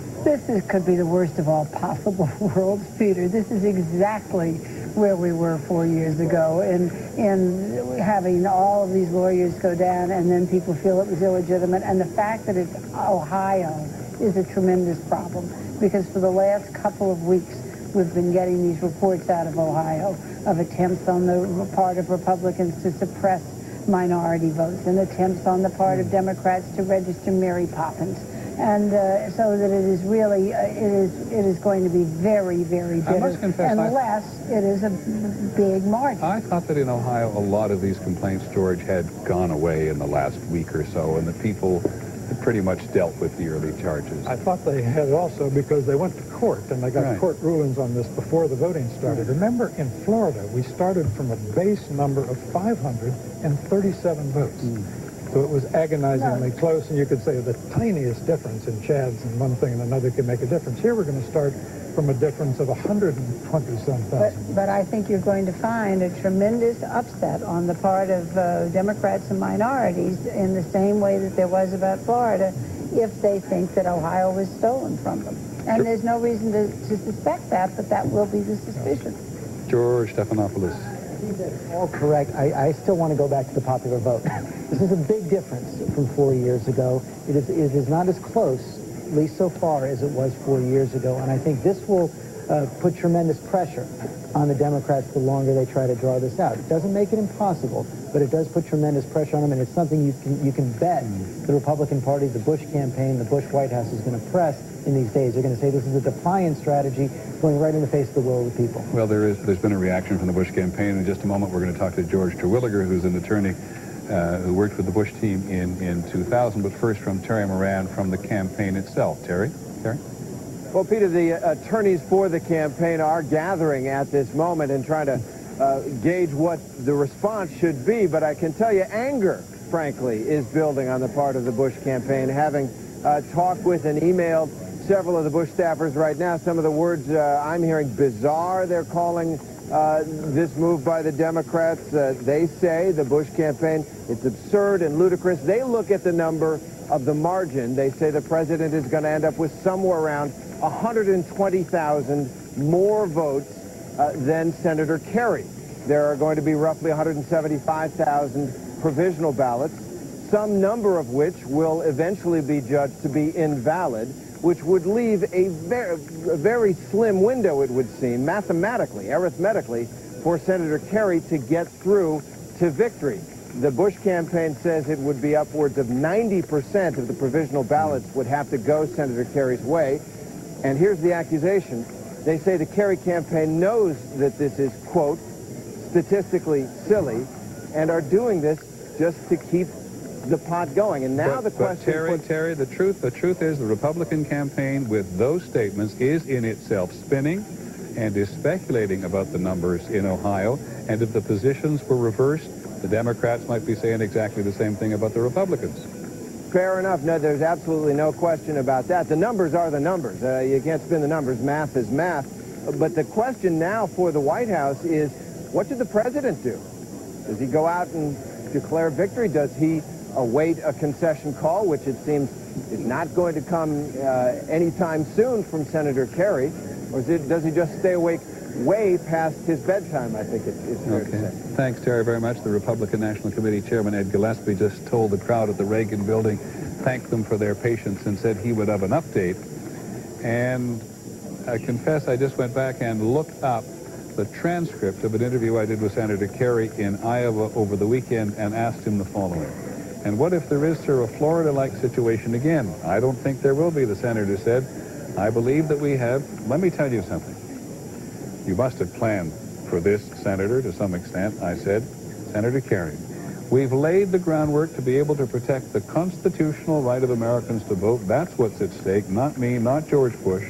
The right of Americans, the greatest democracy on the face of the planet, to lift people up and show them how democracy works. I'm fighting for the right of every American to vote. 1 million African Americans were disenfranchised last time. Their votes weren't counted. I am going to make sure people's votes are counted. George. You heard the echoes tonight from Senator Edwards making almost exactly the same points. This is a Democratic talking point. It's a valid point to fight on. The question is going to be when everybody sifts through this overnight, when all of the other states come in, you have to look at the popular vote, you have to look at where the Electoral College is, and then see, as Terry Moran was suggesting, is it really statistically possible for Senator Kerry to make up the gap with those provisional ballots that are out there? Okay. Let's talk to the lawyers. George Terwilliger was a senior member of Mr. Bush's legal team during the Florida election recount, and also with him in Washington is Trevor Potter, the former commissioner and chairman of the Federal Election Commission, who specialized in election law for the last 15 years. Mr. Terwilliger, you tell us where you think we are. Well, it's been a long night, Peter, but I don't think it has to be a long month. I think that the reporting you just had really summarizes the situation. The numbers don't add up that the provisional ballots in Ohio could make a difference in the outcome there. I think Senator Edwards' fighting words, while maybe exciting to a partisan crowd, are not very exciting to the country if what they portend is stalling what seems like the inevitable result of Ohio in order to give lawyers on the Democrat side time to conjure up some of the things that Cokie, for example, was talking about in terms of ways to challenge the results. There were no reports, really, of any voter intimidation or anything like that in Ohio. There were accusations of that. Those accusations were adjudicated and resolved in favor of continuing the 100-year-old tradition of having challengers in the polls to make sure that every voter who was entitled to vote got a chance to vote. Everybody favors that. But everyone should also favor making sure that voters who are not entitled to vote don't vote. This isn't like Florida at all, in my estimation, at this point. The numbers are entirely different, as George Will pointed out. And more importantly, the voting process here has not been called into question whatsoever. If the provisional ballots are to be counted, they will be counted according to a well-established procedure in Ohio, where people will first decide if it is in fact a legal vote, and if it's a legal vote, it gets counted. It's not that difficult. But even if they were all counted, and even if the Kerry Edwards team won a disproportionate share of those, there's not enough votes there to make up the difference. Well, so I hope what we're not seeing is a presage to a litigation strategy to try to win this election. Well, let me go to Trevor Potter, the former commissioner and chairman of the Federal Election Commission, who is there in Washington with you. Mr. Potter, is it in your view possible, once they're waiting to dispose of the provisional ballot issue, that they could open up the punch card issue on the punch card ballots in Ohio? No, it shouldn't be possible, because under Ohio law, you would have to have a much bigger, a much smaller margin of victory to get into a recount situation in which the people would look more closely at the punch cards. So where do you think we are at the moment? With the gap we've got, I think actually George Stephanopoulos is probably thinking the way that Kerry folk is, which is, let's look at it in the morning, let's see what happens to all these other states that are out there, let's see where the popular vote is in the morning. By the estimates we had earlier this evening, we're still looking for maybe 7 to 10 million popular votes to come in. When all that is done, they're going to know whether they're looking at 269, or whether they're looking at a easy Bush win in the popular vote and in the Electoral College, and that, I think, affects what they then decide to do in Ohio. Well, Mr. Potter, Mr. Terwilliger sees an opportunity here for Democratic lawyers to get up and running. From your perspective, is this going to be a real opportunity for lawyers, or perhaps just a brief delay? I agree with George Terwilliger that we have not seen really any credible allegations of the sort we saw in Florida. In Florida, you had chaos with people not understanding the ballot, with a very close election, with allegations that tens of thousands of people were turned away from the polls or never got there. All of that, whether right or not, created an environment in which you could then go in and overturn every stone. We have not seen that in Ohio. In Ohio, we've seen the couple lawsuits that were referred to today involved keeping polling places open so that voters could go ahead and vote. And that occurred. The polling places were open. We haven't seen any reports of major machine breakdowns or problems with the technology in Ohio. So I think you're left with a very simple vote counting issue. The one variable I've heard tonight that I don't think we have an explanation for yet is how many absentee ballots are out and whether they've been counted or not. You take my breath away, Mr. Potter. Mr. Terwilliger, I have one more question for you. If you were Mr. Kerry's lawyer, and you're certainly not, if you were Mr. Kerry's lawyer, why would this not be a perfectly reasonable position to take? Well, I'm certainly not his lawyer, and since I am on the other side, I wouldn't presume to give him advice. But that was delicate. Depends on what the reasonable step is. I really don't think Senator Edwards' little speech was very helpful to the situation or the country. If they want to wait for the vote count to be completed and see how many provisional ballots there are and what happens in the other states as the night goes on, I suppose that's one thing, although it seems to me the result is inevitable at this point. But to talk about with those kinds of fighting words, to bring up the specter of election by litigation, I just don't think is helpful, Peter. I think the people of the United States want elections to be decided by voters, not by judges. Mr. Terwilliger, you've made it very clear I don't think you'd be John Kerry's lawyer, at least not a very successful one, but I thank you both very much. Please don't go away. I have a strong feeling we may need you again, but bear in mind, as we look out at the political landscape in the country tonight, the huge mass of Democrats. Look at anything in the country today. It's divided into angry Democrats who believe they lost the election unfairly 4 years ago, that Mr. Gore got the popular vote and the Supreme Court gave it to President Bush. So I'm not sure, George, that under the present circumstances, you can blame the Democrats for at least dragging their feet. I was going to say the same thing. It's not unreasonable to take a few hours, let all the votes be counted across the United States. Let's see what happens with the other states. It's 3 in the morning on the East Coast right now.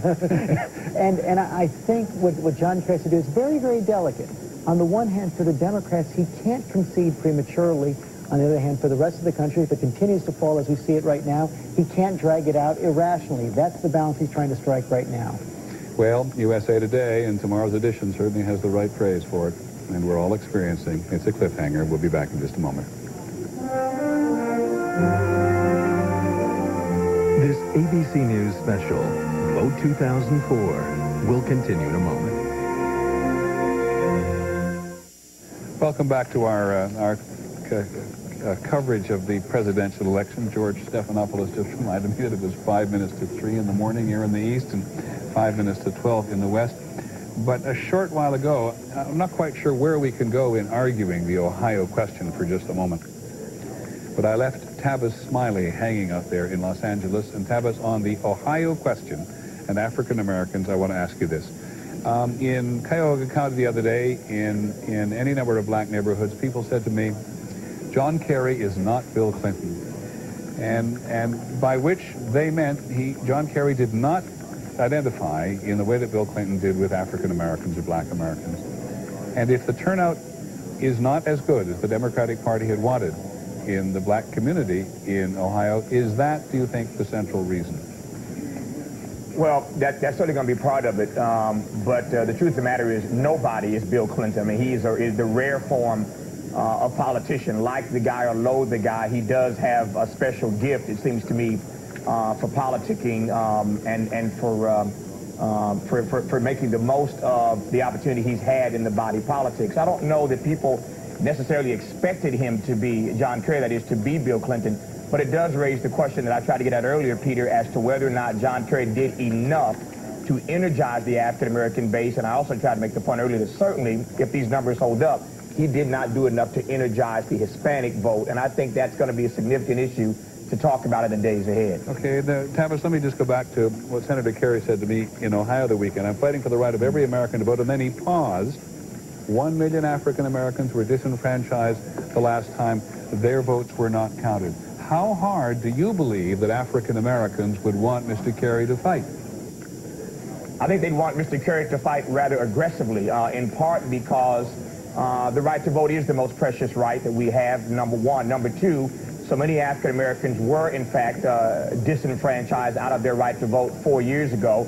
It'd be tragic to have that happen again this time around. Nobody's alleging that again at this point.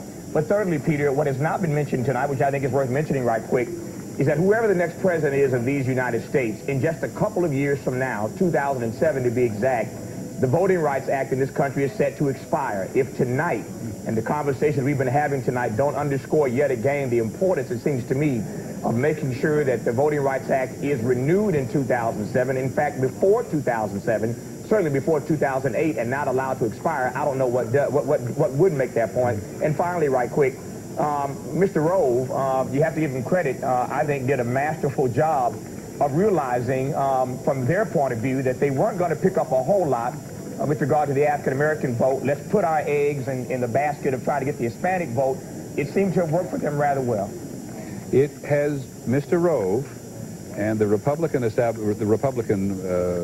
campaign establishment has been accused any number of times by Democrats in this campaign of trying to suppress the black American vote in many parts of the country in this election. Have you ever seen any evidence of it? Well, I think the closest evidence that we saw in this particular election In fact, the Republicans had to admit that it was wrong, and they asked this particular official, you'll recall, Peter, in Michigan to step down. But there was a Republican official in the state of Michigan who said publicly that if we're going to win the state of Michigan, we have to suppress the vote in Detroit. By that, of course, he meant the African-American vote. Once that happened, that was all the proof that black folk needed to show, see, there are people on the GOP, in the GOP, who want to suppress our vote. Now, again, to the credit of Mr. Gillespie and the Republican National Committee, they did ask that guy to resign immediately. But now, just one more question for you, Tavis, and clearly we're going to come back to this a variety of times. We do know that in Ohio, which we're all talking about at the moment, the African-American turnout was not what the Democratic Party had hoped for. So what happened? Well, I think, I think that it's pretty clear to me, at least, that it was clear all along that whatever the African-American turnout was going to be, Mr. Kerry stood to get the overwhelming majority of that particular vote. For me, that was never the question. Can he get the black vote that turns out? The question was, can he turn out the African-American vote in significant numbers? And that's what the debate's going to be about in the coming days. Okay, thanks very much, Tavis. I really appreciate it. I hope somebody, Mark Halpern, I'm going to ask you if you'd ask somebody on your staff at the moment. You don't have to even stand up. If you could get me the stats, the statistics on the black American vote tonight as widely as possible. What was the turnout? How did it go? What were the expectations vis-a-vis Republican expectations? Or do you know that off the top of your head? No, I don't, but we'll know soon. Okay, I really appreciate it. Thanks so much. Dean Reynolds, our correspondent who covers the Kerry campaign, has been freezing in Copley Plaza with a lot of other people tonight, Dean, and I think I got a message a short while ago from you that said that, and it looks like behind you folks are deciding to go home. That's right. It was kind of weird, Peter. A voice came out on the public address system saying, "Thanks for coming, good night." And slowly people began filing out into the pouring rain. There was, of course, a hint that was coming when Senator Edwards came out and said we can wait another night. So I guess they're not surprised, but I heard a few gasps when the announcement was made. Okay, Dean, thanks very much. Hopefully we'll be able to let you get into the warmth in just a short while. I've talked a little bit about the interview with Mr. Kerry in which he talked about this particular issue, just so you have the real thing. Here is what he had to say in person. And what if there is a Florida-like situation again? I don't think there will be. I believe that we have... Let me tell you something. I think my campaign has momentum. For this, Senator, to some extent. We've laid the groundwork to be able to protect the constitutional right of Americans to vote. That's what's at stake. Not me, not George Bush. The right of Americans, the greatest democracy on the face of the planet, to lift people up and show them how democracy works. I'm fighting for the right of every American to work. 1 million African Americans were disenfranchised last time. Their votes weren't counted. I'm going to make sure people's votes are counted. George Stephanopoulos, take this on for just a moment and speculate what you think the Democrats really are going to do. Well, I think they're going to do what I suggested just a little bit ago. First of all, they've put a lid on. They've said that Senator Kerry obviously will not be coming out the rest of the night. They're going to wait for all of those other states to come in, Peter. Michigan, Wisconsin, Iowa, New Mexico, Nevada. See what all the results are across those states. See what the final vote count is before the provisional ballots are counted in Ohio. And then cool heads will come together tomorrow morning, look at it all and say, if we push this, are we going to be seen, as George Will suggested, as trial lawyers pushing an unnecessary fight, or are we going to be seen as patriots pushing for an important principle? That's where the judgment is going to lie. I just want to thank you, George. I just want to get some clarifications from our director of polling, Gary Langer, who said black Americans are 11% of the voters this time, same as usual, and voting 89 to 11 for Mr. Kerry over Mr. Bush, roughly the same as usual. Blacks have been and remain, of course, a core Democratic group. Their turnout today was no different than usual. Michael Beschloss. Well, you know, history does sometimes have some meaning, and we couldn't have seen what we saw tonight without the predicate of 2000. You know, Peter, before 2000, there was sort of an ethic that even if an election is close, you don't ask for a recount. For example, in 1976, Gerald Ford lost extremely narrowly. If 13,000 votes had been shifted, he would have won the presidency. Ohio, of all places, was the state that gave him the presidency. He lost Ohio by 9,000 votes. He did not insist on a recount. Interestingly enough, the electors who were running as Ford electors in Ohio did. And the result of the recount was that Jimmy Carter, the opponent, got about 1,700 more votes. So it bounced in the other direction. The point I'm making is this. Before 2000, there was a feeling that you're almost a bad sport if you press an election that was very close, even in one state. After 2000, I think a lot of Democrats feel that if we do not push this, even if it is for 24 hours, we're sort of letting our side down.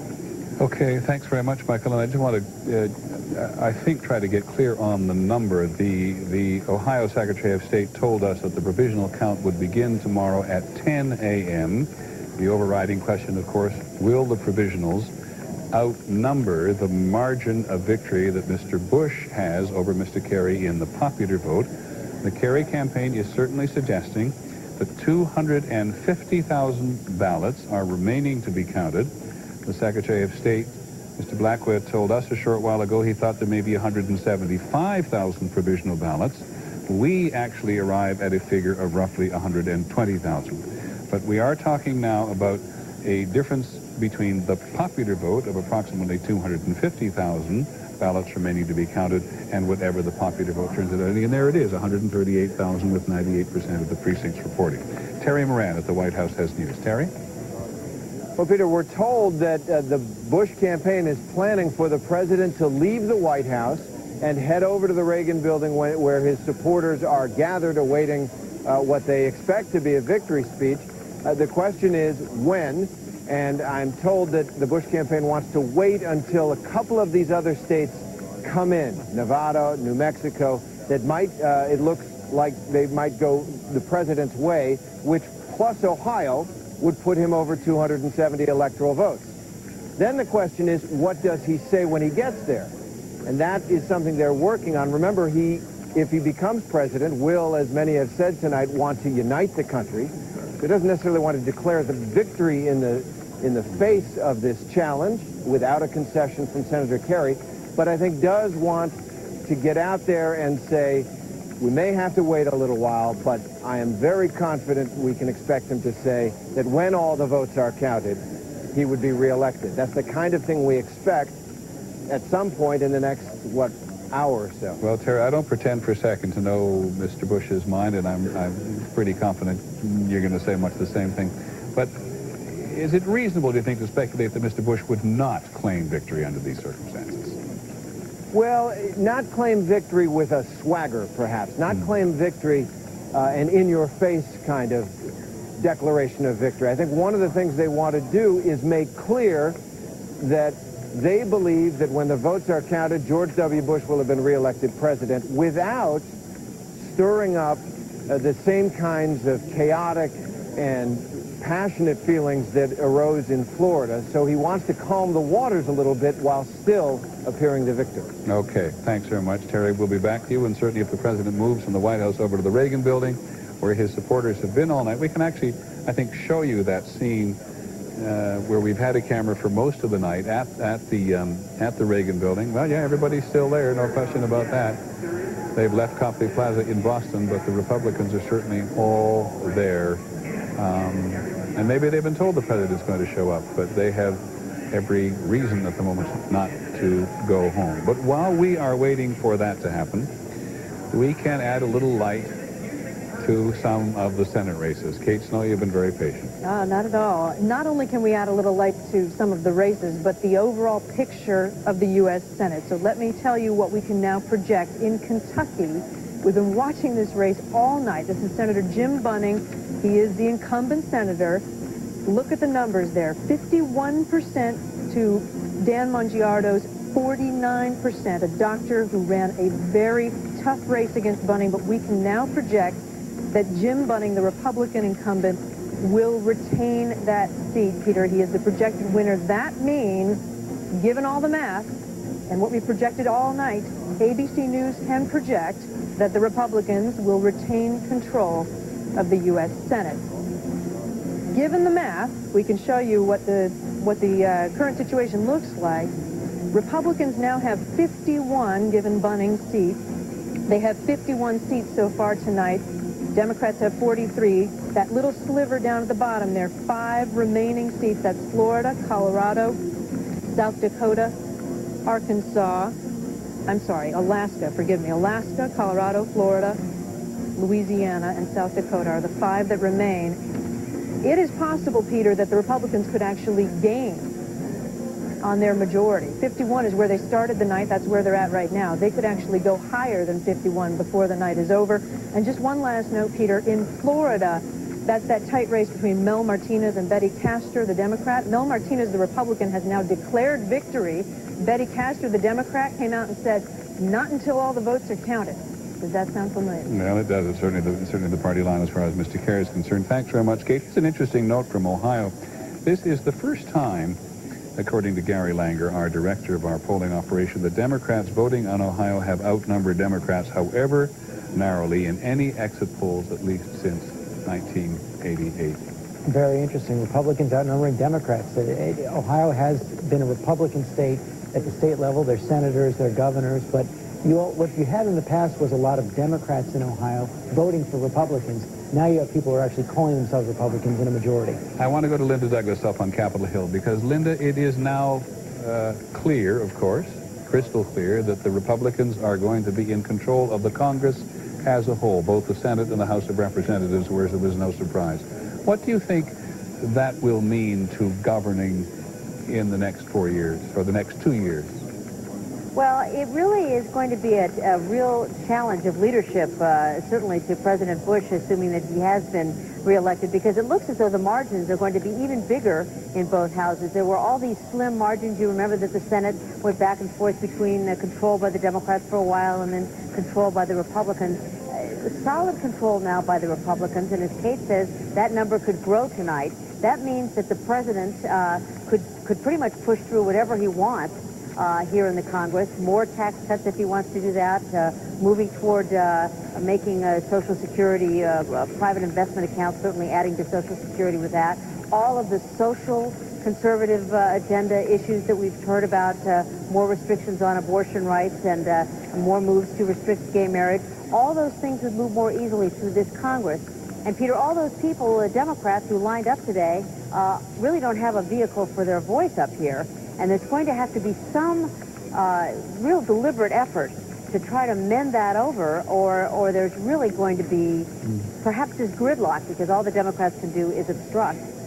Okay, many thanks, Linda Douglas, very eloquent on Capitol Hill. Want to go to Ed Gillespie now, who's the chairman of the Republican National Committee.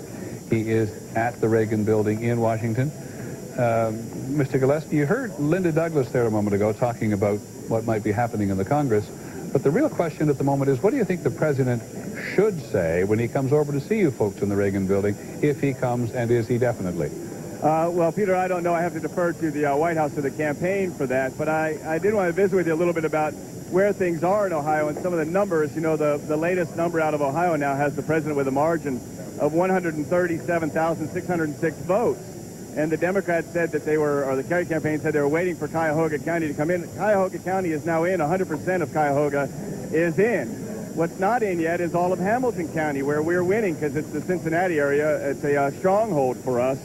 And they're talking about the provisional ballots, Peter, and I thought it was important to talk a little bit about this. If there's 125,000 provisional ballots, and I've been told there's between 120 and 130, understand provisional ballots are not like absentee ballots or early votes. They are not to be counted unless they are proved valid. As we've said many times. Yeah, and so what we've seen in the past is a range, for example, in Cook County, Illinois, in the most recent Democratic primary, they counted between 7 and 23%. If you assume that 25% of those provisionals get counted, that's 31,000 ballots. What's the point you're trying to make? What's the broad point you're trying to make? You think the Democrats are trying on something which does not meet with your approval? Well, it's not necessarily my approval, Peter. My approval doesn't matter. I just want to make sure that people understand that what the margin is and what the impact of provisional ballots is in this election. There does appear to be a discrepancy at the moment between the provisional ballots, however many there are, and the lead that President Bush has in Ohio in the popular vote. I think we agree on that. What do you think President Bush should now say, given the fact that Senator Kerry believes there's nothing wrong with waiting until tomorrow. Peter, I'm sorry. You didn't hear me. No, I heard you. I don't know if you didn't hear me. I can't speak for the president. It's not my job as chairman of the Republican National Committee. Ed, you give advice all the time. Give us the benefit of your wisdom. I defer to the White House and to the campaign as for what the president's going to say. That's not my purview, not my job. Let me put it to you another way. If the president did come over there and say, one could even argue graciously, that the country can afford to wait 24 or 48 more hours to make sure this is absolutely crystal clear, do you think the Republicans in the Reagan building tonight would be disappointed? Oh, I don't know, Peter. I think they'll be thrilled to see the president, but I'm going to let the president's words speak for themselves and not speculate or put words in his mouth. I think I'll leave that to him. I want to, what's the applause behind you, if I may ask? I'm not sure. You see, we're putting you to work already. Yeah. I want to bring up one more thing with you, because I was going to go, Cokie Roberts brought this up with us a while ago.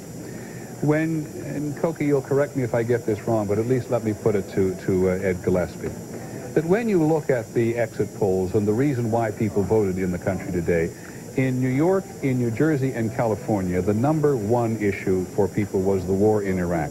I think you probably understand that. But in all the other parts of the country, the great middle of the country, the number one issue was not the war in Iraq, it was the moral issues, the so-called moral issues. Does that surprise you at all? No, it doesn't surprise me. I have not seen those exit surveys. I saw exit surveys earlier in the day that were very much off the mark, as you know, so I'm not sure how accurate that exit data is. But I've always believed, Peter, that this is an election that is going to be decided by national security issues, economic issues, and jobs.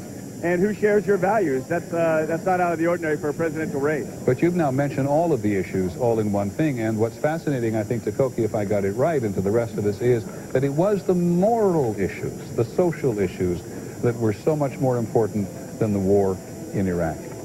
Well, again, I'm not trying to be argumentative here. I have not seen the data. Okay. I know this. I know that exit data that came out earlier in the day turned to be out so far off the mark as to be not credible, so I don't know if this is coming from that. Okay, but to give you the last word here for the moment, you clearly feel you've had a very successful evening. Absolutely. We've obviously gained seats in the House, gained seats in the Senate, a huge win in the popular vote and in the Electoral College as well, and so feeling very good about the night we've had so far. Is it possible for you to give me one answer without spin? What do you think's going to happen in South Dakota?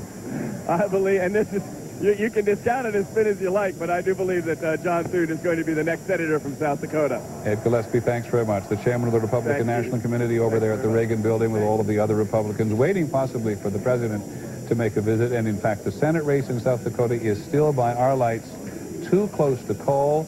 Mr. Daschle, the minority leader in the Senate, as Kate Snow has said, fighting for his political life. The truth is he's fighting for the rest of his political life without question. And let me have a look here. Oh, one precinct in Ohio still has people voting now. Claire Shipman in Ohio. Can you shed some light on Knox County for us? It's hard to believe. No, we were told the same thing, Peter, that there are still people waiting in line. In fact, there's another county, Gambier County, the town of Gambier, actually, not that far from Columbus, where we were told a short while ago there were still students waiting in line at Kenyon College. So there are a few of these places throughout Ohio where the lines have just been astronomical. Apparently in some polling precincts they've only had a couple of machines and they just were not prepared for the huge turnout. We've also been talking to a number of the Kerry strategists in Ohio, outside of Ohio, and while they clearly are focused on this provisional ballot issue, Peter, some of the strategists who are outside of the campaign are fairly glum at this point, and many of them are not even sure that it makes a lot of sense to go after this provisional ballot issue because, as you've been reporting all night and many others have noted, Senator Kerry would have to get such a large percentage of those provisional ballots, it just seems unlikely that he would prevail. Well, on the other hand, it probably makes sense. We haven't projected Ohio because we didn't know just a couple of moments ago that in at least one county, Knox County, people were still counting. I hope you'll check and see whether there are any other counties in Ohio where that's a similar situation. We'll keep looking. Okay, many thanks. We'll keep looking. Mark Halpern, our political director. What more, please, have you got in Ohio? Well, you know, obviously one thing we're still doing along with the Democrats is counting and trying to determine, again, those two numbers, the number of outstanding ballots and then the margin that the president has. You know, we've talked about the provisional ballots. There are some other outstanding ballots besides the provisionals, which the number is very close to the president's lead. But if you look, there's also some other outstanding ballots, not just the provisionals. But there are some overseas ballots in Ohio that would not have been counted yet, and also absentee ballots that came in over the weekend wouldn't have been counted. Now, we have no reason to believe that those are in big enough numbers to change this equation dramatically. The Democrats have sort of gone down for the night and said Senator Edwards' statement is going to stand for them. The president may or may not speak this evening to give his coda on this, but obviously will be hard to claim a full and an unambiguous victory tonight. And we'll have to see tomorrow when that political game of chicken resumes, which side makes the first move. Okay, thanks, Mark. George Stephanopoulos, I'm always struck at this time of night. It's now, because I just had an email from my daughter in Africa who's getting up trying to find the results, that people in other parts of the world are looking at America, which is supposed to be such a model of decorum in terms of the expressions of democracy, saying, what the hell's going on? How come we can't count this? So how do we explain to people in other parts of the world that the system isn't broken, or is it, for that matter, broken? I actually don't think it's broken. And yes, it's 3 something in the morning right now here on the East Coast. But my guess is that when we wake up tomorrow morning, when Senator Kerry looks at the results tomorrow morning, and we're still waiting to see President Bush tonight, this is going to look like a relatively clean outcome. Yes, it takes some time to count. It's not clear at this point right now, but one of the things we have learned over the last 4 years is that voting in a big country, in a closely divided country, is an imperfect exercise, but not necessarily a corrupt exercise or one that is impossibly broken either. And again, I would still go back to the popular vote. There's a fairly clear lead for President Bush this evening. We will probably have a clear vision of this race, I think, by midday tomorrow. George, let's therefore, if we may, because we're going to be here for a spell, waiting certainly to see whether the president is going to show up at the Reagan building and see whether this can be resolved to anybody's further satisfaction. Talk about, for the moment, another subject. It was Tocqueville who wrote. Young French diplomat came here in the 1860s and discovered America with such clarity that we still quote him today. That politics and religion contracted an alliance which has never been dissolved. As you look out at the landscape tonight, how true is that still? Well, first of all, we have to wait and see if the polling this year indicates, as so much of this year does resemble last year, if it does resemble 2000 in the following particular. Last time, there was a 43% cohort of the country that said they go to church at least once a week. Bush carried that on about a 20% landslide. There was an equal 43% cohort that said it rarely or never goes to religious observances, and I believe Gore carried it by 17%. So this division between the secular and the sacred, if you will, in our public life is at least 4 years old now, and it really is much older than that. We've seen black churches have been very important in the Democratic Party for a very long time. Religious impulses going all the way back to the people who first splashed ashore in Plymouth Bay Colony were, after all, quite religious, and were here for religious reasons. So there's nothing more American and more continuous than this strain of religion in our politics. Fareed Zakaria. Well, this is the part, Peter, that the rest of the world finds very difficult to understand. This is what really divides the United States from the other industrial democracies. Gods, gays, and guns, if you will. If you were to take a sampling of public opinion in countries all over the world, and this has been done by the Pew Foundation, you find that the United States on most of these core social issues is much closer to Nigeria and Saudi Arabia than it is to Western Europe or Japan. And that's part of the disconnect that you see between the Bush administration and our traditional industrial democratic allies, because the language the Bush administration speaks is one that in Europe and even in Japan and East Asia is very foreign indeed. I want to just pick up, thanks, Fred. I want to pick up just, George, you always manage to hold statistics so well in your mind. I don't. But here is the two polls, I think, on the church attendance gap, at least as offered up to us by our friends at BeliefNet, on whom we rely. This is from the 2000 exit polls. I think you had it mostly right. Voters who attend religious services more than once a week, 14% of the electorate, 62% for Bush, 36% for Mr. Gore. This is 2000. On the other end, voters who never attend church, 14% of the electorate, 29% for Mr. Bush, and 62% for Mr. Gore. Makes the Republican and the Democratic, conservative, and secular seem pretty stark. It does, and I think the visceral reaction of some people against this president derives not so much from policy, although there are ample visceral and substantive-related objections to him, but is really grounded in this fundamental difference of political and social sensibility, the religious against the secular. Many thanks, George. Terry Moran at the White House with what the president may say. Terry, is the president actually definitely, unequivocally going to go over to the Reagan building? He is, I'm told now by several sources, actually definitely going to go to the Reagan building. They are waiting for one more state to be called, which plus the 20 Ohio electoral votes would give him, if all those electoral votes stand, the more than 270 necessary to win re-election to the presidency. And when he gets to the Reagan building, Peter, he's going to say the people have spoken, a declaration of victory. He is not going to make it provisional. He is essentially going to say the votes are out there, the people have spoken, I won. But will this, Terry, be contingent, in your view, on either Nevada or New Mexico, Michigan, Wisconsin, and Ohio, or Iowa, rather, having fallen or been gone his way? Yes, it will, because right now we have him at 249 electoral votes. If he gets Ohio's 20, that's 269, as you've pointed out. He needs one more, the magic 270. So he'll wait for one of those other states to fall into his column. Iowa, New Mexico, Nevada look to be the likely ones. When one of those does, expect the president to get in the motorcade and head over to the Reagan building. Many thanks, Terry. That's the White House, live at this moment, 25 minutes after 3 Eastern Time.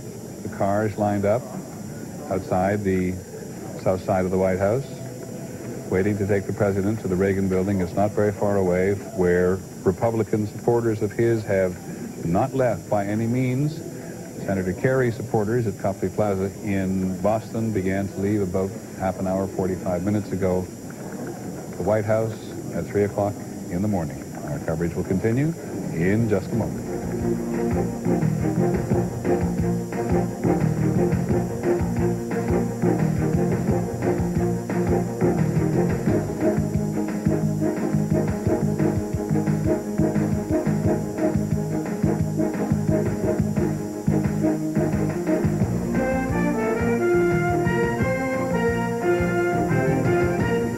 Welcome back to our election coverage, 3:30 in the morning, 12:30 at night on the west coast of the United States. Take a look at the live update.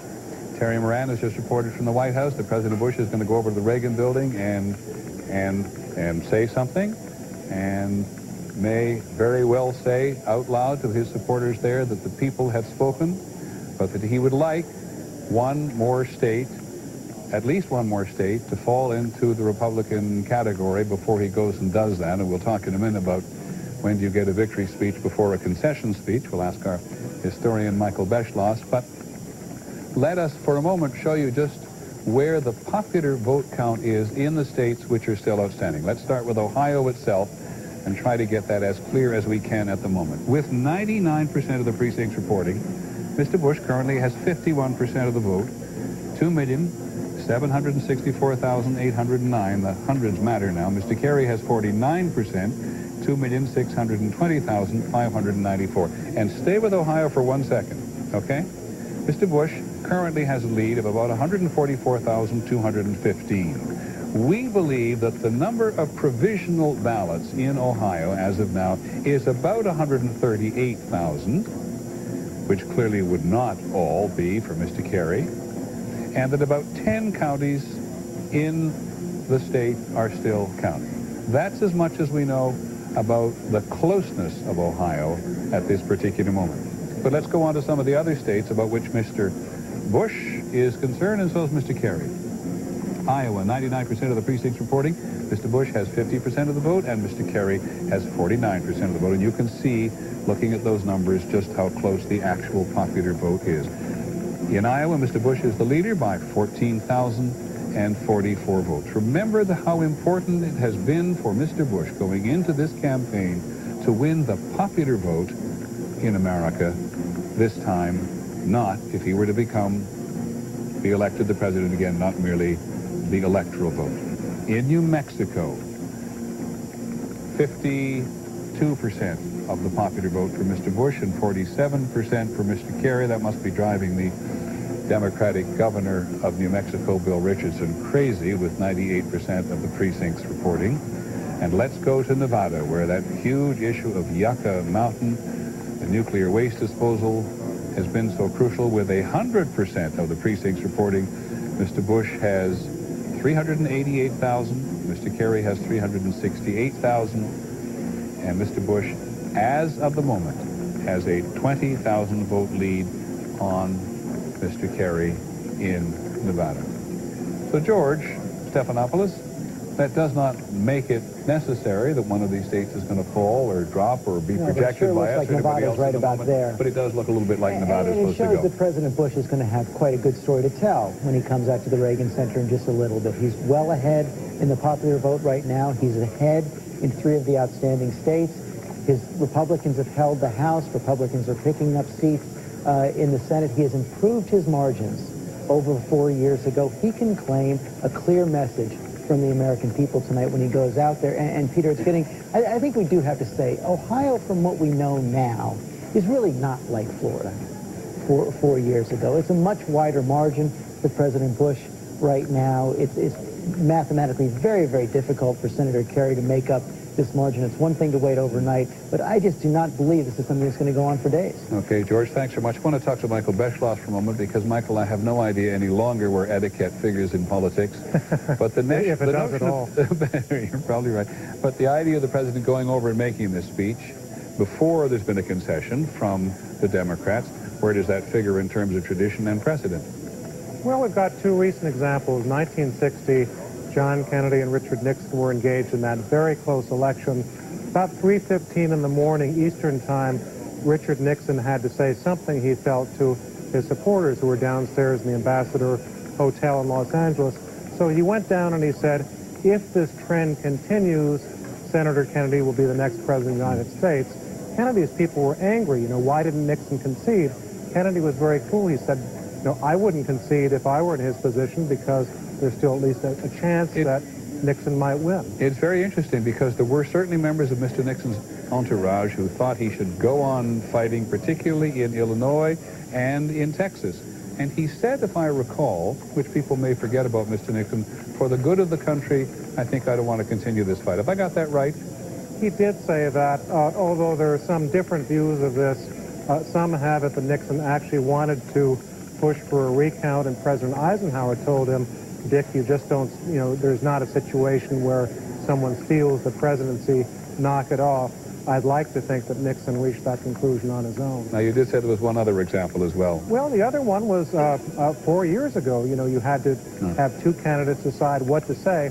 What happened was Al Gore, as you remember, was in a motorcade, came to that big building in Nashville, was just about to give a concession speech, was stopped from doing so. Instead, his campaign manager, Bill Daley, came out of the building and said, until the recount in Florida is concluded, our campaign continues.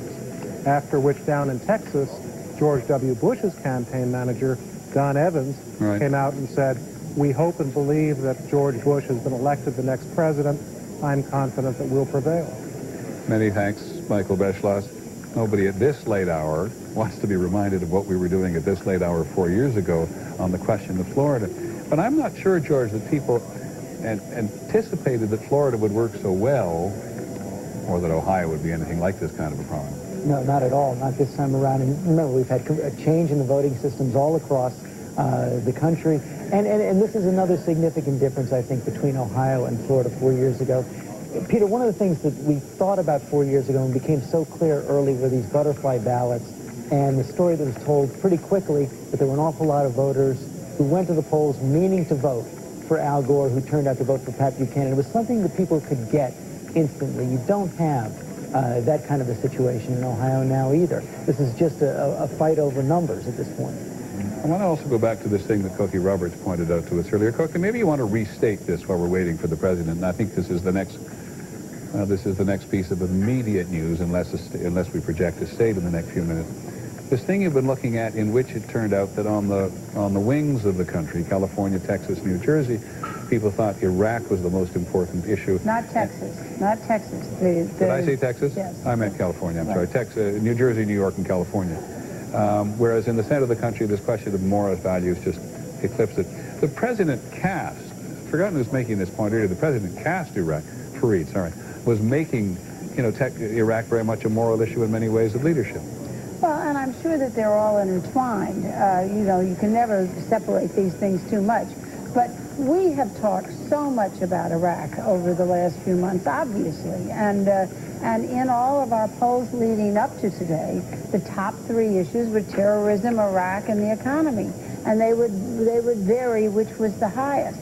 Today, nationwide, the top issue is moral values, and the fourth issue is Iraq. It has not played the major role in this election that a lot of people thought that it was going to play, if the voters are to be believed. And these exit polls are now the ones that reflect what is happening in the popular vote, not the ones that we were getting earlier. So Fareed Zakaria, the president has taken, I apologize, you did point this out, he's taken what had been a weakness, at least judged by the polls, and built it somehow into a strength. Well, if you look at what's going on in Iraq over the last 6 months, it's very difficult to see how it could be something the president could run on. And the way he's run on it is by casting it as an issue of character, steadfastness, moral clarity, all the similar traits that he presents when he talks about his views on family values, religion, abortion, marriage. And as a result, he was able to remind people that even if they didn't think Iraq was going so well, they liked the qualities that got him into Iraq, and they liked the steadfastness he was showing. So in that sense, yeah, Iraq became a social issue rather than a strategic issue. I disagree just slightly with Cokie. It's not that for the country Iraq wasn't important or that the social issues were important. It was for Red America, as it were. There really are two countries, and Bush and Kerry, even on Iraq, it turned out, was speaking two different languages, each to their own constituents. George, Will, I readily concede that it's very difficult sometimes for those of us who live on the wings of the country to understand as well as we should the inner workings of the center of the country. Having said that, and putting aside the numbers game that we're having a dilemma with in Ohio at the moment, what's the biggest surprise for you so far this evening?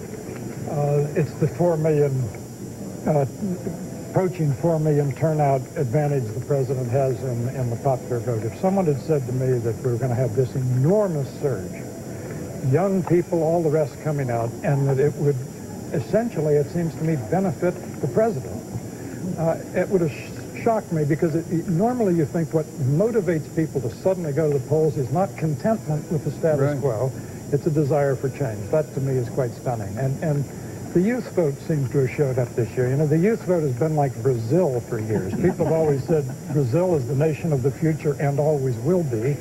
And people have always said that the youth vote is there, and this is the year it's going to come out. This year it's come out. But it has come out looking remarkably like it always does in its configuration, and the rest of the country. Cokie, I know you wanted this, but as you come in, can I ask our director to please put up the popular vote again?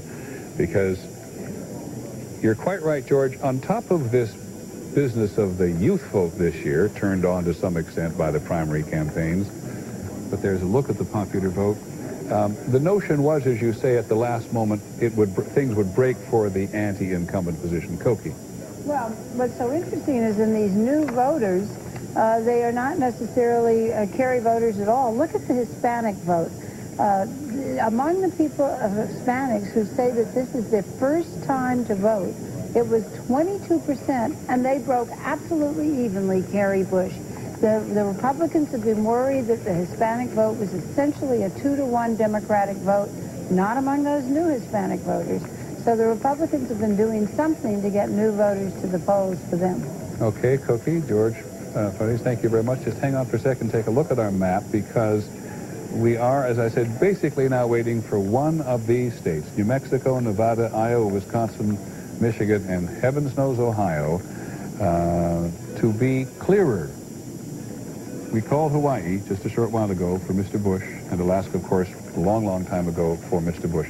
But while we're waiting for the president to leave the White House, and because Fareed mentioned it, and because the rest of the world, certainly Europe and other parts of the world, are just getting up to see in their newspaper something they did not think when they went to bed last night. Let me check in with two people overseas in our London bureau who will at least give us their reaction to a second term by Mr. Bush. Adil Darwish, currently freelancing for the London Daily Telegraph and the Daily Mail. He's a commentator for the BBC. And Yosri Fouda, I hope I pronounced that correctly, Yosri Fouda, who is the chief investigative reporter in Al Jazeera's London bureau. Mr. Darwish, when the rest of the world, and the Middle East particularly, wakes up to see that Mr. Bush is likely to be the next the president again for 4 years, what will they be thinking? Well, there will be a mixed reaction. Certainly in Europe, there will be some disappointment on the popular level who didn't like the way President Bush isolated America from Europe and went to war in Iraq. The Middle East will be a division.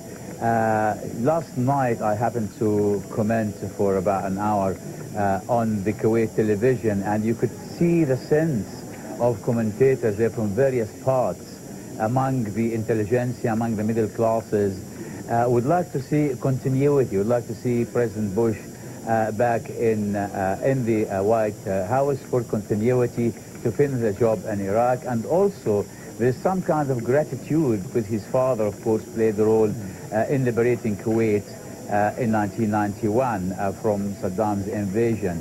On other parts of the Middle East where there is a traditional media controlled by French-educated, leaning to the left editors, or certainly a combination of nationalist and Islam, is in disappointment because they wanted, on an emotional level, to see a defeat for President Bush and Democrats coming to power. Mr. Fouda, can I just interrupt you for a moment, Mr. Darwish, and go to Mr. Fouda? And ask you what you think the Arab world and Iraq will think tomorrow morning when they see it is, in all likelihood, Mr. Bush again. A lot of people in the Middle East, I've heard, say it doesn't make much difference whether it's Mr. Kerry or Mr. Bush. Do you believe that? I think there would be more than one way to look at it. One way is perhaps to look at it as Kerry losing rather than Bush winning. Another way is perhaps to look at it as a referendum on George W. Bush.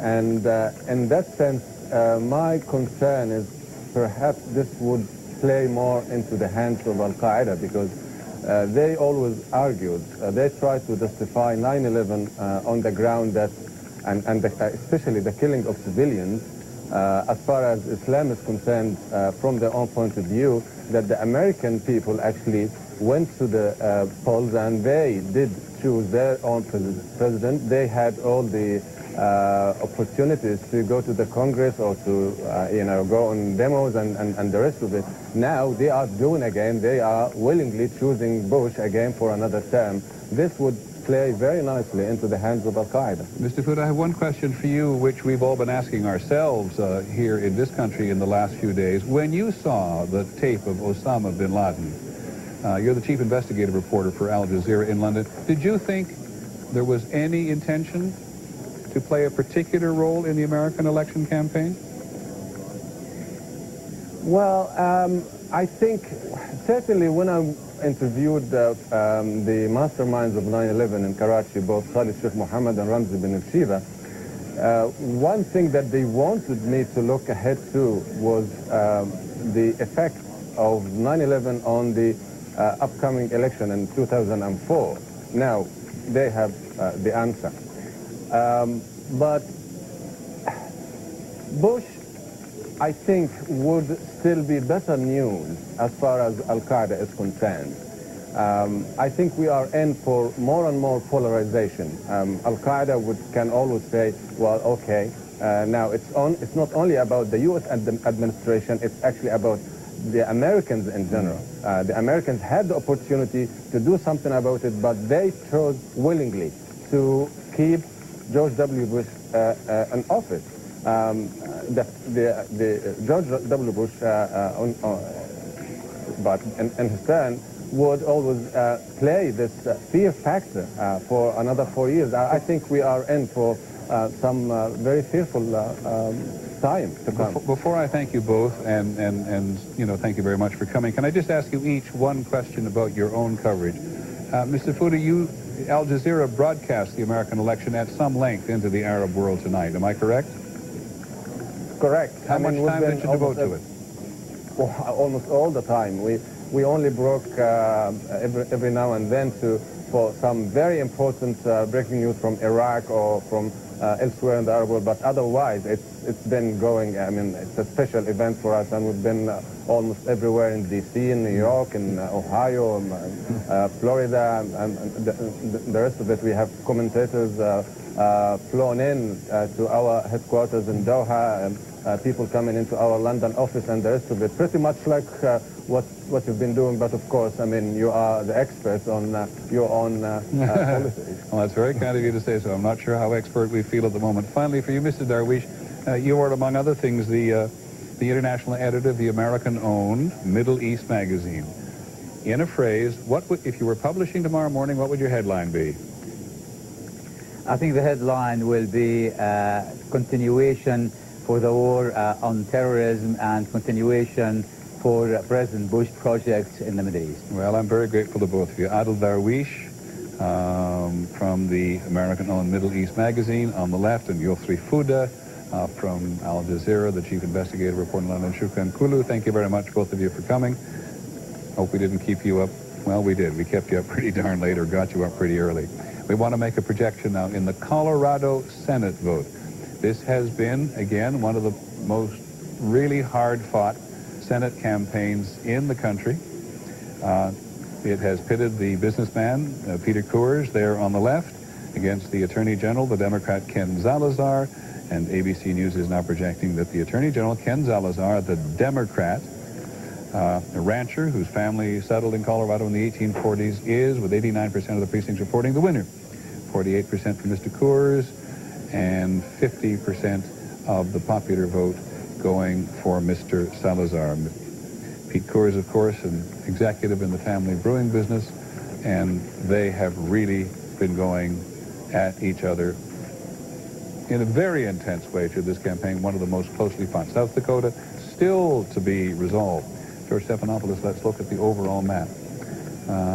Still nothing to call on the presidential vote, but talk a little bit about that Senate campaign. That was a very tough one. Senate campaign and a pickup for the Democrats. Ben Nighthorse Campbell is a Republican. He decided not to run again, but it was held by Republicans. Actually, Ben Nighthorse Campbell used to be a Democrat, then he became a Republican. Right. But nevertheless, it is a pickup for the Democrats.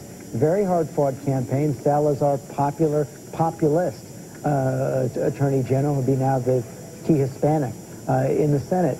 But it's probably still not enough, of course, to make up the gap for the Democrats. They're still going to be in the minority. But let's go to Capitol Hill and ask Linda Douglas about this, because, Linda, while we now know that control of the Senate is going to stay with the Republicans, the magic number in the Senate, as far as a president is concerned, is 60, and whether or not it is veto-proof, give us some sense of how that will be temperamentally in the year ahead. Well, the Republican leaders that I've talked to tonight, the senior staff for the Republican leaders, really believe that by the end of this night, it's possible that they could pick up 4 seats. That would take them up to 55 Republican senators versus 44 Democrats and an independent who votes with the Democrats. If that were to develop, that would require, of course, that Senator Daschle, the Democratic leader, were to lose to his Republican opponent.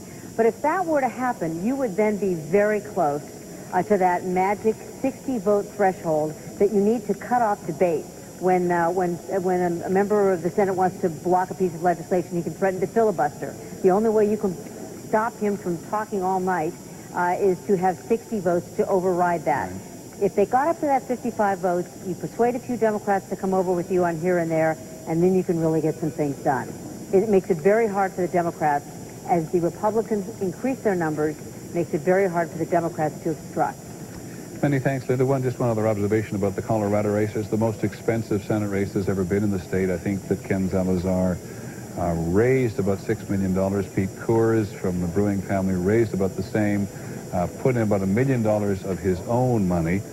But overall, as we've said several times in the course of the sitting, this has been an astonishingly expensive election at every level in the country. I've even now forgotten, George, overall, what the overall billion plus figure is. If you add all of the races across the country, not just the presidential race, I think you're above $2 billion. Peter, for the presidential race alone, more than $1 billion. Let's go to New Mexico. Oh, I can't go to New Mexico all of a sudden. That's the second time upstairs you guys have sent me off in direction. I want to change your mind about 2 seconds later. But we would like to go to New Mexico at some point because I think that ABC's John Donovan has been speaking to Governor Bill Richardson. And as we look at New Mexico, remember what it was like 4 years ago. There are 5 electoral votes there. The polls closed at 9 o'clock Eastern time. That's quite a good time ago. In 2000, Mr. Gore had 47.9% of the vote. Mr. Bush had 47.8% of the vote. We've talked about close elections. In 2000, the difference between the Democrat and the Republican in New Mexico was 366 votes. Both campaigns have not given an inch in this particular campaign. And this is, as we've talked, is Tavis Smiley still with us? Let's get Tavis back up, because Tavis, the last time you and I talked about African Americans, you also wanted to talk a little bit about the Latino influence in America. The Latinos make the difference in New Mexico. But one thing people sometimes lose sight of is that the Latino vote in America is not by any means a monolith. It's not a monolith, and I think what, again, these exit polls are showing tonight is that Mr. Kerry did not do as well with Hispanics as Al Gore did 4 years ago. That's not good news for Democrats. What's also not good news is that President Bush picked up support in the Hispanic community this time around. He touted his support when he ran 4 years ago, the support he received in the state of Texas as governor and how he expected to do for president. He did well last time, but apparently has done even better with Hispanics tonight. So they're not a monolith. And it's not just a matter, it seems to me, Peter, of not being a monolith anymore. It's a question of whether or not, with the right move here or there, again, if the president puts a Hispanic on the Supreme Court, will we see for the foreseeable future the Hispanic vote being on lockdown, as it were, for the GOP? Many thanks, Tavis Smiley in Los Angeles. We said a while ago that the president may have been, I think Terry Moran said the president may have been waiting to have at least one more state in the country fall, preferably in his direction, before he goes over to the Reagan Building in Washington. ABC News now is in a position to make one more projection in the state of Nevada. It's been very hotly contested, as you know. Mr. Bush won it last time. ABC News now does project that Nevada goes to Mr. Bush. And perhaps we can take a look at the popular vote in Nevada again. This is one of the few mountain states to be truly competitive. They've picked up one electoral vote since the 2000 election, with 100% of the precincts reporting 51% for Mr. Bush and 48% for Mr. Kerry. I'm laughing only slightly because we started off this evening and saying that we were really going to be conservative now, given what happened last year, George, and here we are. We're very conservative. We waited until 100% of the precincts reporting in Nevada, but that's how close it was. That's right. Of course, this is an important get for the president. Now, if he has those Ohio numbers, it gets him to 274, a guaranteed victory, even if Senator Kerry won all the rest of the states on the board. But what you still see there, Peter, only one state so far that we've projected has flipped from last time around. It's a very stable country. We're still seeing New Hampshire's the one. Perhaps President Bush will pick up New Mexico and Iowa, but those are really the only states at this point that really look like they could flip. Isn't it quite stunning? Stay with this map for just 1 second, because there is our live update as of the moment with the outstanding votes, and here it is in 2000.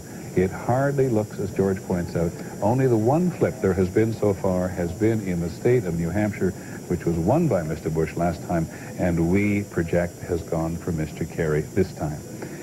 We are very much enjoying your company in the course of this astonishing evening, with perhaps more astonishment to come. We'll be back in just a minute.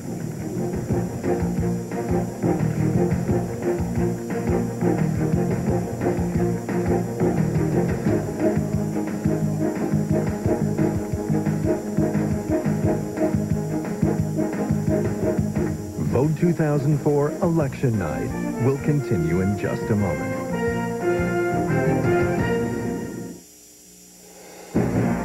This is an ABC News special. The 2004 vote. Today, all across the country, Americans cast their vote. And tonight, it all comes down to this, Election Night.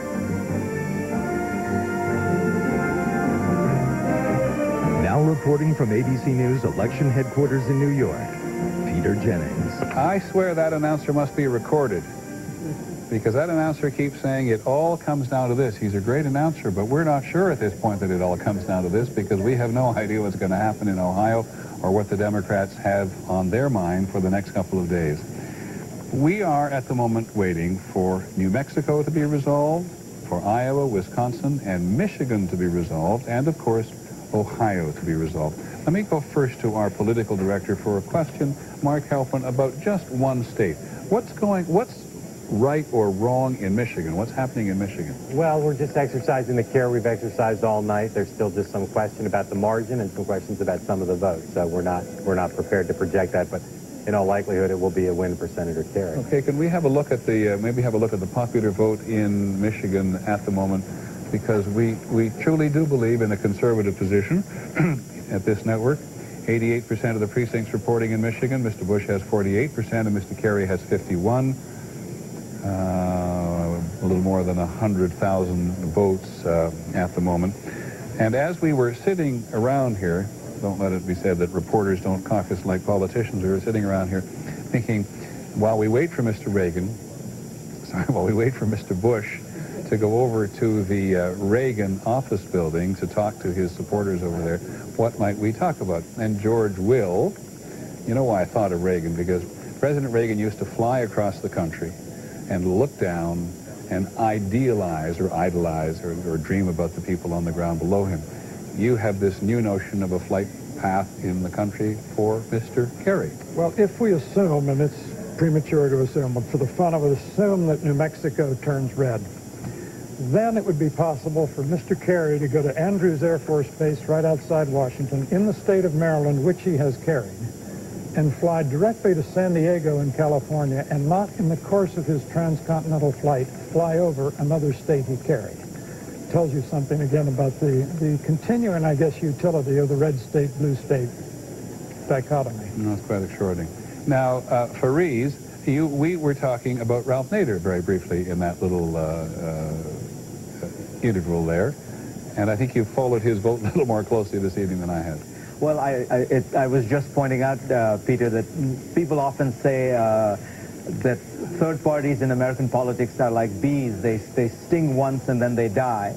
And it's clearly true of Nader as a broader national phenomenon. But given how close this election is and how close elections have been, it's astonishing. In Wisconsin, New Mexico, and Iowa, it seems that the margin of error is 1 or 1.5 points right now. And Nader has 1 point.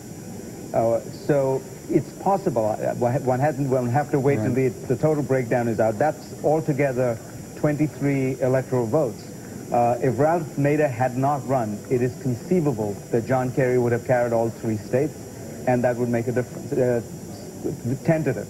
I'm going to debate him on that, Go ahead. if I can. It's that time of night. If you have only 1% of the vote, if Ralph Nader is down to 1% of the vote, he is down to the hardcore anti-establishment voters who are more likely to vote for Ross Perot or Pat Buchanan than someone like John Kerry or Al Gore. When you're talking about that smaller percentage, theoretically possible, but I think it's unlikely. Fareed, your mission now, while we wait for the president, is to go and find out how the Libertarian candidate has done. ABC is going to make a projection now in a Senate race, and there is no question this is a big one, and this is going to thrill all the Republicans who are waiting for Mr. Bush over there at the Reagan building. ABC News now projects that in the South Dakota Senate race, former Congressman John Thune, who is the Republican, has defeated Senator Tom Daschle, the minority leader in the Senate. The only Democratic incumbent whose bid for re-election was really a toss-up, a three-term senator. ABC News projects that Senator Daschle has lost his seat. First time in 52 years, the first time in 52 years that a party leader in the Senate has been defeated. There's a huge amount of reaction around the country to that. Let's start with Linda Douglas, who is herself on Capitol Hill. Linda? Well, this news really will be stunning to the Democrats I've been talking to this evening, only because even though Thune was leading all along, they somehow thought that Daschle would pull it out. Here's what's happened to the Democrats in the Senate really over the last decade, Peter. They were used to being in the majority. They took their power almost for granted. They suddenly found themselves in the minority. Daschle sort of held them together as a minority. They're now in a shrinking minority, and they need to find a whole new leader with probably President Bush at the helm and a fully Republican Congress. So this has enormous implications for the Democrats and their ability to have a voice and to get anything that Democrats want to get done to the Senate. Many thanks, Linda. Let's have a look just at the whatever we've got on the visually on the race in South Dakota, because this is very important. This is the second try by John Thune, a former congressman. 4 years ago, he ran against the then freshman Democratic Senator Tim Johnson in South Dakota, and he lost in that particular race by 524 votes. That's how close John Thune came the last time. And tonight, with 99% of the precincts reporting, Mr. Thune has a lead on Mr. Daschle of 8,839 votes. As Linda Douglas says, this is going to be profoundly difficult for the Democrats in the Senate. And I'm going to ask a more basic question, first of you, George Stephanopoulos, and then of Cokie Roberts and George Will. What happens to the Democrats tomorrow? The Democrats have a history of handing those who lose their head on a platter. That's right, no question about it. You look at Michael Dukakis, Jimmy Carter, two good examples. Exactly. I think the Democrats are going to have something like a civil war. Maybe not starting tomorrow, but starting over the rest of the year. Their majority leader, their leader in the Senate lost.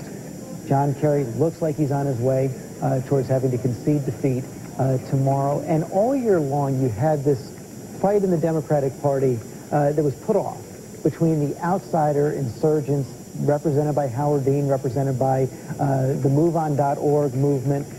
They created a progressive insurgent movement in the Democratic Party, and one of their chief targets were the establishment Democrats in the Senate and somewhat in the House, who they felt didn't take on President Bush enough. I think this conflict is going to intensify now that John Kerry has lost, and the fact that they held together for Kerry's campaign, now there's no more glue. You're going to see a quite open conflict. Let me go to Michael Beschloss in Washington. Michael Beschloss, what do you think that Howard Dean is thinking tonight? I think he's thinking, is it too early to start tomorrow morning on my 2008 campaign, get my website working?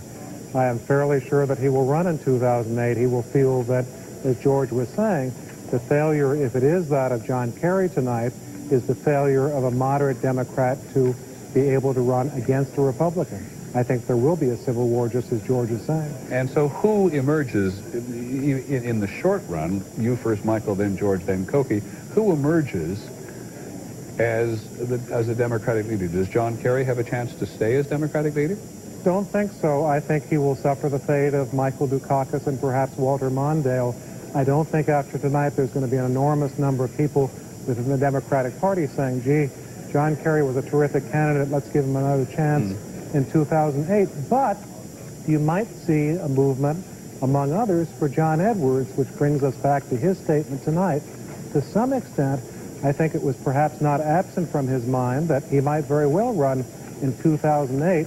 And if he can, sort of bring that out of what he said tonight, the anger of Democrats at feeling the presidency was snatched away once again in 2004, he may feel that he can channel that fury into a 2008 Edwards campaign. Well, Cokie Roberts, as I look at the map tonight, and particularly at the South, I don't see that John Edwards is a particular help to the Democratic ticket. No, on the other hand, the notion that the problem with the Democrats was that they weren't liberal enough and progressive enough, I think, is severely misreading this country.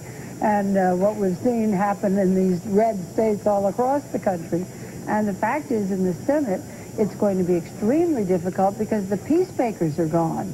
You have lost people like John Breaux from Louisiana from the Senate, and Bob Graham from Florida. Decided not to and run. So what you're going to have is a smaller Democratic core of much more liberal senators who will be even more out of the mainstream if they're not very careful. Peter, there will be a poll done sometime in the next month, probably very soon, that shows that Hillary Rodham Clinton is leading among Democrats and is a front runner for the 2008 nomination for president. Because she's the most well-known, most well-liked person among the base of the Democratic Party. But she's in a difficult position because she is in the Senate. She voted for the war. She is both an establishment figure and she's got the hearts of the insurgents because she's such a celebrity. It's going to be very interesting to see how she negotiates this path. The conspiracists, not all that long ago, believed that there were members of the Clinton establishment, that's just to say Senator Clinton and former President Clinton, who would not be unhappy to see John Kerry defeated.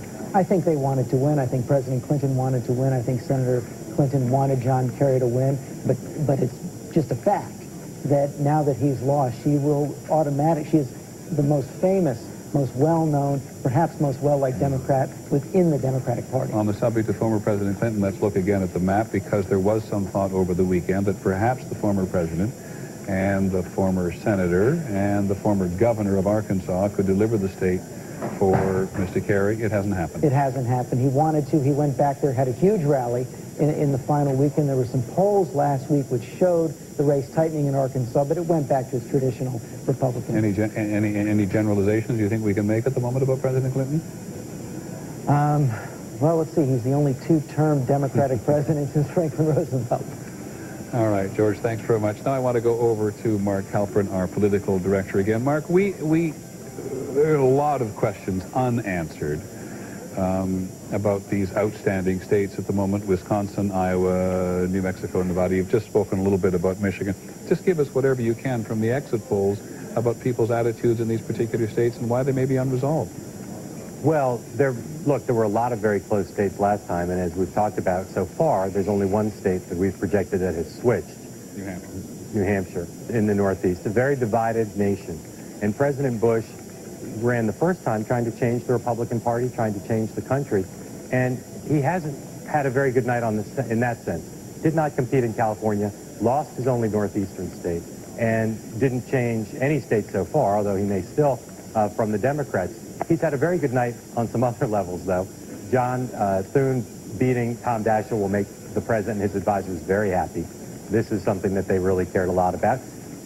More senators elected, maybe more members of the House Republican, and certainly a lot of people who are certainly not losing seats in the House and certainly maintaining control of both chambers of Congress. But I think the most important thing for the president tonight when he speaks, assuming he does, as we're expecting pretty soon, is does he reach out to the country?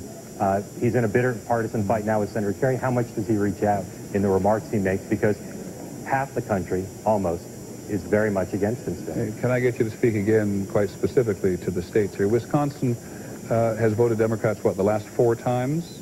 Since 84, I believe. Yeah, last several times, but has been trending Republican. Do we see that showing up tonight? Well, it's very close. It was very close last time. If the president ends up taking it, obviously it will have trended somewhat Republican, but the president was able to compete. The one area he was able to compete in and perhaps change things is that Great Lakes area, competing in Minnesota and Iowa and Wisconsin, and he may end up winning 2 of those 3. But again, the coasts, the Northeast, still very much inaccessible to the Republican Party of George Bush at the presidential level, and that's something that he aspired to do as a candidate, to change not just the policies of the country, but the politics. There was that moment in August when Senator Kerry called the home of the Green Bay Packers Lambert Field instead of Lambeau Field. I wonder, in a very close election, if that little tinge of resentment hangs on with some people. The Kerry campaign was victimized and made themselves the victims of a lot of things like that, where the Bush campaign was very good at latching on to the stereotype of Senator Kerry that has some truth to it, that he is a Northeasterner, that he doesn't necessarily have the same ease with every region of the country. And mistakes like that were pounced on, and the Kerry campaign can easily look back and find a lot of mistakes, many made by the candidate himself, that I'm sure they'll think about for years as having cost him the election, assuming that, of course, it goes that way. Okay, Mark, thanks so much. I want to go up to Sioux Falls in South Dakota now because John Thune, who we have projected as the winner in the South Dakota Senate race, is just about to talk to his supporters. As we said, he's a former congressman. He came within a few hundred votes of winning a Senate seat 4 years ago. He was not only the choice of the White House this time, but the personal choice of the president. The president sent a huge number of assets into South Dakota to fight against Mr. Daschle. The Republican leader in the Senate, Bill Frist from Tennessee, broke with tradition and went to South Dakota to campaign against his opposite number, Mr. Daschle, on behalf of Mr. Thune. Whatever it was tonight, something has worked, and here, briefly, is Mr. Thune. All right. Thank you.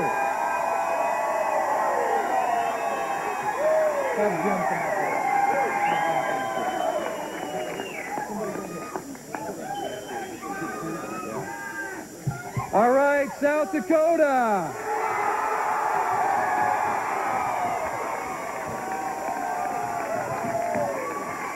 It's time.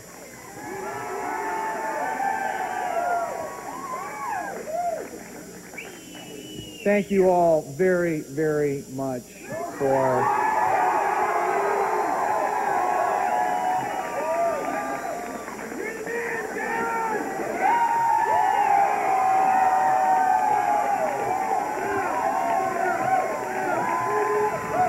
Well, I think you get the message. John Thune being warmly, enthusiastically received by his supporters as he comes to say thank you in this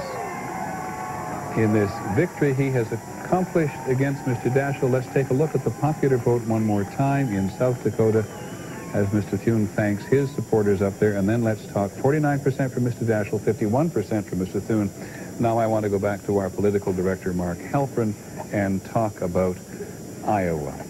We all traipse off, and we love it, to Iowa for the beginning of the caucuses. This is where John Kerry turned his campaign around with a come-from-behind victory against Howard Dean. What's going on in Iowa tonight? Well, also, another state we've not yet projected, very close. We'll have to see at what point we can project it. But, again, one of those states that the president competed in a great deal. It's another state where, if it doesn't end up costing John Kerry the White House, their regrets won't be as many. But for a long period, right after the Republican convention, the president visited Iowa quite regularly.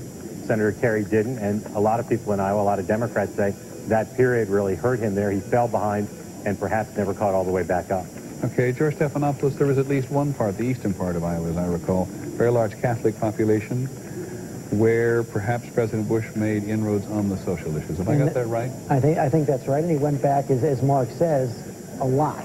And he kept trying to hit that triangle of states. He knew that was his cushion, and it turns out he may not need it if he indeed wins Ohio, but he was focused on that from the start. It was a state that Al Gore won by a very close margin 4 years ago. He thought it was one of his best targets to flip, and it's on those social issues, cultural conservatives, that President Bush thought he could make inroads. And, by the way, as ABC's Linda Douglas on Capitol Hill reminds me, in an email just a moment ago, John Thune in South Dakota ran on all the moral issues. John Thune's a very conservative member of the now Republican establishment, but he ran on the moral issues and constantly against Senator Daschle as the principal obstructionist to President Bush's policies as he tried to pass them through the Congress. What South Dakota now comes to grips with, and we'll see what happens when the Senate reconvenes or when the new Senate convenes, is whether or not that historic influence that the leader brought to the people of South Dakota in terms of assets for the state will be delivered by Mr. Thune. George Will. You want to talk about Michael Moore? Well, I do, actually. It seems to me one of the problems the Democratic Party has if Mr. Bush goes on to win is they have to decide what to do about their Michael Moore faction. Michael Moore represents, I don't know how large a chunk of the Democratic Party base, but it's not insignificant. And Michael Moore, not to put too fine a point on it, not only loathes George Bush, but seems to loathe the country that would be so repulsive as to vote for George Bush. And there's a shrillness, therefore, that seeps into the Democratic Party that I think puts off far more people than it attracts. Oh, very interesting. which takes me in no particular order, again, back to Linda Douglas, which was something I failed to ask her a little while ago. Linda, with Senator Daschle defeated, who becomes the new Democratic leader in the Senate? Well, the likely candidate right now is someone that I would imagine that most of the people in our audience have never heard of. The Democratic Senator Harry Reid from Nevada. A very soft-spoken man, very mild-mannered, almost professorial-looking man with, some would even say, sort of a heart of steel. He's a really tough political infighter, not a particularly charismatic public figure. And remember, the minority leader of the Senate becomes, for the time being, the face of the Democratic Party. So there's a lot of talk already among Democrats, even at this wee hour of the morning, about whether they now need to search around and try to find somebody else. Hillary Clinton's name gets tossed around. That won't happen, I guarantee you. But somebody else who can be more of a persona for the Democratic Party to be their voice while they work up to the next presidential campaign. Does rather sound like a mess for the Democrats, doesn't it? It does. Okay, Linda Douglas, thank you. By the way, just for the record, because there was some confusion, we've only got one call briefly wrong this evening, and it was in the House of Representatives, and we quickly corrected it. But just for the record, in the Connecticut, in the 4th District of Connecticut, the Republican Christopher Shays has been re-elected. We very briefly said earlier on that he'd been defeated. That was the mix-up. We quickly corrected that he hadn't been defeated. Now we can say that he has, in fact, been re-elected, Christopher Shays, in the 4th District of Connecticut. Let's take a look, please, at what we are struggling with at the moment. The number of electoral votes needed to win: 270, 254 for Mr. Bush, 225 for Mr. Kerry. Mark Halpin, I think the last time I asked you was about Iowa, and getting a little punchy here, and I apologize. But I know you've got other exit polls there which enable us to drill down a little more deeply into people's attitudes about how they voted tonight, so take it. Well, let's talk about Iowa. Again, a critical state, and one that, as you can see from the big board, we haven't yet projected, but independent voters in Iowa split in 2000, right down the middle. This time they went for Senator Kerry, 53 to 43, and they made up They made up 30% of the total vote. That suggests that President Bush did very well in Iowa, turning out Republicans, and that was the president's goal, his campaign's goal, not just in Iowa, but also in Wisconsin, also in Minnesota and elsewhere, to turn out Republicans. Pretty remarkable to lose independents by that amount and also be very competitive and maybe win the state. Also, in Iowa, we asked voters what top quality they look for in a candidate. President Bush's supporters said strong leadership, 36%. And Senator Kerry's supporters in Iowa, the top quality for them that they wanted in a president, someone who could bring about needed change, 48%. But again, the states at this point still we're not sure who's going to win. It's one that Senator Kerry absolutely needed and President Bush threatened all year in. And Mark, I think that Cookie Roberts said to me earlier tonight that independents had also voted very much in favor of these so-called moral or character issues. Would you like to define moral issues for people? Well, it's tough. This year, for a lot of people, it involved partial birth abortion, an issue the president stressed, also gay marriage, also just what people call values generally. Someone who's in their community or at the presidential level, someone who projects strong values. For a lot of Americans that the president targeted, they saw that in him. The gay marriage amendment was on the ballot in 11 states. Has it passed everywhere? The only two places that we were tracking it closely enough to say for sure was in Ohio, of course, and in Michigan, and it passed in both those places. Okay, and it's very strict in Ohio particularly. That's right. Okay, many thanks.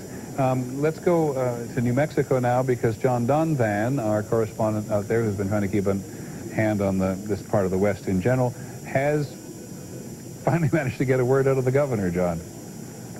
I did speak with the governor, and what the main thing he wanted to say is that this is not over yet in this particular state for John Kerry, and he's saying that because there are numbers out there suggesting that in the state overall, President Bush is beginning to open a lead, but ABC News is not making that judgment. It's considered too close to call, and we have numbers that indicate that in this very county, Albuquerque County, Bernalillo County, which includes Albuquerque, the senator has actually take in this county, and that's significant because this accounts for about 40% of the population. He's got about a 16,000 vote lead in this county in particular, but again, wanting to state that this is way too close to call. Governor Richardson, you asked earlier whether it's driving him crazy that his state hasn't gone clearly for Kerry. He didn't want to get into that.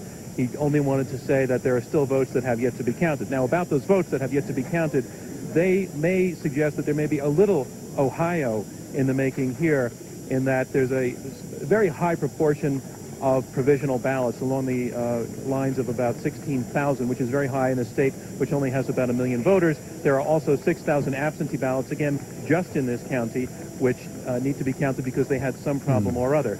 As in the other states, that counting is not going to begin until Friday, and the results won't be coming until about 10 days from now. So if New Mexico remains in any way crucial, like Ohio, it may be a state that does not yield a clear result. Okay, John, well, I do apologize for alluding to the fact that the senator was being driven crazy by the results, but if you take one more look at John Donvan there standing in New Mexico, it looks like the governor has closed his garage door on John. Well, this is Can we go back? Thank you. It essentially is a garage door, but the folks who are counting ballots there announced about 20 minutes ago that it was time to go home. They shoved me forward about 4 feet and closed the door, and here I stand. Well, they're entitled, John. Everyone want to protect the vote under any circumstance. But let me just get the figures right. Do I understand there are about 6,000 absentee ballots in New Mexico which have not yet been counted? There are 6,000 absentee ballots in this county that have not been counted as of yet. Okay. Yes. Many thanks, John Donvan. I appreciate it. I've seen John work in front of a lot of backdrops in many different parts of the world. That's one of the more interesting. Our coverage of this election campaign will continue in just a moment.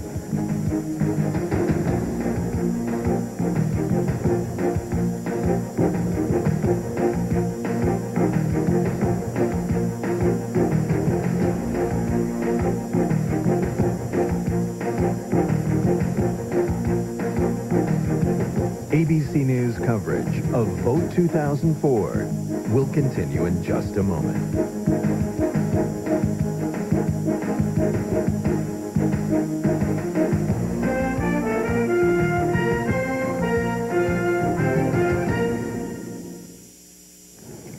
Welcome back to our coverage. As you can see outside the... I dropped my microphone on the floor here, which is going to be an awful lot of help, so you'll forgive me while I pick it up. That's the south side of the White House that we're looking at there, and the presidential motorcade is still just sitting there. But there are all sorts of going on in the White House at the moment as the president figures out on what basis he is going to go across to the Reagan building and talk to his supporters. And I can't give you much insight into the Kerry campaign at the moment, but we can go out to California and talk to a couple of people, most notably at the moment Stuart Taylor, who's been one of our commentators this evening, who writes about legal issues for the National Journal, and we're very glad to have him. I'm glad you're on a Western time zone and not on an Eastern one, Stuart. What kind of pressure do you think there is on Mr. Kerry at the moment? Well, I think he's got conflicting pressure. I think if he were to concede too soon, he would not be forgiven by a lot of people in his party. But if he hangs on too long without conceding beyond the point where it seems unreasonable and where the media, for example, are calling the election, then he'll look like a sore loser. I think they'll be doing a lot of arithmetic. They're probably doing it right now. They may have some numbers that we don't have. How many provisional ballots are there really? We've seen varying numbers. What is the Bush margin? What percentage of those provisional ballots would Kerry have to win? What percentage would have to be counted, and what percentage of those would Kerry have to win in order to put him over the top? How many military ballots? I've seen one estimate that there are in the tens of thousands of uncounted military ballots. Those may well break towards the president. Well, then you need to subtract that number from the total of provisional ballots that Kerry can hope to get. And then when you do all the arithmetic, is there a shot at all? And if there is a shot, can you improve the shot by going to court? By, for example, renewing the legal effort to require that provisional ballots filed in the wrong precinct be counted, by filing lawsuits over the standards, you know, trying to get a uniform standard for how they should be counted, which would be a Bush versus Gore type theory to some extent. And I think, I bet they just don't know whether the numbers are going to come out giving them a realistic shot at hanging on or not. But you do make a very interesting point that the pressures on Mr. Kerry are coming from two directions, that there are Democrats who do not wish him to concede under any circumstances at the moment because of what happened in 2000. Now, you write about legal issues for the most part for the National Journal. As you have sat there tonight, have you contemplated what his chances might be in a court? I don't see great legal options for him. The two biggest legal questions revolving around provisional ballots have been, one, as I mentioned a moment ago, should they be counted if they were filed in the wrong precinct? And there's been quite a lot of litigation about that already, and by and large, the Democrats who are arguing, yes, you have to count them in that situation, have been losing all the lawsuits, including one in Ohio. And according to the news report I read, that they lost this about a week ago in a federal appeals court, and they decided not to appeal.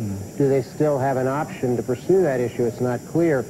As for arguing for uniform standards, I don't know that that helps them that much. And so I think the litigation opportunities are limited.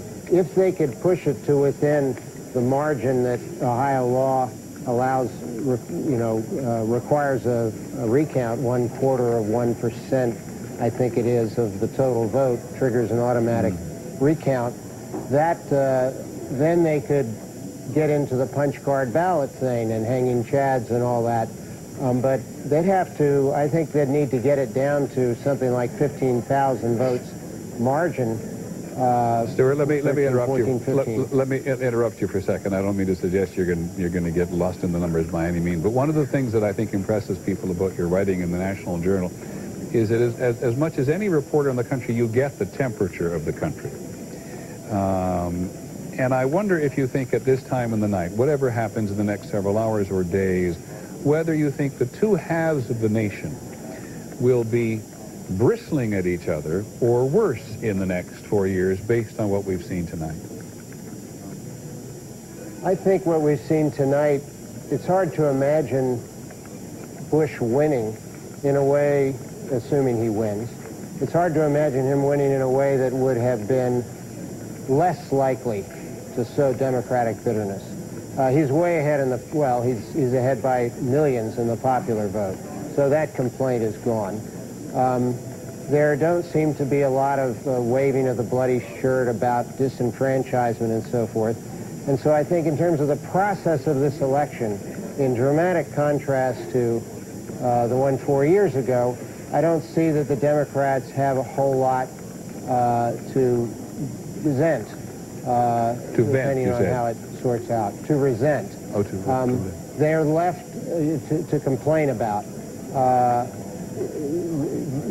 They stole it is not a line that is likely to resonate.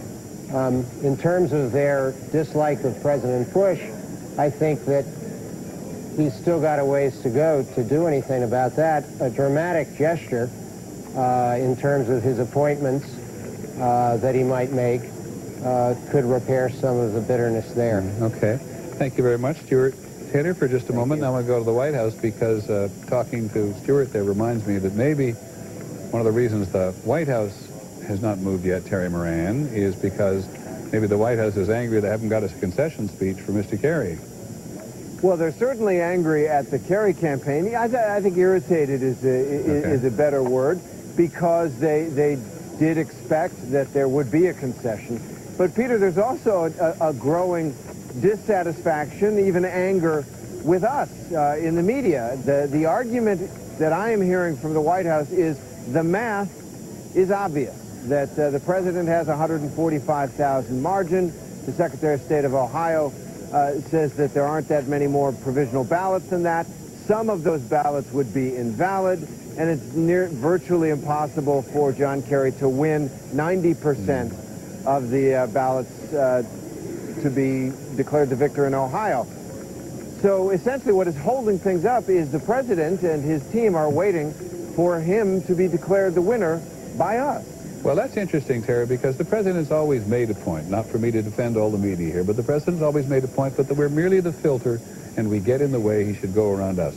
He's perfectly capable of going over to the Reagan building by himself and saying what's on his mind, isn't he? He certainly is, and it seems as if he wants the imprimatur, the stamp of legitimacy from us this time, declaring him the winner with Ohio in his pocket before he goes over and declares victory himself. So that is where we are, it seems, with a lot of frustration building in the White House against the Kerry campaign and Senator Kerry to an extent for not acknowledging what the president believes is the obvious, and increasingly with us.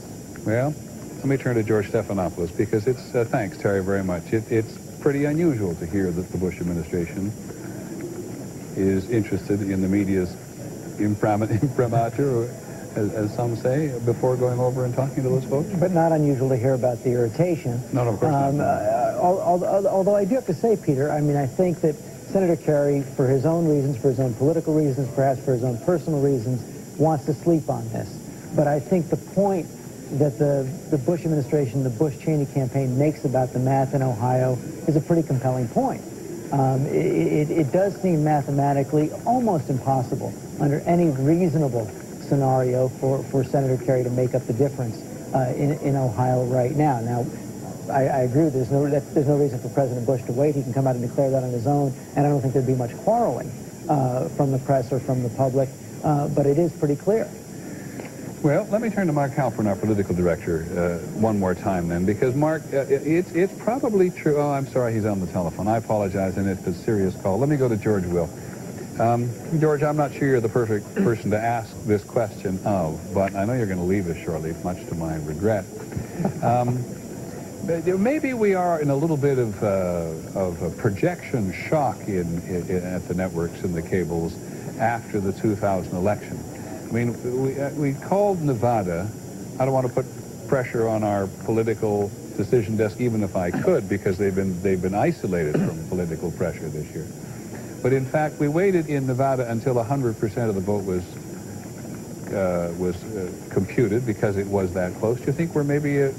Is it possible to suggest we're too cautious this year? Has the president got a point, maybe? Well, it's possible to be too cautious, but we have to be cautious in the context of the provisional ballots. And then you can have 100% of the precincts in. You can have more provisional ballots out than the margin of victory, and therefore the logic of caution is to keep on being cautious.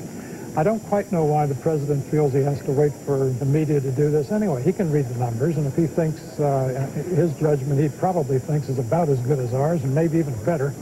And he could therefore go over and say, I've won. But maybe Mr. Bush and Mr. Kerry are both in the same position we are. They're all in something of 2000 shock, and anything they do this time will be seen as a reaction to what they did in 2000.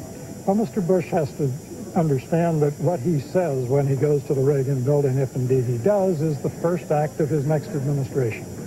And if the complaint about him has been that he's been an in-your-face, hard-right, uncompromising, divisive figure, etc., this might be a place where he doesn't want to continue stepping on toes.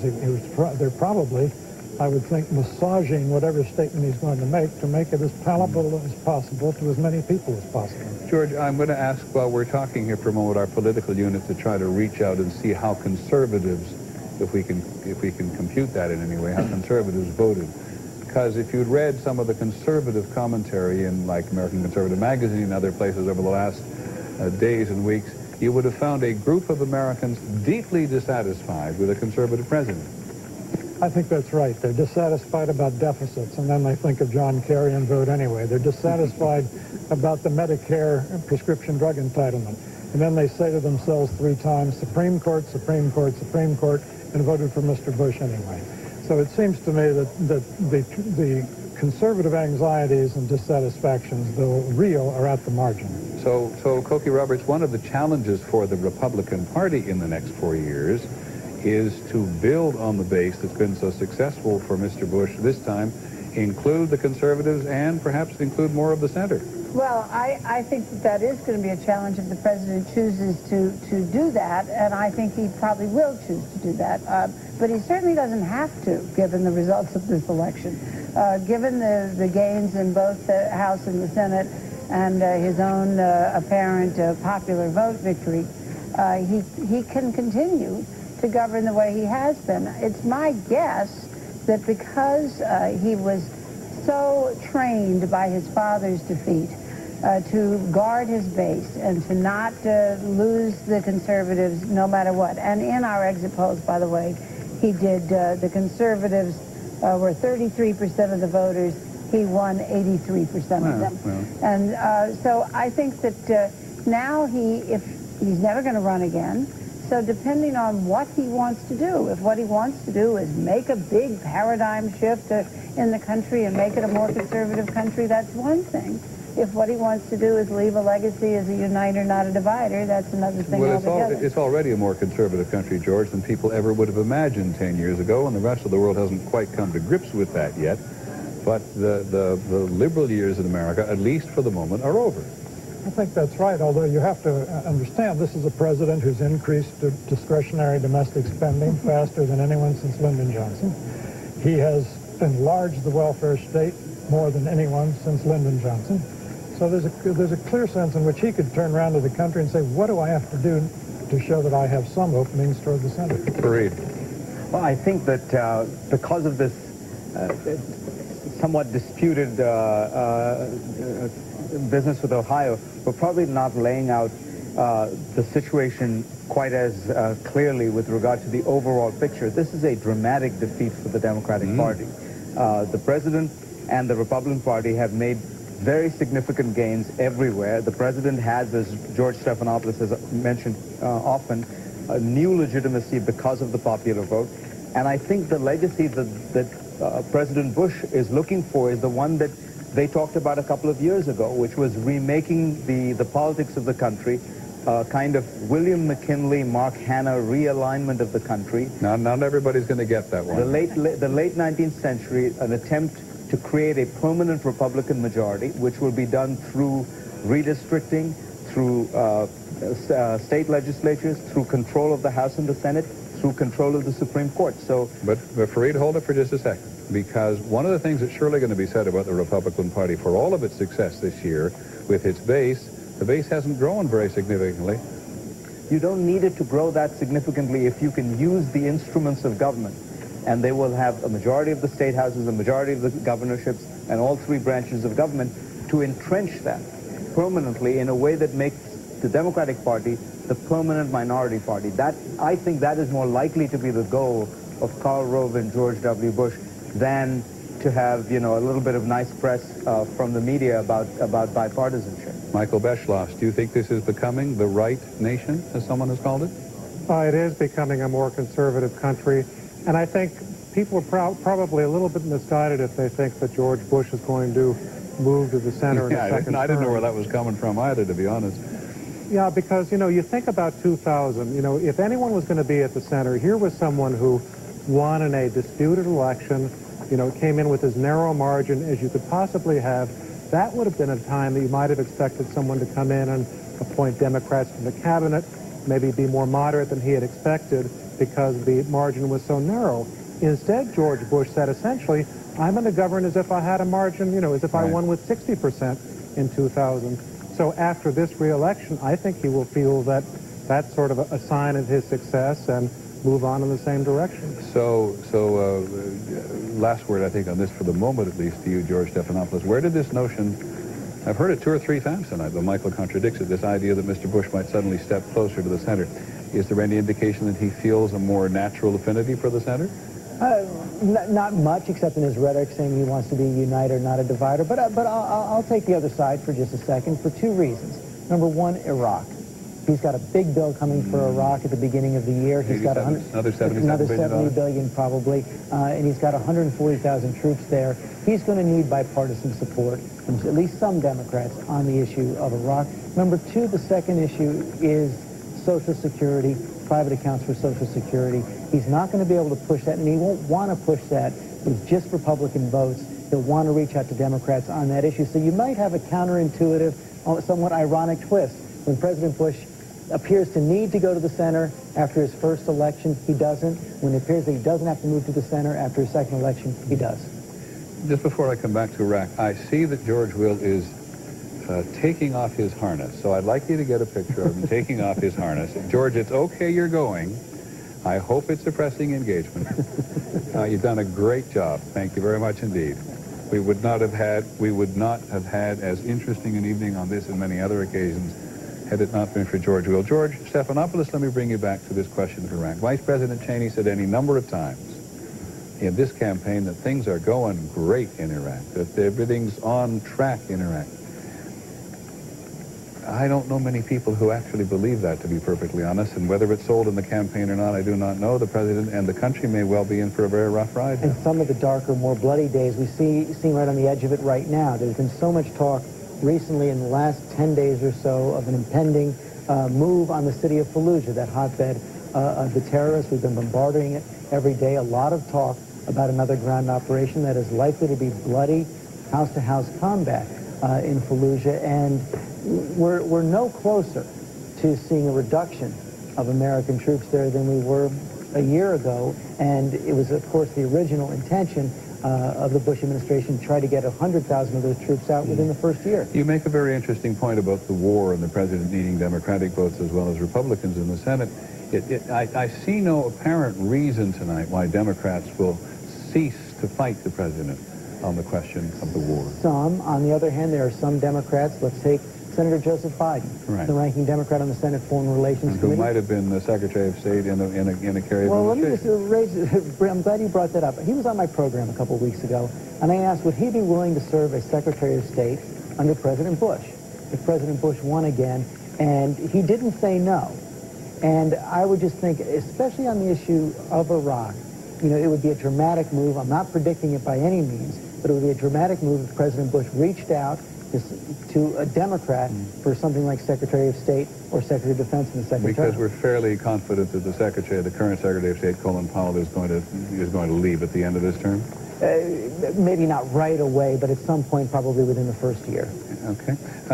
We'll come back to this in a minute. ABC's Mark Halpern on the Ohio situation, I think, has new news or has new information. Well, the White House is obviously very concerned. You know, 4 years ago, we learned so much about election law because of Florida and the recount. We also learned a lot about the networks, as we've talked about tonight, and these exit polls.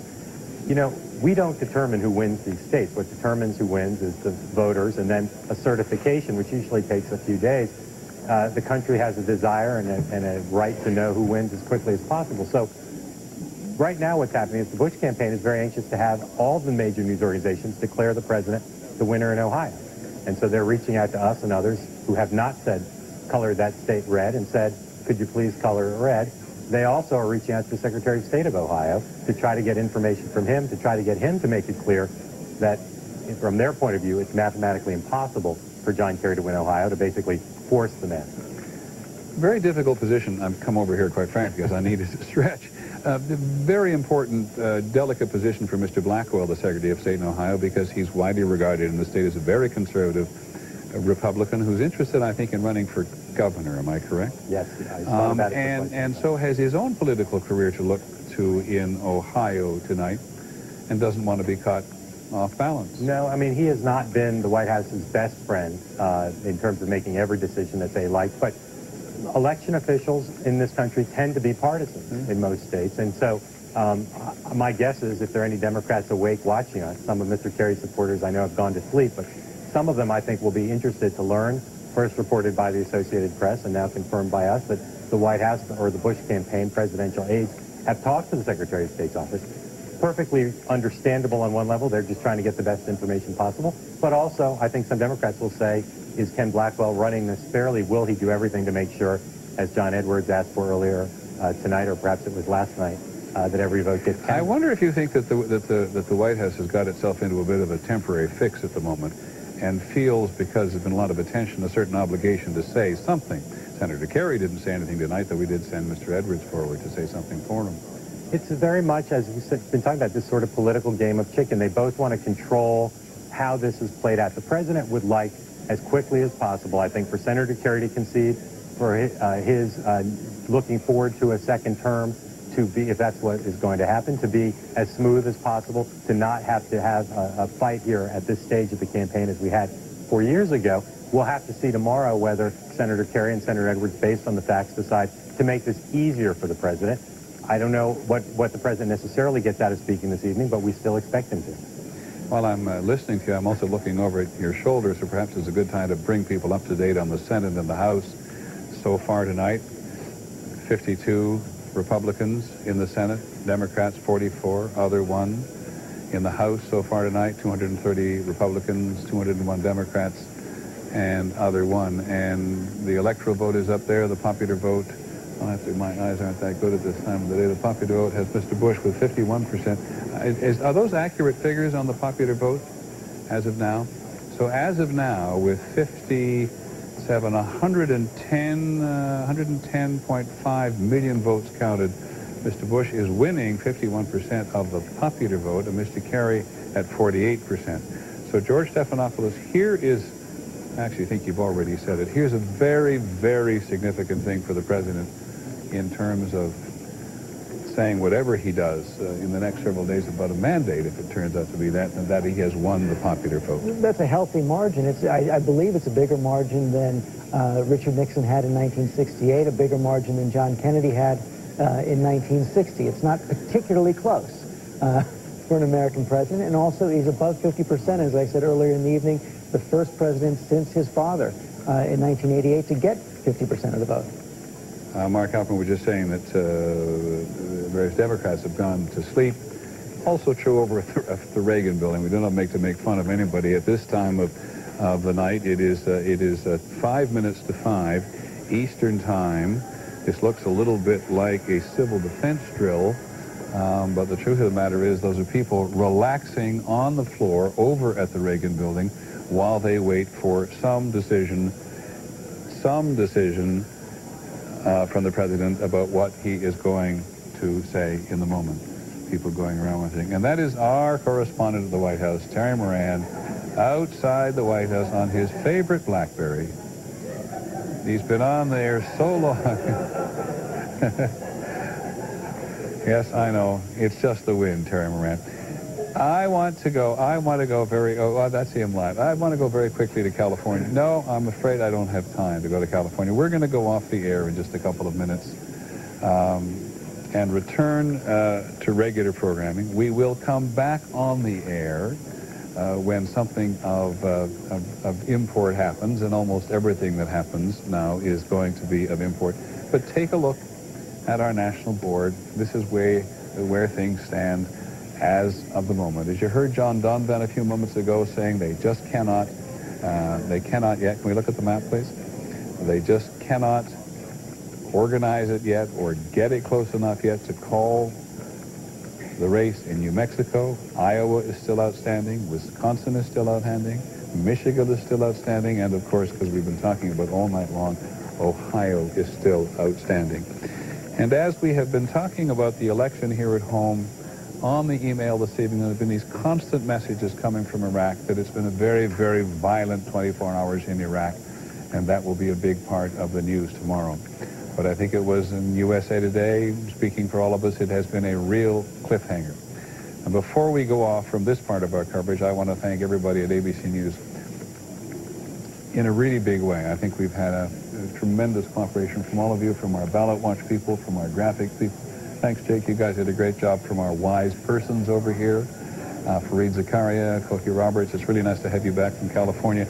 Out there in California, Tavis Smiley and Stuart Taylor, thank you both very much for adding immeasurably to our coverage. It's been a real pleasure for me to listen to both of you in the course of the evening. On behalf of everybody at ABC News, on this extraordinary evening, I'm Peter Jennings. Good night. Well, good morning.